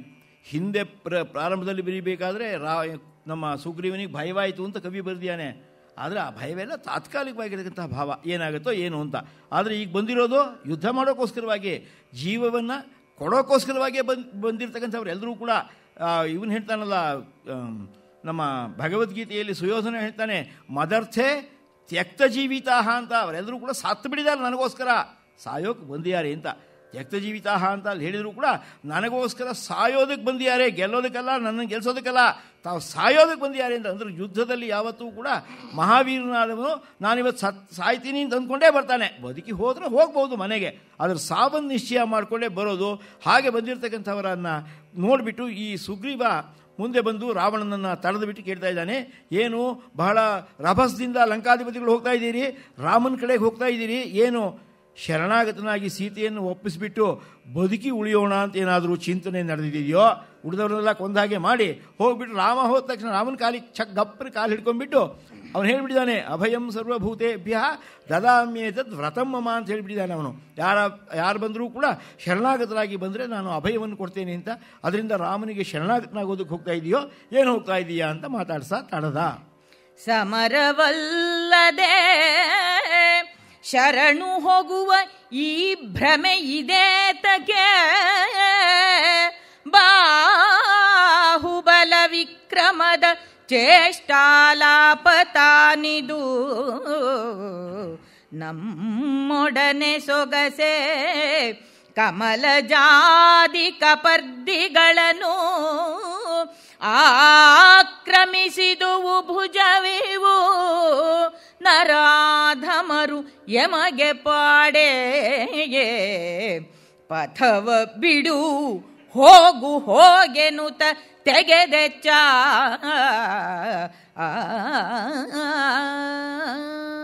ಸುಗ್ರೀವ ಶರಣಾಗತನಾಗೋದಕ್ಕೆ ಹೋಗ್ತಾ ಇದೆಯೋ ಅಂತಂದರೆ ರಾವಣ ಹೇಳ್ದ, ಅಂಥ ಕೆಲಸ ಯಾವತ್ತೂ ಮಾಡಿಲ್ಲ ಈ ರಾವಣ, ಯಾರೊಂದಿಗೂ ಕೂಡ ಶರಣಾಗತಕ್ಕಂತಹ ಕೆಲಸವನ್ನು ಮಾಡಿಲ್ಲ, ತಲೆ ಬಾಗಿಲ್ಲ, ಇವತ್ತು ಬಾಗೋದಿಲ್ಲ, ಮುಂದೆ ಕೂಡ ಯಾವತ್ತೂ ನಾನು ಬಾಗೋದಿಲ್ಲ, ಅಂಥ ಯೋಚನೆಯೇ ಬರೋದಿಲ್ಲ. ನಾನು ಈಗ ನನ್ನ ಭುಜವಿಕ್ರಮವನ್ನು ತೋರಿಸೋದಕ್ಕೋಸ್ಕರವಾಗಿ ಬಂದಿದ್ದೇನೆ. ನೀನು ಸುಮ್ಮನೆ ತಲಹರಟೆ ಮಾತಾಡ್ತಾ ನಿಂತ್ಕೋಬೇಡ, ಹೋಗು ಆ ಕಡೆ ಹೋಗು. ನೀನು ಎಷ್ಟಾದರೂ ಹುಡುಗ, ನಮ್ಮ ವಾಲಿ, ನಾನು ವಾಲಿ ಖಾಸ, ನೀನು ಅವ್ರ ತಮ್ಮ, ಆದ್ದರಿಂದ ನೀನು ಇನ್ನೂ ಹುಡುಗ, ನೀನು ಆ ಕಡೆ ಸರ್ಕೋ, ಸುಮ್ಮನೆ ಪೆಟ್ಟಿಗೆ ತಿನ್ನಬೇಡ. ನಾನೀಗ ಹೋಗ್ತಾ ಇದ್ದೀವಿ. ಅಲ್ಲ, ನನ್ನ ಈ ಭುಜ ಕಪರ್ತಿಗಳಿಗೂ ಕೂಡ ಹೆದರಿಲ್ಲ, ಅಂಥ ಪರಾಕ್ರಮ ನಂದು. ಶಿವ ಬಂದರೆ ಹೆದರೋದಿಲ್ಲ, ಬ್ರಹ್ಮ ಬಂದರೆ ಹೆದರೋದಿಲ್ಲ, ಈ ನರಾಧಮನಾಗಿರ್ತಕ್ಕಂತಹ ರಾಮ ಬಂದರೆ ಹೆದರ್ತೀನಿ ಅಂತ. ಇಲ್ಲೆಲ್ಲ ಏನು ಹೇಳ್ತೀಯಾನೆ ಅಂತಂದರೆ, ಅವರಿಬ್ಬರನ್ನು ಹೇಳ್ತಾನೆ, ಮಧ್ಯದವನನ್ನು ಬಿಡ್ತಾನೆ. ಆ ಮಧ್ಯದವನೇ ಇಲ್ಲಿ ಬಂದು ಕೂತಿರೋದು ಅಂತ. ಬ್ರಹ್ಮ ಇದ್ದಾನೆ, ಶಿವ ಇದ್ದಾನೆ, ನಡುವೆ ವಿಷ್ಣು. ಆ ವಿಷ್ಣುವೇ ಇಲ್ಲಿ ಬಂದಿರೋದು. ಅವರಿಬ್ಬರನ್ನು ಹೇಳ್ತಾನೆ, ಇನ್ನೊಬ್ಬನ ಹೇಳೋದಿಲ್ಲ. ಆ ಹೇಳದೇ ಇರೋವನೇ ಇವನಿಗೆ ಸೋಲ್ಲೇಬೇಕು. ಅವರಿಬ್ಬರಿಗೆ ಸೋತಿಲ್ಲ ಸರಿ, ಇವನಿಗೆ ಸೋಲ್ಬೇಕು, ಸೋಲ್ತಾನೆ. ಅದಕ್ಕೋಸ್ಕರ ಅವರಿಬ್ಬರನ್ನ ಪದೇ ಪದೇ ನೆನಪು ಮಾಡಿ ಅವರಿಗೇ ಸೋತಿಲ್ಲ ಅಂತಾನೆ. ಇವನು ನರಾಧಮ ಅಂತ ಅಂದ್ಕೊಂಡು ಒಬ್ಬ ಸಾಮಾನ್ಯ ಮನುಷ್ಯ ಅಂತ ಅಂದ್ಕೊಂಡ್ಬಿಟ್ಟಿದ್ದಾನೆ. ಅದಕ್ಕೋಸ್ಕರ ನಾನು ಹೆದರ್ತೇನೆ, ಪಕ್ಕಕ್ಕೆ ಸರಿ ನೀನು ಅಂತೇಳಿ ಬಾಣವನ್ನು ಬಿಟ್ಟ. ಎಲವೋ ಬಲ್ಲ ತನ್ನ ಭುಜ ಬಲದ ಅಳವಬಲ್ಲ, ಪೂರ್ವದ ಮಕುಟ ಭಂಗದಲ್ಲಿ ಉಳುಹಿದುದನು ಬಲ್ಲ, ಅಕಟ ಆವು ತರು ಮೃಗವೇ ವಿಚಾರಿಸದೆ ಉಳುಹಿದುದನು ಬಲ್ಲ, ಗಳಹುವುದು ನಿನಗುಚಿತವೇ, ಗಳಹುವುದು ನಿನಗೆ ಉಚಿತವೇ, ಸುರಕುಲವೇ ಹೇಳೈ ತಾವೆನುತಾ, ಹಲು ಕಳಚೆ ಹೊಯ್ದನು ಹಲು ಮೊರೆದು ಹರಿರಾಯನು, ಆ ಖಳನ ಹಲು ಕಳಚೆ ಹೊಯ್ದನು.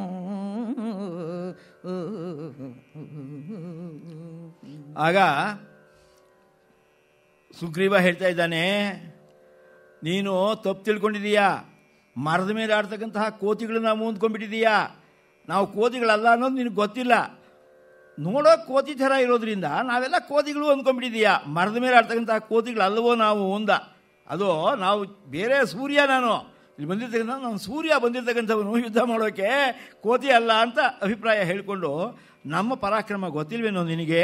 ಅವತ್ತು ಏನಾಯ್ತು, ಅವತ್ತು ನೆನೆಸ್ಕೊಂಡಿದ್ದಾನೆ ಅಂತ ರಾವಣ ತನ್ನ ವಾತಾಯನದ ಮೇಲೆ, ಅರಮನೆಯ ವಾತಾಯನದ ಮೇಲೆ ನಿಂತ್ಕೊಂಡ್ಬಿಟ್ಟು ಈ ಬಲವನ್ನೆಲ್ಲ, ರಾಮನ ಬಲವನ್ನೆಲ್ಲ ತೋರಿಸು ಅಂತ ಹೇಳ್ತಾ ಇದ್ದಾನೆ. ಒಬ್ಬ ಸೇನಾಪತಿ ರಾಮನ ಬಲವನ್ನೆಲ್ಲ ತೋರಿಸ್ತಾ ಇದ್ದಾನೆ. ಅಷ್ಟೊತ್ತಿಗೆ ರಾಮ ಸುಗ್ರೀವರು ಕೂಡ ಒಂದು ಬಂಡೆ ಮೇಲೆ ಹತ್ತಿ ನಿಂತ್ಕೊಂಡಿದ್ರು. ಅವರು ಕೂಡ ಲಂಕಾಪಟ್ಟಣವನ್ನು ನೋಡ್ತಾ ಇದ್ದಾರೆ. ಆ ಸಮಯದಲ್ಲಿ ಸುಗ್ರೀವ ನೋಡ್ದ, ಅವನೇ ರಾವಣ ಅಂದ. ಅಲ್ಲಿ ಯಾರೋ ಒಬ್ರು ಹೇಳಿದರು ಅವನೇ ರಾವಣ ಅಂತ. ಹಾಂ, ರಾವಣನ ಅಂದ. ತಕ್ಷಣವೇ ಅವನಿಗೆ ಹುರುಪು ಬಂದುಬಿಡ್ತು. ನಮ್ಮ ಆಂಜನೇಯ ಹೋಗಿ ಅವನನ್ನು ಹೊಡೆದಾಗಿ ಬಂದಿದ್ದಾನೆ, ಇದು ಮಾಡಿದ್ದಾನೆ ಅಂದಮೇಲೆ ನಾನು ಹೋದೆ ಆಗುತ್ತಾ ಅಂತ ಒಂದೇ ಕೂಪಿಗೆ ಹಾರೇ ಬಿಟ್ಟ ಅಲ್ಲಿಂದ. ರಾಮ ಅಯ್ಯೋ ಅಯ್ಯೋ ಬೇಡ ಅಂತೀಯಾನೆ. ಅಷ್ಟೊತ್ತಿಗೆ ಹಾರಾಯ್ತು ಅವನು. ಅಲ್ಲಿಂದ ನೇರವಾಗಿ ಇದು ವಾತಾಯನದ ಮೇಲಕ್ಕೆ ಹಾರಿದ್ದಾನೆ. ಮೇಲೆ ನಿಂತ್ಕೊಂಡಿರ್ತಕ್ಕಂಥ ರಾವಣನ ನೋಡಿದ ತಕ್ಷಣ ಅವನ ಮೇಲೆ ಹಾರ್ದ. ಯುದ್ಧವೇ ಪ್ರಾರಂಭ ಆಯಿತು. ಒಂದು ಕ್ಷಣದಲ್ಲಿ ಗುದ್ದ, ಮುಖವೆಲ್ಲ ಪರ್ಚ್ದ, ಅವನ ಕಿರೀಟವನ್ನು ತೊಗೊಂಡು ನೆಲಕ್ಕೆ ಹಾಕಿದ, ಧ್ವಂಸ ಮಾಡ್ದ, ಮತ್ತು ಹಾರ್ಕೊಂಡು ಇವಾಗ ಕಡೆ ವಾಪಸ್ ಬಂದುಬಿಟ್ಟ. ಇದು ಸರ್ಜಿಕಲ್ ಸ್ಟ್ರೈಕು. ಬೋರ್ರನ್ನ ಹಾರಿದ ಕ್ಷಣ ಮಾತ್ರಕ್ಕೆ ವಾಪಸ್ಸು ಬಂದಾಯಿತು. ರಾಮ ಅಂದ, ಅಲ್ಲಪ್ಪ ನಾನು ನಿನಗೆ ಸಾಮ್ರಾಜ್ಯವನ್ನು ಕೊಡಿಸ್ತೀನಿ, ಎಲ್ಲ ಮಾಡ್ತೀನಿ ಅಂತ ಹೇಳಿ ಕರ್ಕೊಂಬಂದಿದ್ದೀನಿ. ನೀನು ಅವನ ಹತ್ರ ಹೋಗ್ಬಿಟ್ಟು ಒಬ್ಬಂಟಿ ಹೋಗಿದೀಯಾ. ನಿನ್ನೇನಾದರೂ ಅವ್ನು ಹಿಡಿದಾಕಿದ್ರೆ, ಅವ್ನು ಸಾಯಿಸ್ಬಿಟ್ಟಿದ್ರೆ ನಾನು ಎಲ್ಲಿಗೆ ಹೋಗಲಿ? ಶರಣಾಗತ ವತ್ಸಲ ಅಂತ ನಾನು ಹೆಸರು ತೊಗೊಂಡವನು. ನೀನು ಹಾಗೆ ಹೋಗ್ಬಿಟ್ಟು ಆಪತ್ತನ್ನು ಸಿಗಾಕೊಂಡ್ಬಿಟ್ಟು ಸತ್ತೋಗಿದ್ರೆ ನನ್ನ ಮರ್ಯಾದೆ ಏನಾಗ್ತಿತ್ತು? ಹೀಗೆ ಮಾಡಬಹುದೇನೋ ಸುಗ್ರೀವ ಅಂತ ಅಂದಾಗ ಸುಗ್ರೀವ ನಾಚಿಕೆಯಿಂದ, ಇಲ್ಲ ಅದು ಅವನು ದುಷ್ಟ ಅಂತ ಗೊತ್ತಾಯ್ತಲ್ಲ, ಆದ್ದರಿಂದ ನಾನು ತಡ್ಕೊಳ್ಳೋಕೆ ಆಗಲಿಲ್ಲ, ಹೋಗ್ಬಿಟ್ಟು ಏನು ತಂದಿದ್ದ. ಈಗ ನೆನಪು ಮಾಡ್ತೀಯಾನೆ, ಕಿರೀಟ ಭಂಗ ಅವತ್ತು ಬಂದು ಝಾಡಿಸಿ ಒದ್ದು ಕೆಳಗೆ ಬೀಳಿಸಿ ಪರ್ಚಿ ಮೈಯೆಲ್ಲ ಓಡಿ ಬಂದದ್ದು ಗೊತ್ತಿಲ್ವೇನೋ? ಅವನ ಕಣ್ಣು ನಾನು, ನಿನಗೆ ಗೊತ್ತಾಗಲ್ಲ, ಯಾಕಂದರೆ ಎಲ್ಲ ಕಪಿಗಳು ಒಂದೇ ಥರ ಇರ್ತಲ್ಲ. ಕಪಿ ಯಾವ್ದು ಬಂದಿತ್ತು ಅಂತ ಗೊತ್ತಿಲ್ಲ ನಿನಗೆ, ಅದೇ ನಾನು ಅಂತ ಹೇಳ್ಕೊಳ್ತಾ ಇದ್ದಾನೆ. ಆ ಕಪಿ ನಾನು ಸಾಮಾನ್ಯದವನಲ್ಲ, ನಾನು ಯುದ್ಧಕ್ಕೆ ಬಂದಿರೋದು ಅಂತ ಹೇಳಿಬಿಟ್ಟು ಯುದ್ಧವನ್ನು ಮುಂದುವರಿಸಿದ್ದಾನೆ. ತರಿದನ ಮರ ವಿರೋಧಿ ಬಳಿಯಲಿ ತುರುಗುವು ತರುಶೈಲ, ಶೈಲದ ಹೊರೆಯ ಹೊದರಲಿ ಹೊಳಕಿ ಹೊಂಚುವ ಹೊಂತಕಾರಿಗಳ ಹರುಬ ಹಸರಿಸಿ ಹರಿಕುಲೇಂದ್ರನ ನರಸಿತಾಗಿತು. ಮುಂದನೊಡ್ಡನು ಮುರಿಯಸುತ ಮುಂಚಿದನು, ನೀಲನ ದಳದ ಸರಿಸದಲಿ. ಆ ಸಮಯದಲ್ಲಿ ಸ್ವಲ್ಪ ಹೊತ್ತಿಗೆನೆ ಅವರಲ್ಲಿ ಯುದ್ಧ ಪ್ರಾರಂಭವಾಯಿತು. ಯುದ್ಧದಲ್ಲಿ ಇಬ್ಬರು ಕೂಡ ಬಾಣಪ್ರಯೋಗವನ್ನು ಮಾಡ್ತಾ ಇದ್ದಾರೆ. ಅವನು ಕೆಳಕ್ಕೆ ಬೀಳೋ ಹಾಗಾಗಿದ್ದಾನೆ. ಆ ಸಮಯದಲ್ಲಿ ನೀಲ ಅವನ ಸಹಾಯಕ್ಕೆ ಬಂದಿದ್ದಾನೆ.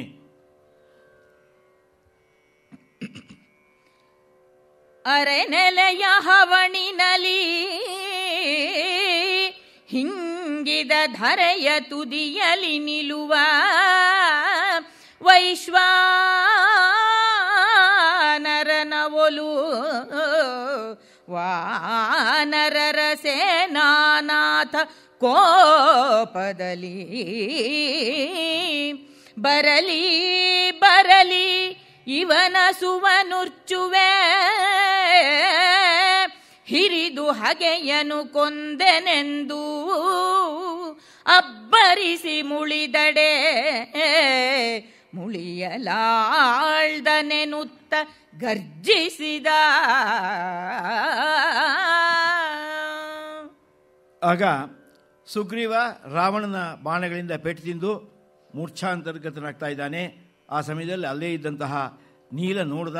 ಇನ್ನು ನಾನು ಮುಂದುವರಿಬೇಕು ಅಂತ ಹೇಳಿಬಿಟ್ಟು ಅವನ ಸೇನಾಧಿಪತಿ ನಾನು ಬರ್ತೀನಿ ಅಂತ ಹೇಳಿಬಿಟ್ಟು ಅವನು ಯುದ್ಧವನ್ನು ಮಾಡೋದಕ್ಕೆ ಸಿದ್ಧನಾಗ್ತಾ ಇದ್ದಾನಂತೆ. ರಾವಣನನ್ನು ತರಬಿ ನಿಂತ್ಕೊಂಡಿದ್ದಾನೆ. ಇವತ್ತೇನೇ ಆಗಲಿ ಇವನು ವಾಪಸ್ ಹೋಗೋದಕ್ಕೆ ಬಿಡೋದಿಲ್ಲ. ನಮ್ಮ ಪ್ರಭುಗಳು ರಾಮಚಂದ್ರರು ಹೇಳಿದ್ದಾರೆ ನಾನು ಅವನನ್ನು ಕೊಲ್ಲಬೇಕು ಅಂತ, ಆದರೆ ನಾನು ಅದಕ್ಕೆ ಅವಕಾಶ ಕೊಡೋದಿಲ್ಲ. ನಾನು ಇವನನ್ನು ಕೊಂದಾಕ್ತೇನೆ, ರಾಮನಿಗೆ ಸಿಟ್ಟು ಬಂದರೂ ಚಿಂತೆ ಇಲ್ಲ, ಇವನನ್ನು ಮಾತ್ರ ನಾನು ಉಳಿಸೋದಿಲ್ಲ ಅಂಥೇಳಿ ಯುದ್ಧ ಸನ್ನದ್ಧನಾಗಿ ನೀಲ ರಾವಣನನ್ನು ತಡೆದ. ನಮ್ಮ ಸಮಯ ಮುಗಿದಿದೆ, ನಾಳೆ ಮತ್ತೆ ನೋಡೋಣ. ನಮಸ್ಕಾರ.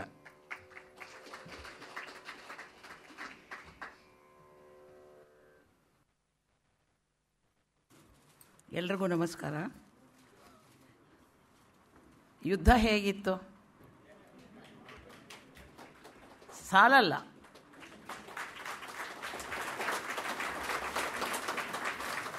ಯುದ್ಧಕ್ಕೆ ಸರಿಯಾದಂತಹ ಶರೀರ ಶಾರೀರ ಇಬ್ಬರಲ್ಲೂ ಇದೆ. ಗಂಡಸಿನ ಸಮಸಮವಾಗಿ ಹಾಡಿದ್ರಲ್ಲ ಈಕೆ ಸ್ವಲ್ಪನ, ಅದು ನೀವು ಇನ್ನೂ ಜೋರಾಗಿ ಹೊಡಿಬೇಕಪ್ಪ. ನಮ್ಮ ಕರ್ನಾಟಕದಲ್ಲಿ ಇಷ್ಟು ಜೋರಾಗಿ ಹಾಡೋ ಹೆಂಗಸರು ಯಾರಾದರೂ ಇದಾರ ನೋಡಿಬೇಕಾದ್ರೆ. ಅವರಿಗೆ ನಿಜವಾಗ್ಲೂ ಕೂಡ ಇವತ್ತು ಎಷ್ಟು ಸೊಗಸಾಗಿ ಆ ಯುದ್ಧದ ವರ್ಣನೆ. 1-2 ಪದ್ಯ 4 ಪದ್ಯ ಹಾಡ್ಬೋದು. 25-30 ಪದ್ಯನೂ ಅದೇ ವೀರರಸದಲ್ಲಿ ಹಾಡಿದ್ರಲ್ಲ. ತುಂಬ ಕಷ್ಟ ಇದೆ. 4 ಹಾಡಿದ ತಕ್ಷಣ ಗಂಟಲು ಕಟ್ಕೊಂಡು ಹೋಗುತ್ತೆ, ಸುಸ್ತಾಗತ್ತೆ, ಹಾಡೋಕ್ಕಾಗಲ್ಲ. ಅಲ್ಲಿ ಕಡೆಗಳಿಗೆ ತನಕನೂ ಅವ್ರ ವಾಯ್ಸನ್ನು ಹತೋಟಿಲಿ ಇಟ್ಕೊಂಡಿದ್ರು. ಆಕೆ ನಿಜವಾಗ್ಲೂ ಕೂಡ ತುಂಬ ಮೆಚ್ಚುವಂತಹ ವಿಚಾರ ಇದು. ಗಮಕ ಅಂದರೆ ಬರೀ ಶೋಕರಸ, ಶೃಂಗಾರ ರಸ, ಭಕ್ತಿ ರಸ ಅಷ್ಟೇ ಅಲ್ಲ, ನವರಸಗಳು, ಬೀಭತ್ಸ ಇರ್ಬೋದು, ವೀರ ಇರ್ಬೋದು, ಎಲ್ಲ ಬರಬೇಕಾಗತ್ತೆ. ಬರಬೇಕಾದ್ರೆ ವಾಯ್ಸ್ ಕಂಟ್ರೋಲಲ್ಲಿರಬೇಕು.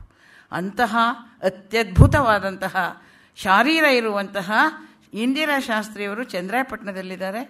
ಅಲ್ಲಿಂದ ಬಂದು ಇಷ್ಟು ಸೊಗಸಾದಂತಹ ಒಂದು ವಾಚನವನ್ನು ನಡೆಸ್ಕೊಟ್ಟಿದ್ದಾರೆ. ಇನ್ನು ರಾಜಾರಾಮೂರ್ತಿ ಬಗ್ಗೆ ನಾನೇನು ಹೇಳೋಕ್ಕಾಗಲ್ಲ. ಅದು ರಾಜ, ವ್ಯಾಖ್ಯಾನದ ರಾಜ. ಅವರಿಗೆ ಇಡೀ ವಾಲ್ಮೀಕಿ ರಾಮಾಯಣ, ವ್ಯಾಸರ ಮಹಾಭಾರತ, ಸಂಸ್ಕೃತ ಅರ್ಧ ಹುಯ್ಕೊಂಡಿದ್ದಾರೆ ಅವರೆಲ್ಲ. ಇಡೀ ಹೊಸಳ್ಳಿನೇ ಗಮಕ ಗ್ರಾಮ. ಅದು ಸದಾಕಾಲ ಅದರೊಳಗಡೆ ಮುಳುಗಿ ತೇಲ್ತಾ ಇರೋರವರು. ಅವರ ಬಗ್ಗೆ ಮಾತಾಡುವಷ್ಟು ಯೋಗ್ಯತೆ ನನಗಿಲ್ಲ.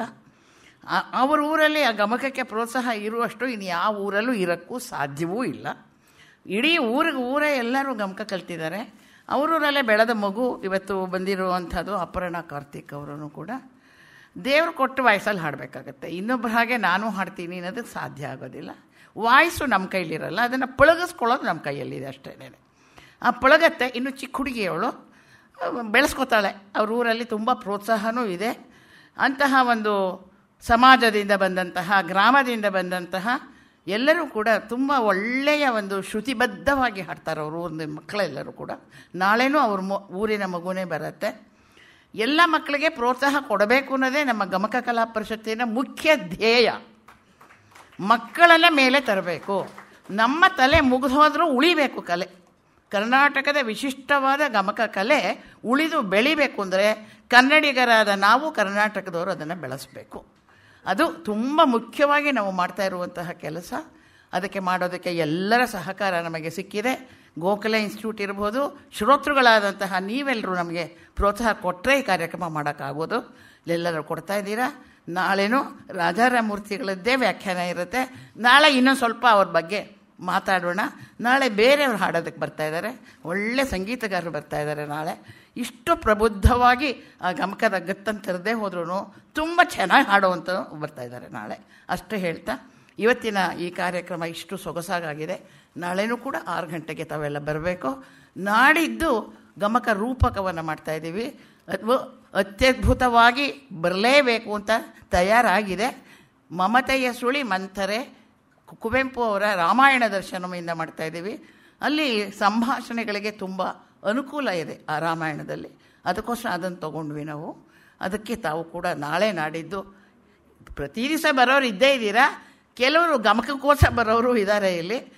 ಖಂಡಿತ ಗಮಕಕ್ಕೆ ಪ್ರೋತ್ಸಾಹ ತಮ್ಮಿಂದ ಬರಲಿ ಅಂತ ಆಶಿಸ್ತಾ ಕೃತಜ್ಞತೆಗಳನ್ನು ತಮಗೂ ಅರ್ಪಿಸ್ತಾ ಶುಭರಾತ್ರಿ.